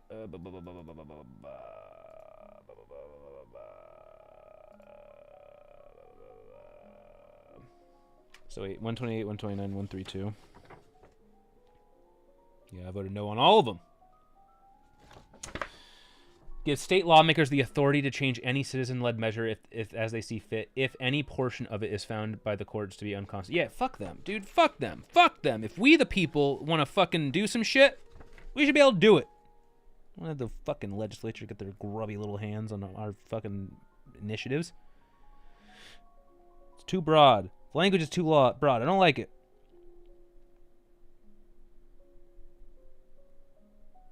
All right, we're good. We're good. Okay, that is everything on this. Oh, everything on that page. Oh my God, it's done. Well, we're so close. We're so close.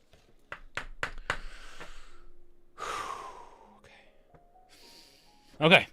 What's next? What's next? What's next? Oh God, I was wrong about the judges. We did all the Superior Court judges, but now we have the Court of Appeals and the Supreme Court. So really fast, let's just go ahead and look up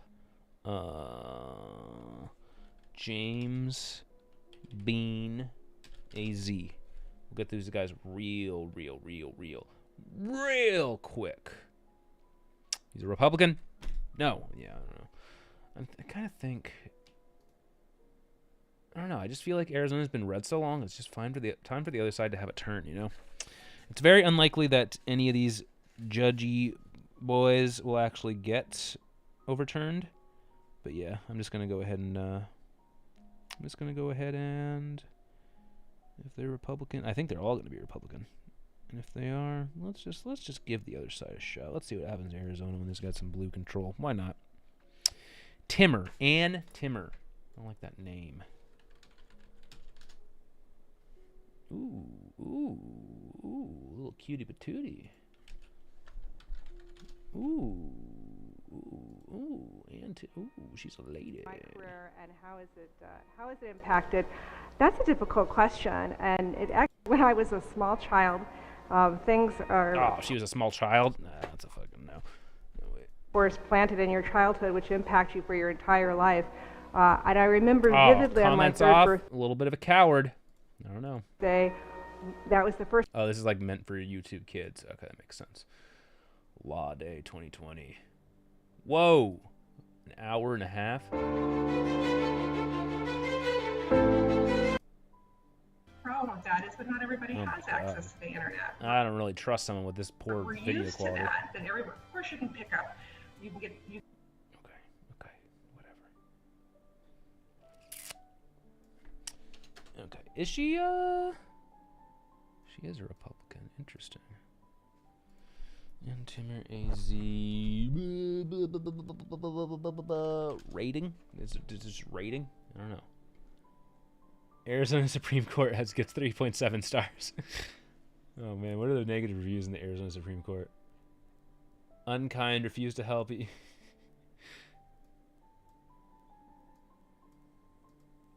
I just heard what happened to some lady on the news. What happened was super dumb. 1 star. Fresh blood. Whatever. She's old. Fresh blood. Fresh blood. What's going on now? Oh, hi, nudies. My dog is being cute in the peripheral vision of my eye. Alright, I really... You know what? And you know what? All I'm going to do is look at these guys real fast. Bailey, we're not going back to the fucking judge shit. I can't do it. I can't do it. Superior. Oh, okay. This is Superior Court. I want.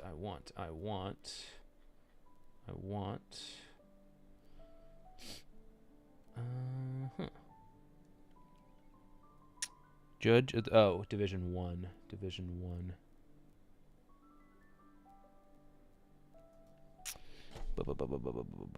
It is Court of Appeals, Division 1.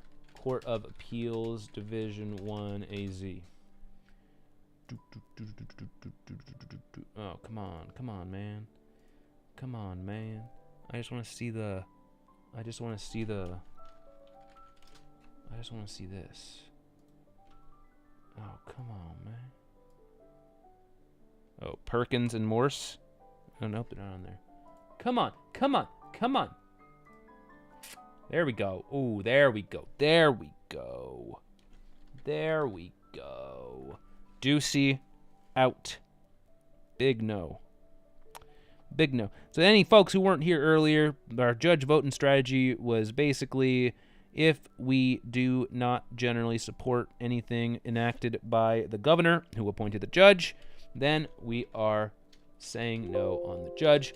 It also so happens that judges rarely get overturned or, get their fat judge asses pushed off the bench.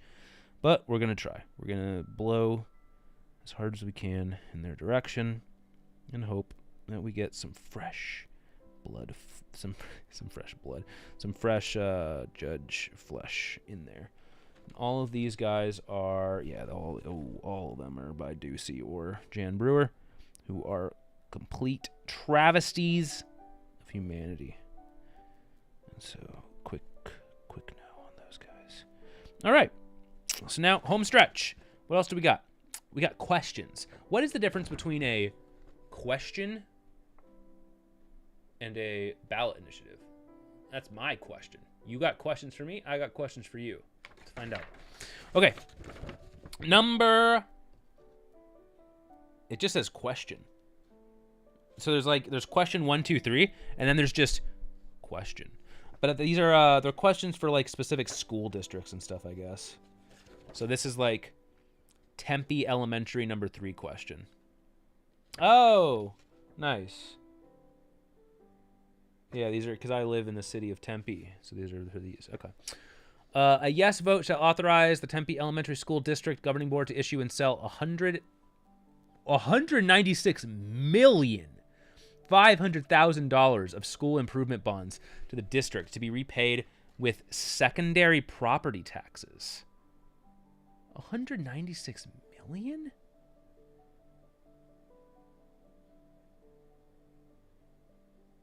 I'm saying no.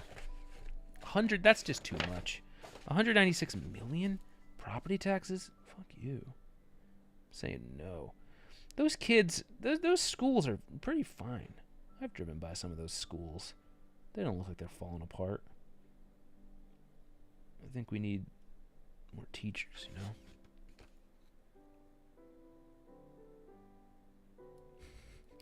This stream is living proof that responsible voting is unfeasible. The amount of research you need to do to be informed on some of these ballots is insane. I don't agree with that. I think the judge thing was out of control. There's way too many judges, and it's absurd to look up information about them. But a lot of the ballots was it wasn't too bad. For the average person, it's going to be pretty difficult, though. Yeah. All right, question 3. Yes vote shall authorize a Tempe Union High School District Governing Board to adopt a budget which includes an amount of capital purposes that exceeds its district additional blah, blah, blah, blah, blah, by the lesser of $8,700,000 or $7. Oh my God. A no vote shall not authorize the Tempe Union High School District Governing Board to adopt a budget which includes an amount of capital purposes that exceeds its district's additional assistance budget limit by the lesser of $8,700,000 or 10% of the district's revenue control limit. So this one's basically saying we want the school to be able to adopt a budget that is more risky. That's basically what that's saying. I'm going to say no. I'm going to say leave everything how it is. I probably have way more power in these ones that I'm voting on right now because these are just my city. My vote matters way more on these, and I am being relatively flippant. For that one, I'm more conservative. I feel like the lesser of $8,700,000 or 10% of the district's revenue control limit. I don't think the budget should exceed that. It's a lot of money.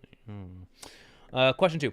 A yes vote shall authorize the Tempe Union High School District Governing Board to continue its existing maintenance and operation budget override authority and resulting tax, which includes an amount that exceeds the district's revenue control limit.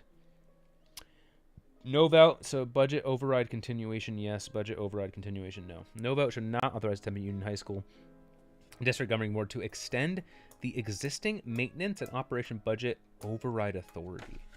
I'm saying no. I don't. All this is just weird. All this is just like more. Give us more money for schools. But it's in like really weird roundabout ways. It seems to me. I guess. Let me see if there's like a strong argument for any of these. Tempe question 2.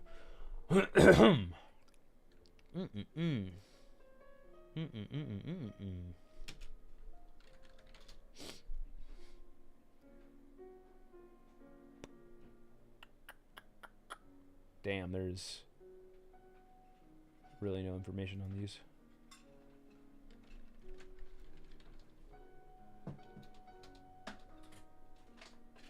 What are you doing? I'm gonna brush nudies.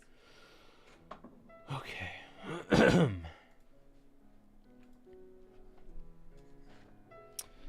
All right. Last one. I'm filling in my bubble all the way. Oh God! Sometimes my little pen goes outside the bubble, and I get really ashamed. Look at my bubble.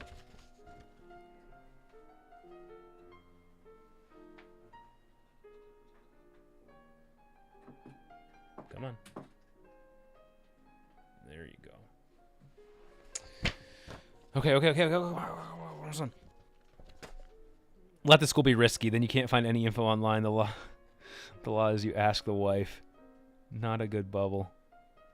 Been here for hours. Yeah. This is like my entire day. And so like I'm one of the rare people who gets time off from my job to vote. Like no one gets that. What did you do for the questions? The school budget questions. I don't know. I don't know anybody with kids in the district. Mm-hmm. So I think it was just like I was referring to the voter guides. And? Sometimes I don't remember. I didn't. God, sorry, I'm getting frog in my throat. I'm so close. Okay. Yes, vote shall authorize blah blah blah blah blah to issue and sell $100 million of school improvement bonds. Dude, so how does that work? 100 million school improvement bond. Tempe. Like, why? Why do you need so much?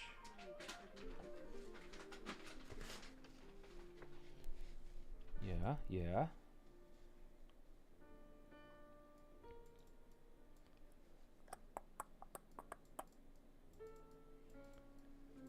Roofing, science labs, interior and exterior lighting for the school's athletic fields. Additional information, blah, blah, blah, blah. I mean, in general, I'm always pro school funding.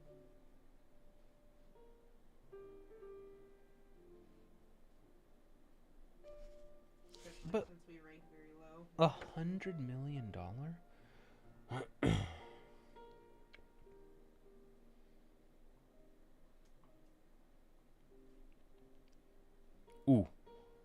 Ooh, I gotta mute it for a second. Ooh. Jesus. Oh, I just let out a massive fucking fart right next to Loven.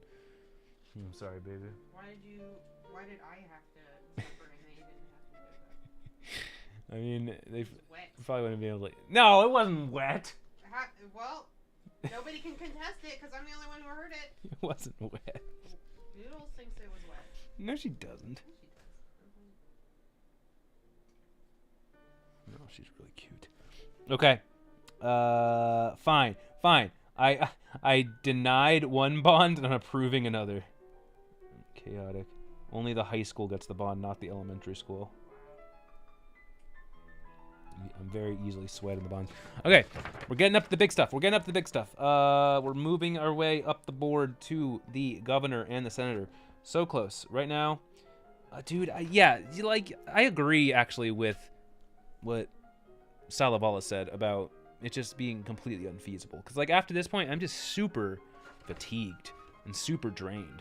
It's just so much. And like now I have to look up the freaking high school governing board members. Like, I just want to write in Kanye. Like, look at this. Okay, so these are people that we actually can look up the Facebook, probably. Wait a second. Facebook.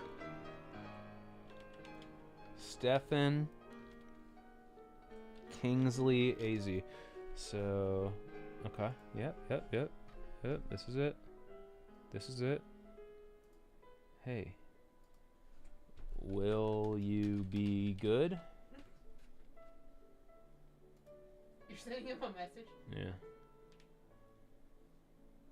Puppy. Okay. Oh, what's he saying? If you hadn't had a chance to read the article in USA, I put the link in the comments below. Help me make history tomorrow. Thank you, LGBTQ Victory Fund. What is he, gay? Is he a gay guy? After hearing questions from students about how candidates plan to treat transgender and non-binary students in schools, Kingsley decided to speak openly about his identity.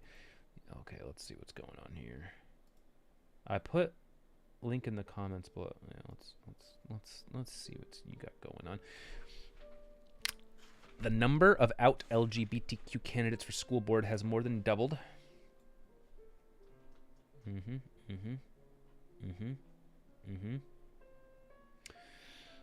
Mr. Kingsley is running for school board position in the Tempe Union High School in Arizona. Spent 15 years in education, 15 of those in the classroom teacher, so he often couldn't speak openly about his identity as a transgender man while teaching. An experience that helped motivate him to run and improve LGBTQ visibility. After hearing questions from students about how candidates plan to treat transgender and non-binary students in schools, Kingsley decided to speak openly about his identity, which he says may have led to losing support from some Republican voters. Well, I'm a independent voter, and this may cause you to lose my support, depending on how you frame it. So let's see. I just decided that is going to be something that I mention publicly each time I speak, because those students even reached out to me after and said it meant so much because they also identified as part of the LGBTQ community. Yeah, okay. So it's just, he's just saying he's trans. Okay, that's fine. That's perfectly fine. Rise in debates over. So what is the? So do I have to only pick one? Yeah, vote for not more than 2. There's 3 running. So we're looking for the one to cut out, basically. So we got this dude, and then we got Amanda Steele. That's a mighty powerful name there. Amanda Steele AZ. Wow, she got a pretty powerful pose too. Dang. Come on, let's look for something that we don't like. Speech therapist. Settled families with districts surrounding communities. President Director of disability advocacy. I do like that. So which one do I like? Do I like disability advocacy more, or do I like trans advocacy more? I think I lean towards disability advocacy, I gotta say. If I had to pick between the two. Okay. And then we got Stephen Kingsley. No, that was the first one. And then we got Andres Barraza.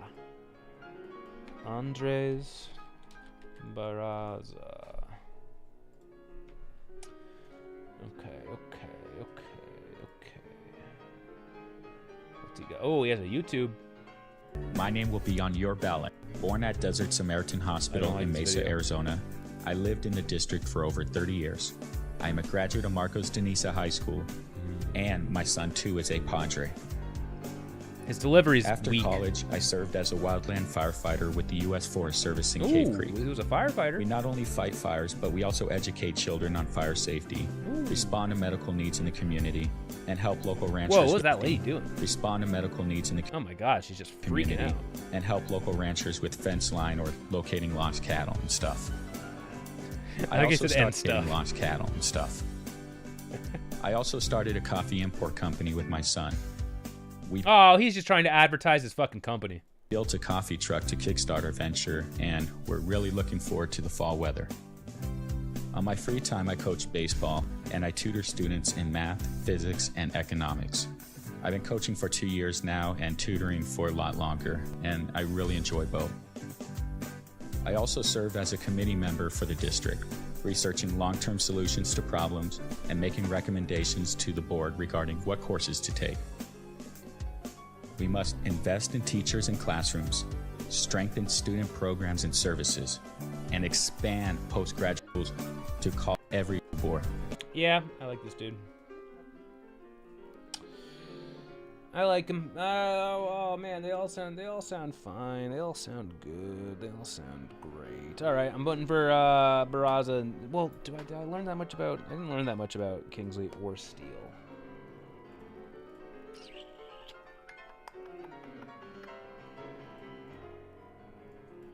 I want dirt on these people. Amanda Steele dirt. Amanda Steele bad. Oh! Fuck.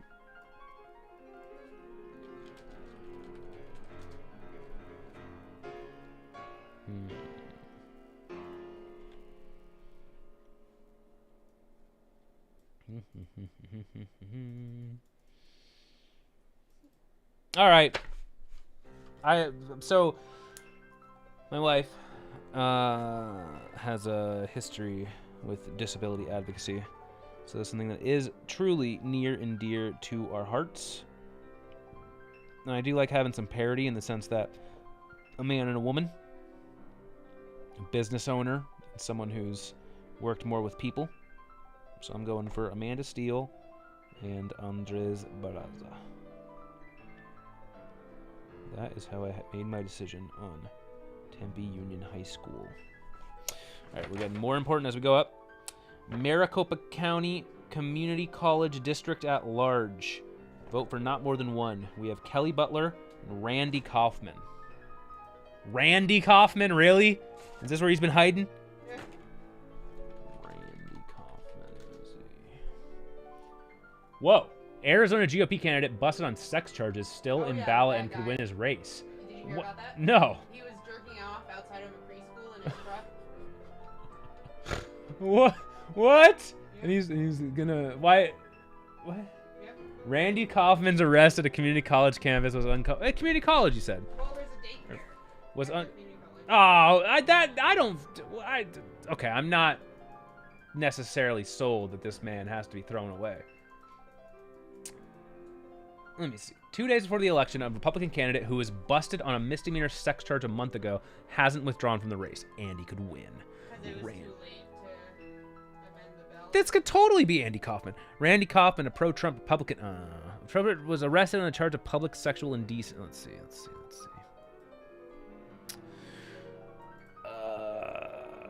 see. Was seen masturbating in his pickup truck in the parking lot of the community college district, Rio Salado. Oh, in the parking lot of the community college district's Rio Salado lifelong learning center in Surprise. Kaufman appeared to be looking at his cell phone in one hand. I immediately became alarmed as I saw he had his hand down his pants mid-thigh. The arresting officer says he saw someone bicycling just feet away and who cares? The arresting officer says he saw someone bicycling just 8 feet away and preschool children playing outside nearby at a nearby child care center. Like, children don't walk up to strangers' cars and, like, look through their window. I think what a man does in his own car is somewhat private. Maybe if you're, running for office, you should maybe be a little on better behavior. Or maybe not go for, a sex scandal. Yeah. All right. So what about the other dude? So it's Randy Kaufman. Listen, if it was that Kelly trans Butler. guy doing it, he'd be some pedo LGBT groomer. Yeah, that's a good point.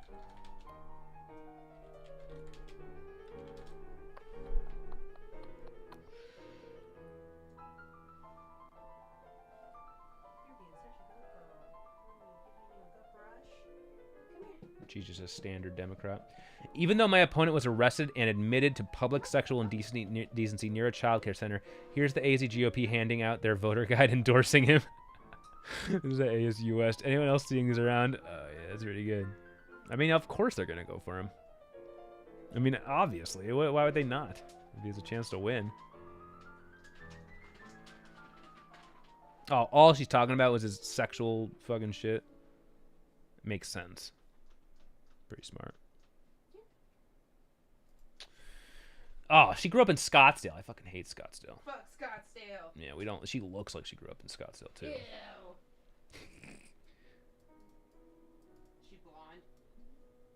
She looks like she used to be. Yeah, she's blonde. Dirty blonde. Healthcare industry, education. Fine, I'm not gonna fucking vote for the sex guy, sex offender, fucking Kelly Butler. Not because he's a sex offender, but because I do believe that it signals a level of impulsivity and lack of self-control that just probably is not best for a lawmaker. Oh my God, Jesus fucking Christ. Central Arizona Water Conservation District. Vote for not more than 5. And there's 1, 2, 3, 4, 5, 6, 7, 8, 9, 10, 11, 12, 13, 14, 15 people here. Oh, God. Okay, I ridiculously have to pee. Like, insanely bad. What's a YouTube that makes sense that lasts, like, that long? Not Ice Poseidon. That's a good YouTube for a couple seconds. For a couple, just a little tiny. Ooh, this is good. Oh yeah. Okay, I'll be right back. Enjoy this. Doo-bop, shoo-ba-de, doo-bop, shoo-ba-de, doo-bop, shoo-ba-de, doo-bop, shoo-ba-de, doo-bop, shoo-ba-de, doo-bop, shoo-ba-de, doo-bop, shoo-ba-de, doo-bop, shoo-ba-de, doo-doo-doo-doo-doo, bop, shoo-ba-de, doo-doo-doo-doo-doo, bop, shoo-ba-de, doo-bop, shoo-ba-de, doo-bop, shoo-ba-de, doo-bop, shoo-ba-de, doo. Bop, shoo-ba-de, doo, bop, bop, shoo-ba-de, doo, bop, shoo-ba-de, doo, bop, shoo-ba-de, doo, bop, shoo-ba-de, doo, bop, shoo-ba-de, doo, doo, doo, doo, doo, bop, shoo-ba-de, doo, doo, doo, doo, doo, bop, shoo-ba-de, doo, doo, doo, doo, doo, bop, shoo-ba-de, doo, doo, doo, doo, doo, bop, shoo-ba-de, doo, ba ba ba ba ba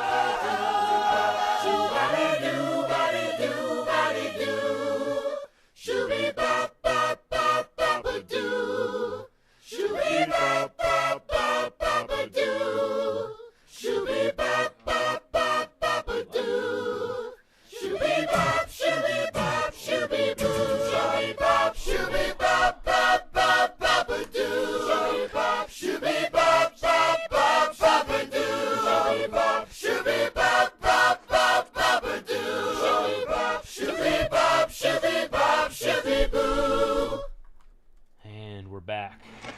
Okay, hope everybody enjoyed that break. It's a very, very, very, very, very good song. Okay.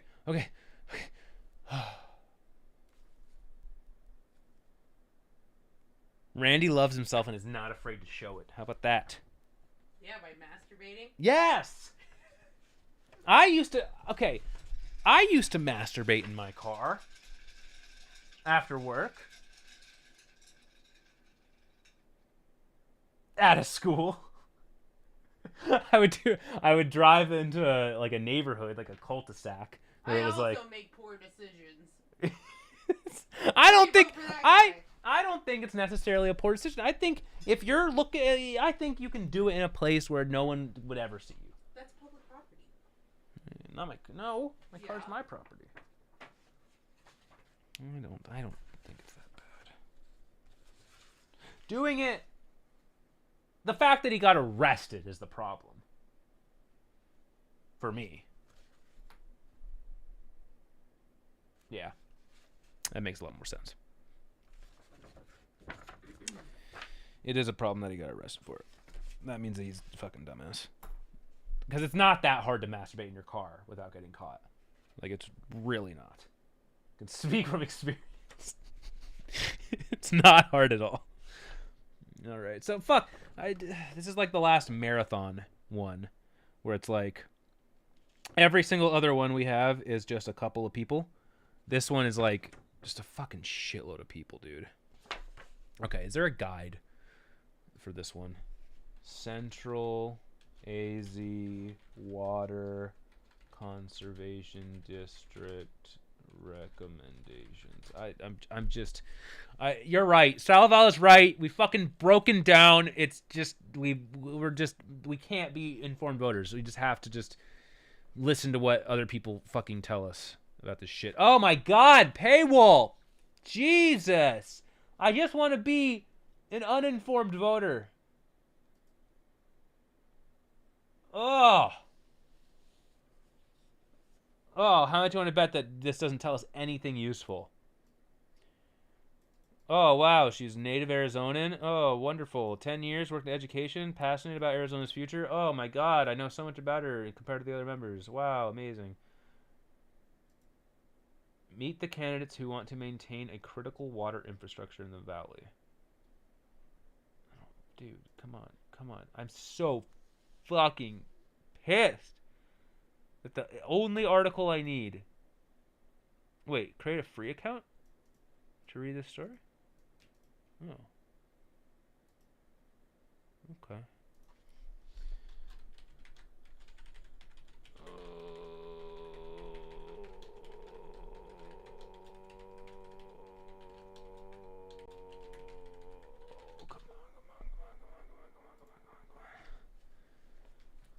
Oh, come on.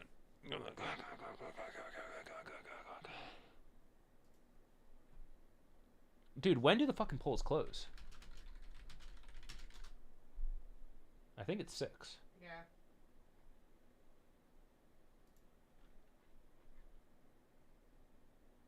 Oh, wait. No, 9. Oh, Eastern. Yeah. Oh, no. It says 7. All right. Fuck, though. I'm giving it... I have to have this done in the next hour.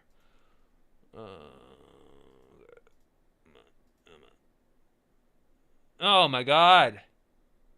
It lied. It fucking lied to me.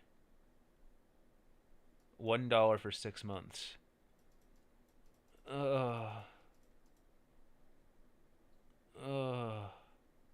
Discord? What's in Discord? That's me. No, it's me. Wait, what? Are you just bragging about the fact that you have like a snowstorm?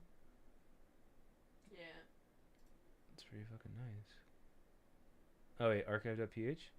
Does this one actually fucking work for fucking this one? So like, cause this website seems to block everything. Oh, it looks like I can read this one. Okay, here, let me see. Okay.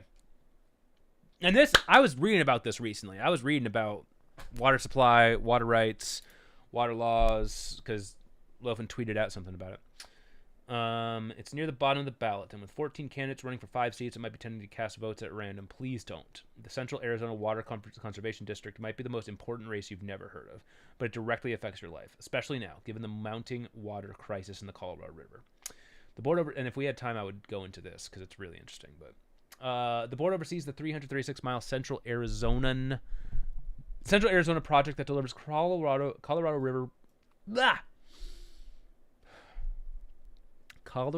River to Central Arizona, as well as the groundwater replenishment district. It touches the lives of some 5 million people, about 80% of the state's population. Yet the water its canals deliver is under considerable threat as the storage in Lake Mead rapidly dwindles. The financial, maintenance, and water delivery challenges the next board face will be immense. That's why making informed choices in this race is so important. The board members serve for 6-year terms. 5 of the 10 seats that represent Maricopa County are up for election in 2022. But only 2 incumbents are running again. Oh, man, that's such a bad sign. The fact that all of them are just like, fuck this, I'm not doing this shit again. The other 3 board members, Jennifer Brown, Jim Holloway, and Mark Lewis, will leave at the end of the year. This means newcomers will fill at least 3 of the 5 seats. Who are the 14 candidates? Okay. Alexandra Arboleda, the board secretary, may be one of the hardest working members. She is full of ideas and eagerly tackles stuff that might sound mind-numbing, but will come in handy as conflicts for dwindling supplies arise, such as clarifying the board's water acquisition policies. All right, so immediate vote for Alexandra, whatever. Incumbent who works hard. Yes, that sounds like the efficiency that we need desperately. So, and thank God she's one of the top 3 for all the people who just randomly fill in the top 5 bubbles. That's the grace of God shining down upon us slightly. Okay. So immediate vote for her. We got 4 more to go. 4 more to go, baby. Ben Graff helped lead a customer service task force. He's also the board's go-to guy for speaking with clubs and other groups about what they do and why it's important. As for newcomers, it might help to break them into 4 groups. He doesn't sound that great. But if he's not shit, if it's like there's no reason, it's like this guy's a fucking goofball numbskull, then let's just vote for him. Because he's an incumbent, he has experience. Experience will help. Okay. Can you drive me? Because I'm drunk. You're drunk? No, I'm kidding. Sorry. Is he drunk? No, I'm not drinking. They'll tell me if you're drunk. You can't tell if I'm drunk? I don't know, you get a look in your eyes sometimes. Am I drunk or sober?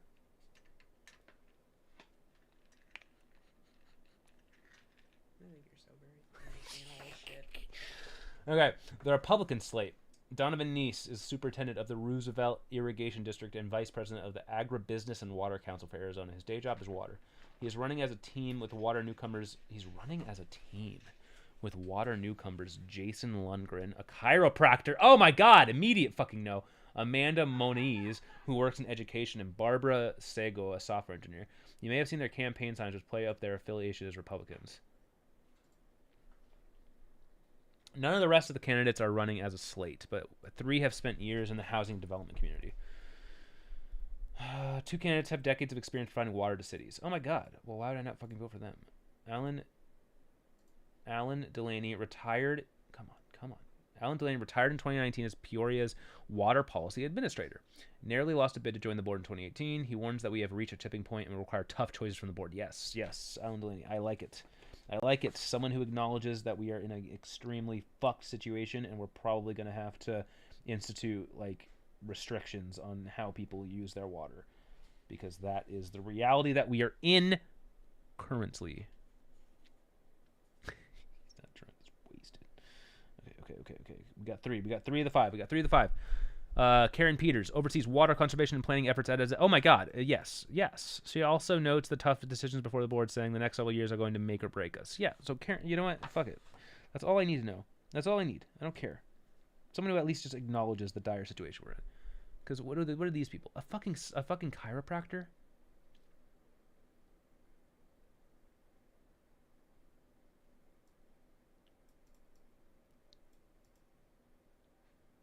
They tout lowering taxes as a priority? What the fuck? What the fuck is wrong with you?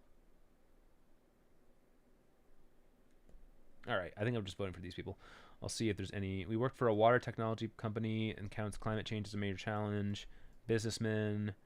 He says the important is to protect Arizona's interest in the Colorado River. Touts his experience in supply chain management. He was inspired to run. Yeah, okay, yeah. Yeah. Karen Peters. Done. Easy picks.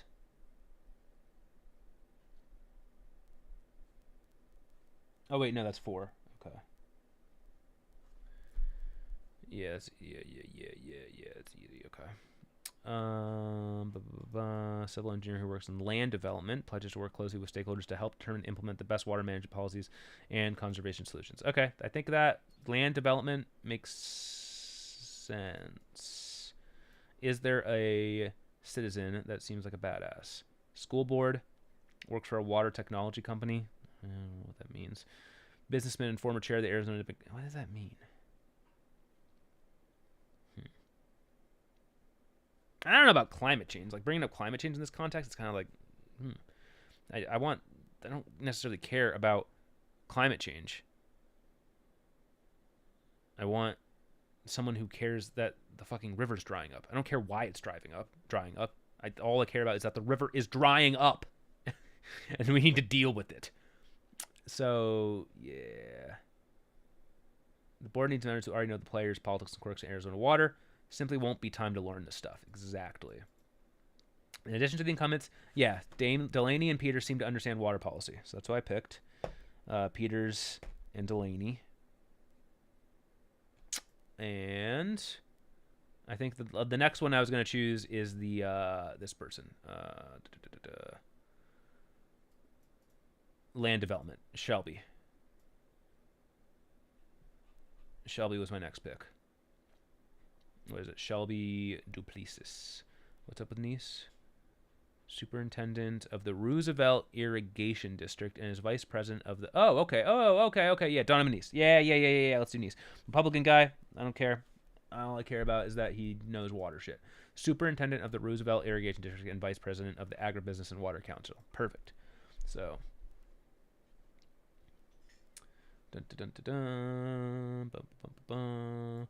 Yep.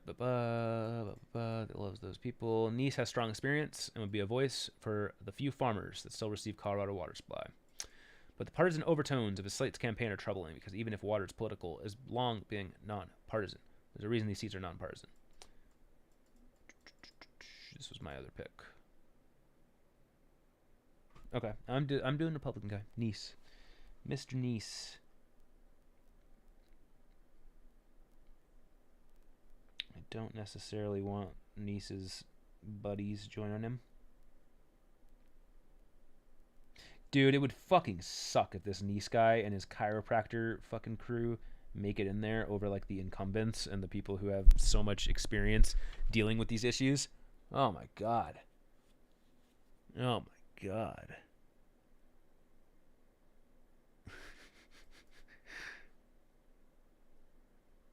Wait, whoa. Edge paid more attention and did tons more research when selecting his XCOM squad. Hard disagree. Give me a break. I am putting so much effort in this one.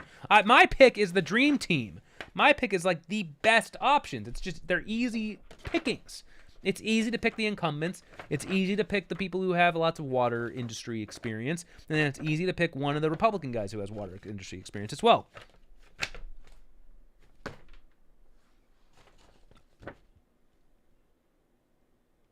What is this? Constable. Republican or Democrat? So the rest of these have party affiliation things by them. I had aspirations of investigating each and every one of these candidates and spending a thoughtful amount of time weighing the pros and cons of each candidate and being a true independent and a good citizen. But at 4:17 p.m., I don't want my entire day to be this. I'm very inclined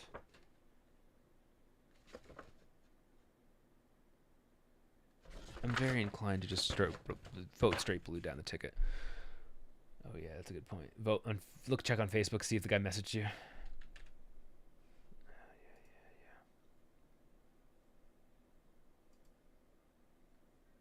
Oh wow, what a piece of shit. Didn't even see it. Wow. Dude just lost a vote. The fuck is this? What the fuck is that? Whoa. What's that? Yeah.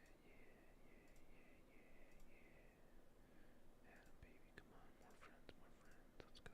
Okay, so I do, however, just want to see Carrie Lake. Why do people say that Carrie Lake is insane. Carrie Lake tells reporters, "I'm going to be your worst freaking nightmare." Yeah. So she's just Trump, huh?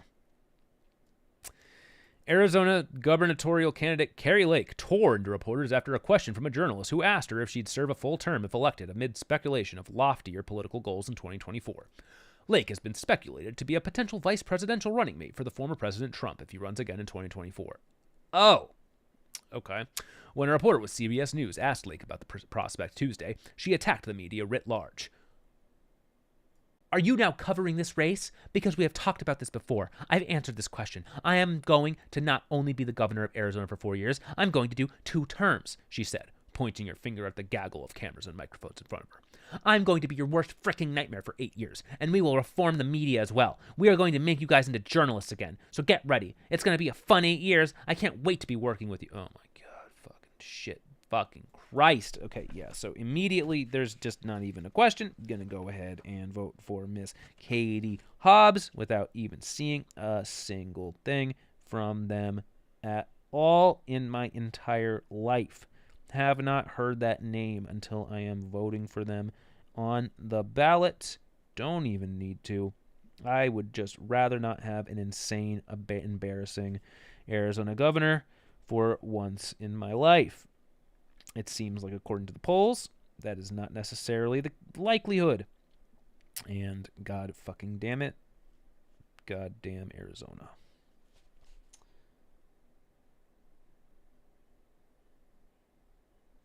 Oh, God. Jesus Christ. Oh, what else do we have from Carrie Lake? Carrie Lake makes chilling election day vow to reporters. Should be the music. Blah, blah, blah. In closing pitch, GOP makes Arizona a hotbed for far-right politics. Yeah. GOP candidates are praising lawmakers linked to white nationalists and calling for medical experts to be jailed. Woo! Abba Hamada, the Republican candidate for Attorney General in Arizona, was flaying the media at a farm southeast of Phoenix when he paused to single out a newspaper column suggesting that authoritarianism was coming to the state, prompting a woman in the back of the crowd to shout, "Good!" Wow. Blake Masters, the GOP pick for Senate, argued on stage that Anthony S. Fauci, the nation's top infectious disease doctor, deserved to see the inside of a fucking prison cell. God. Oh, yes, doing your job to the best of your ability. Definitely should have you thrown into jail. So that's Masters. So, big dramatic reveal for the governor of Arizona. I am voting for the Democrat Katie Hobbs. For the senator of Arizona, I am voting for. I mean, so what's Mark Kelly, huh?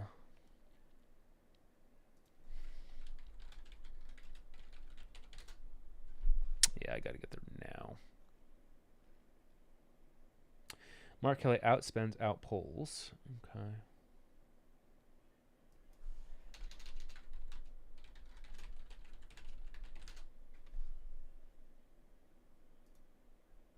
As it will help determine which party will. Mark Kelly left our southern border wide open, voted for all the trillions in spending that caused this massive inflation, and he thinks the fix is 87,000 new IRS agents. Something tells me that's not going to work out. I want to get Mark in here for a second. I want to get back to you. Thank you, Ted. You know, I want to speak up on behalf of the drunken sailor, because drunken sailors, there's a limit to how much money a drunk. So I have not seen either of these folks talk for a second. Drunken sailor can spend. That isn't the problem here.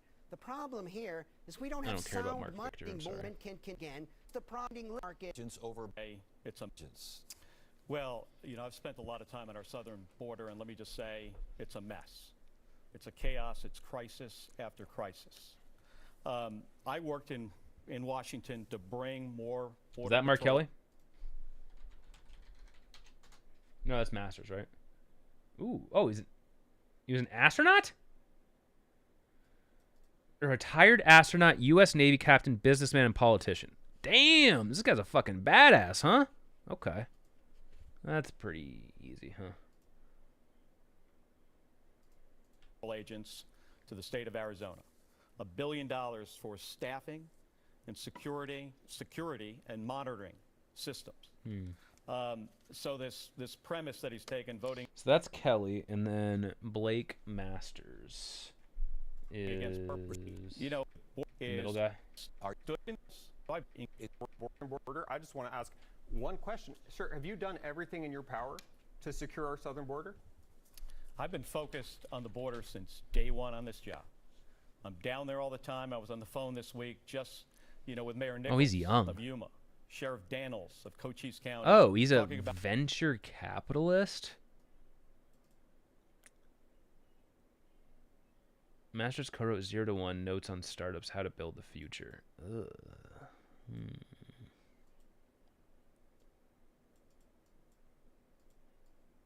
Interesting. God damn, Arizona is a fucking crazy state, huh? Oh my god, we are just really appealing to the fringes. Oh my god. I had no idea it was this, like, polarized.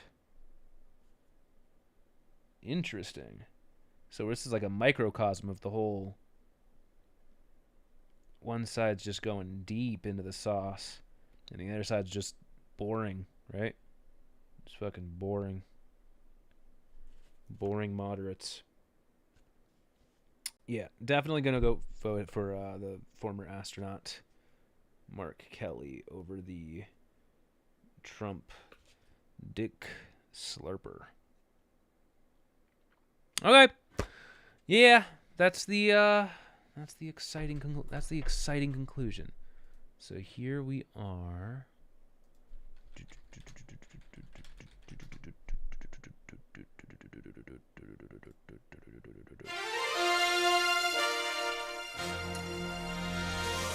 Well, folks, you've seen it. It happened just now over the course of, God, how long has it actually been? Like, it's been an insane amount of time, right? Let me see. Where is it? Oh my God. It's been just under 4 hours, but we have done it.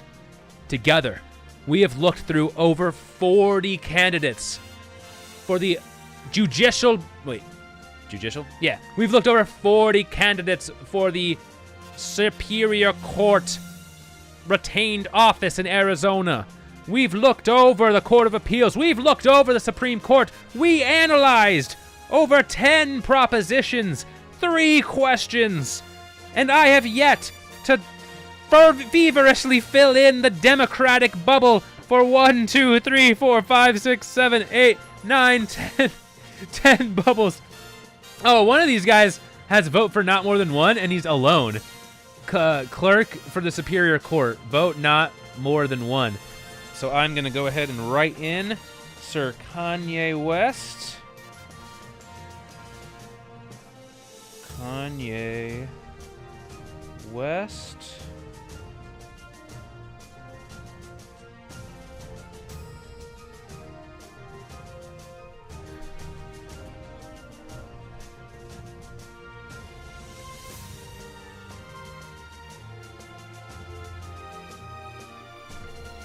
We've done it. Oh, God, it feels so gosh darn good to be an American on this night, I tell you. I hope that anyone watching this also has done the same due diligence you saw here today. You have approximately 30 minutes, depending on which state you're in. Just do 5+ hours of research. I didn't even research a lot of these judges. Like, a lot of these guys I just did determined based on who appointed them. I would say that I did a proper amount of research into all of the propositions. I had a process with the judges, which most people probably do not. The Water Conservation District, definitely researched that and picked the best team. Governor and Senate is just very, very, very clear. The rest of these, they are what they are. we're just going to go ahead and go down the ticket. Typical Democratic shill. I hope you all enjoyed this phenomenal voting extravaganza. Should I do the Discord stream going to the polling station? It's really close. So I'm going to go to one of the ones that's close.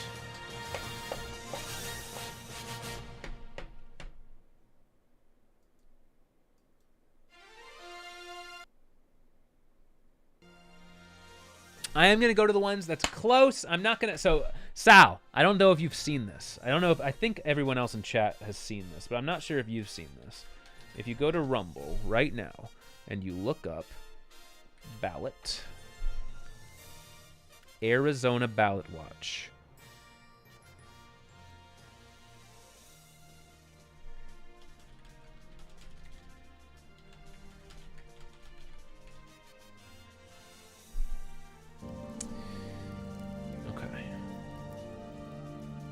So you can go to this Rumble, and you can click these links.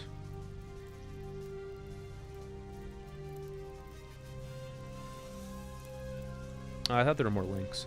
But you can go to a bunch of different ones, and yeah, you can watch people drop off their ballot live in person, non-stop, over the internet.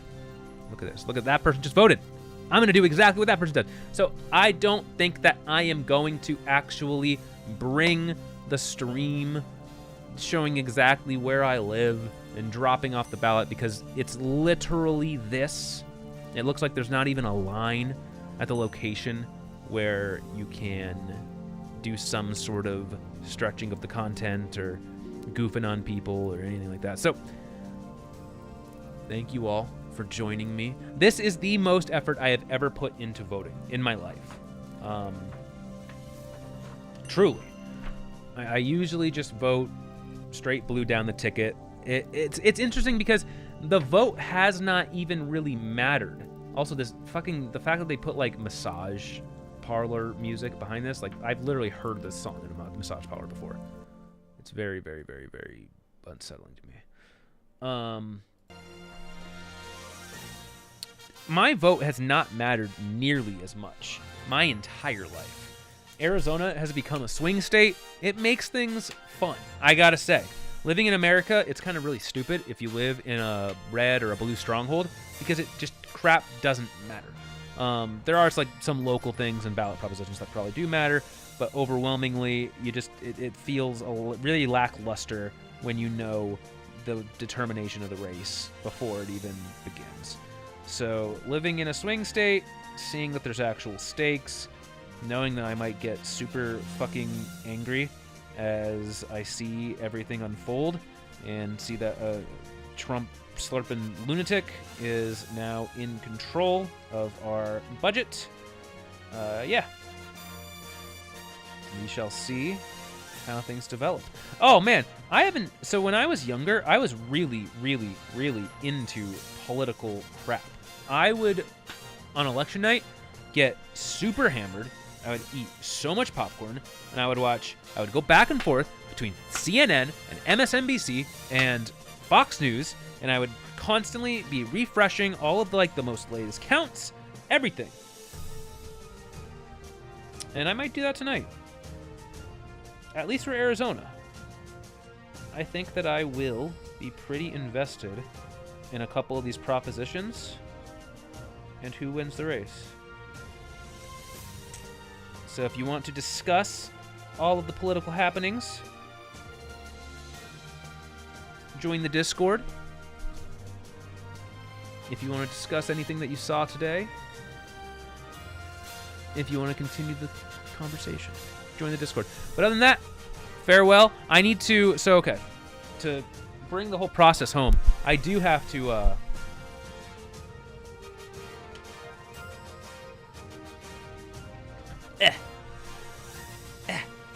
I do have to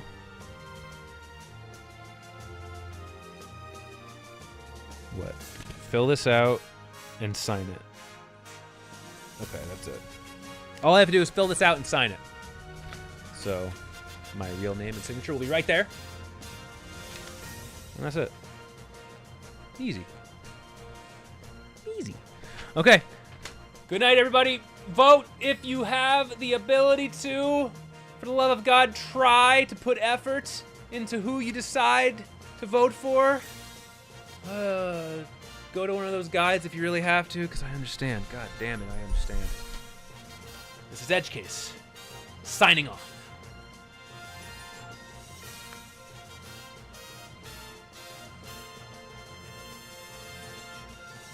Okay, bye. Button. I'm on low latency. Usually there's a delay. You will not be able to reconnect. Your stream will stop and you will no longer be live.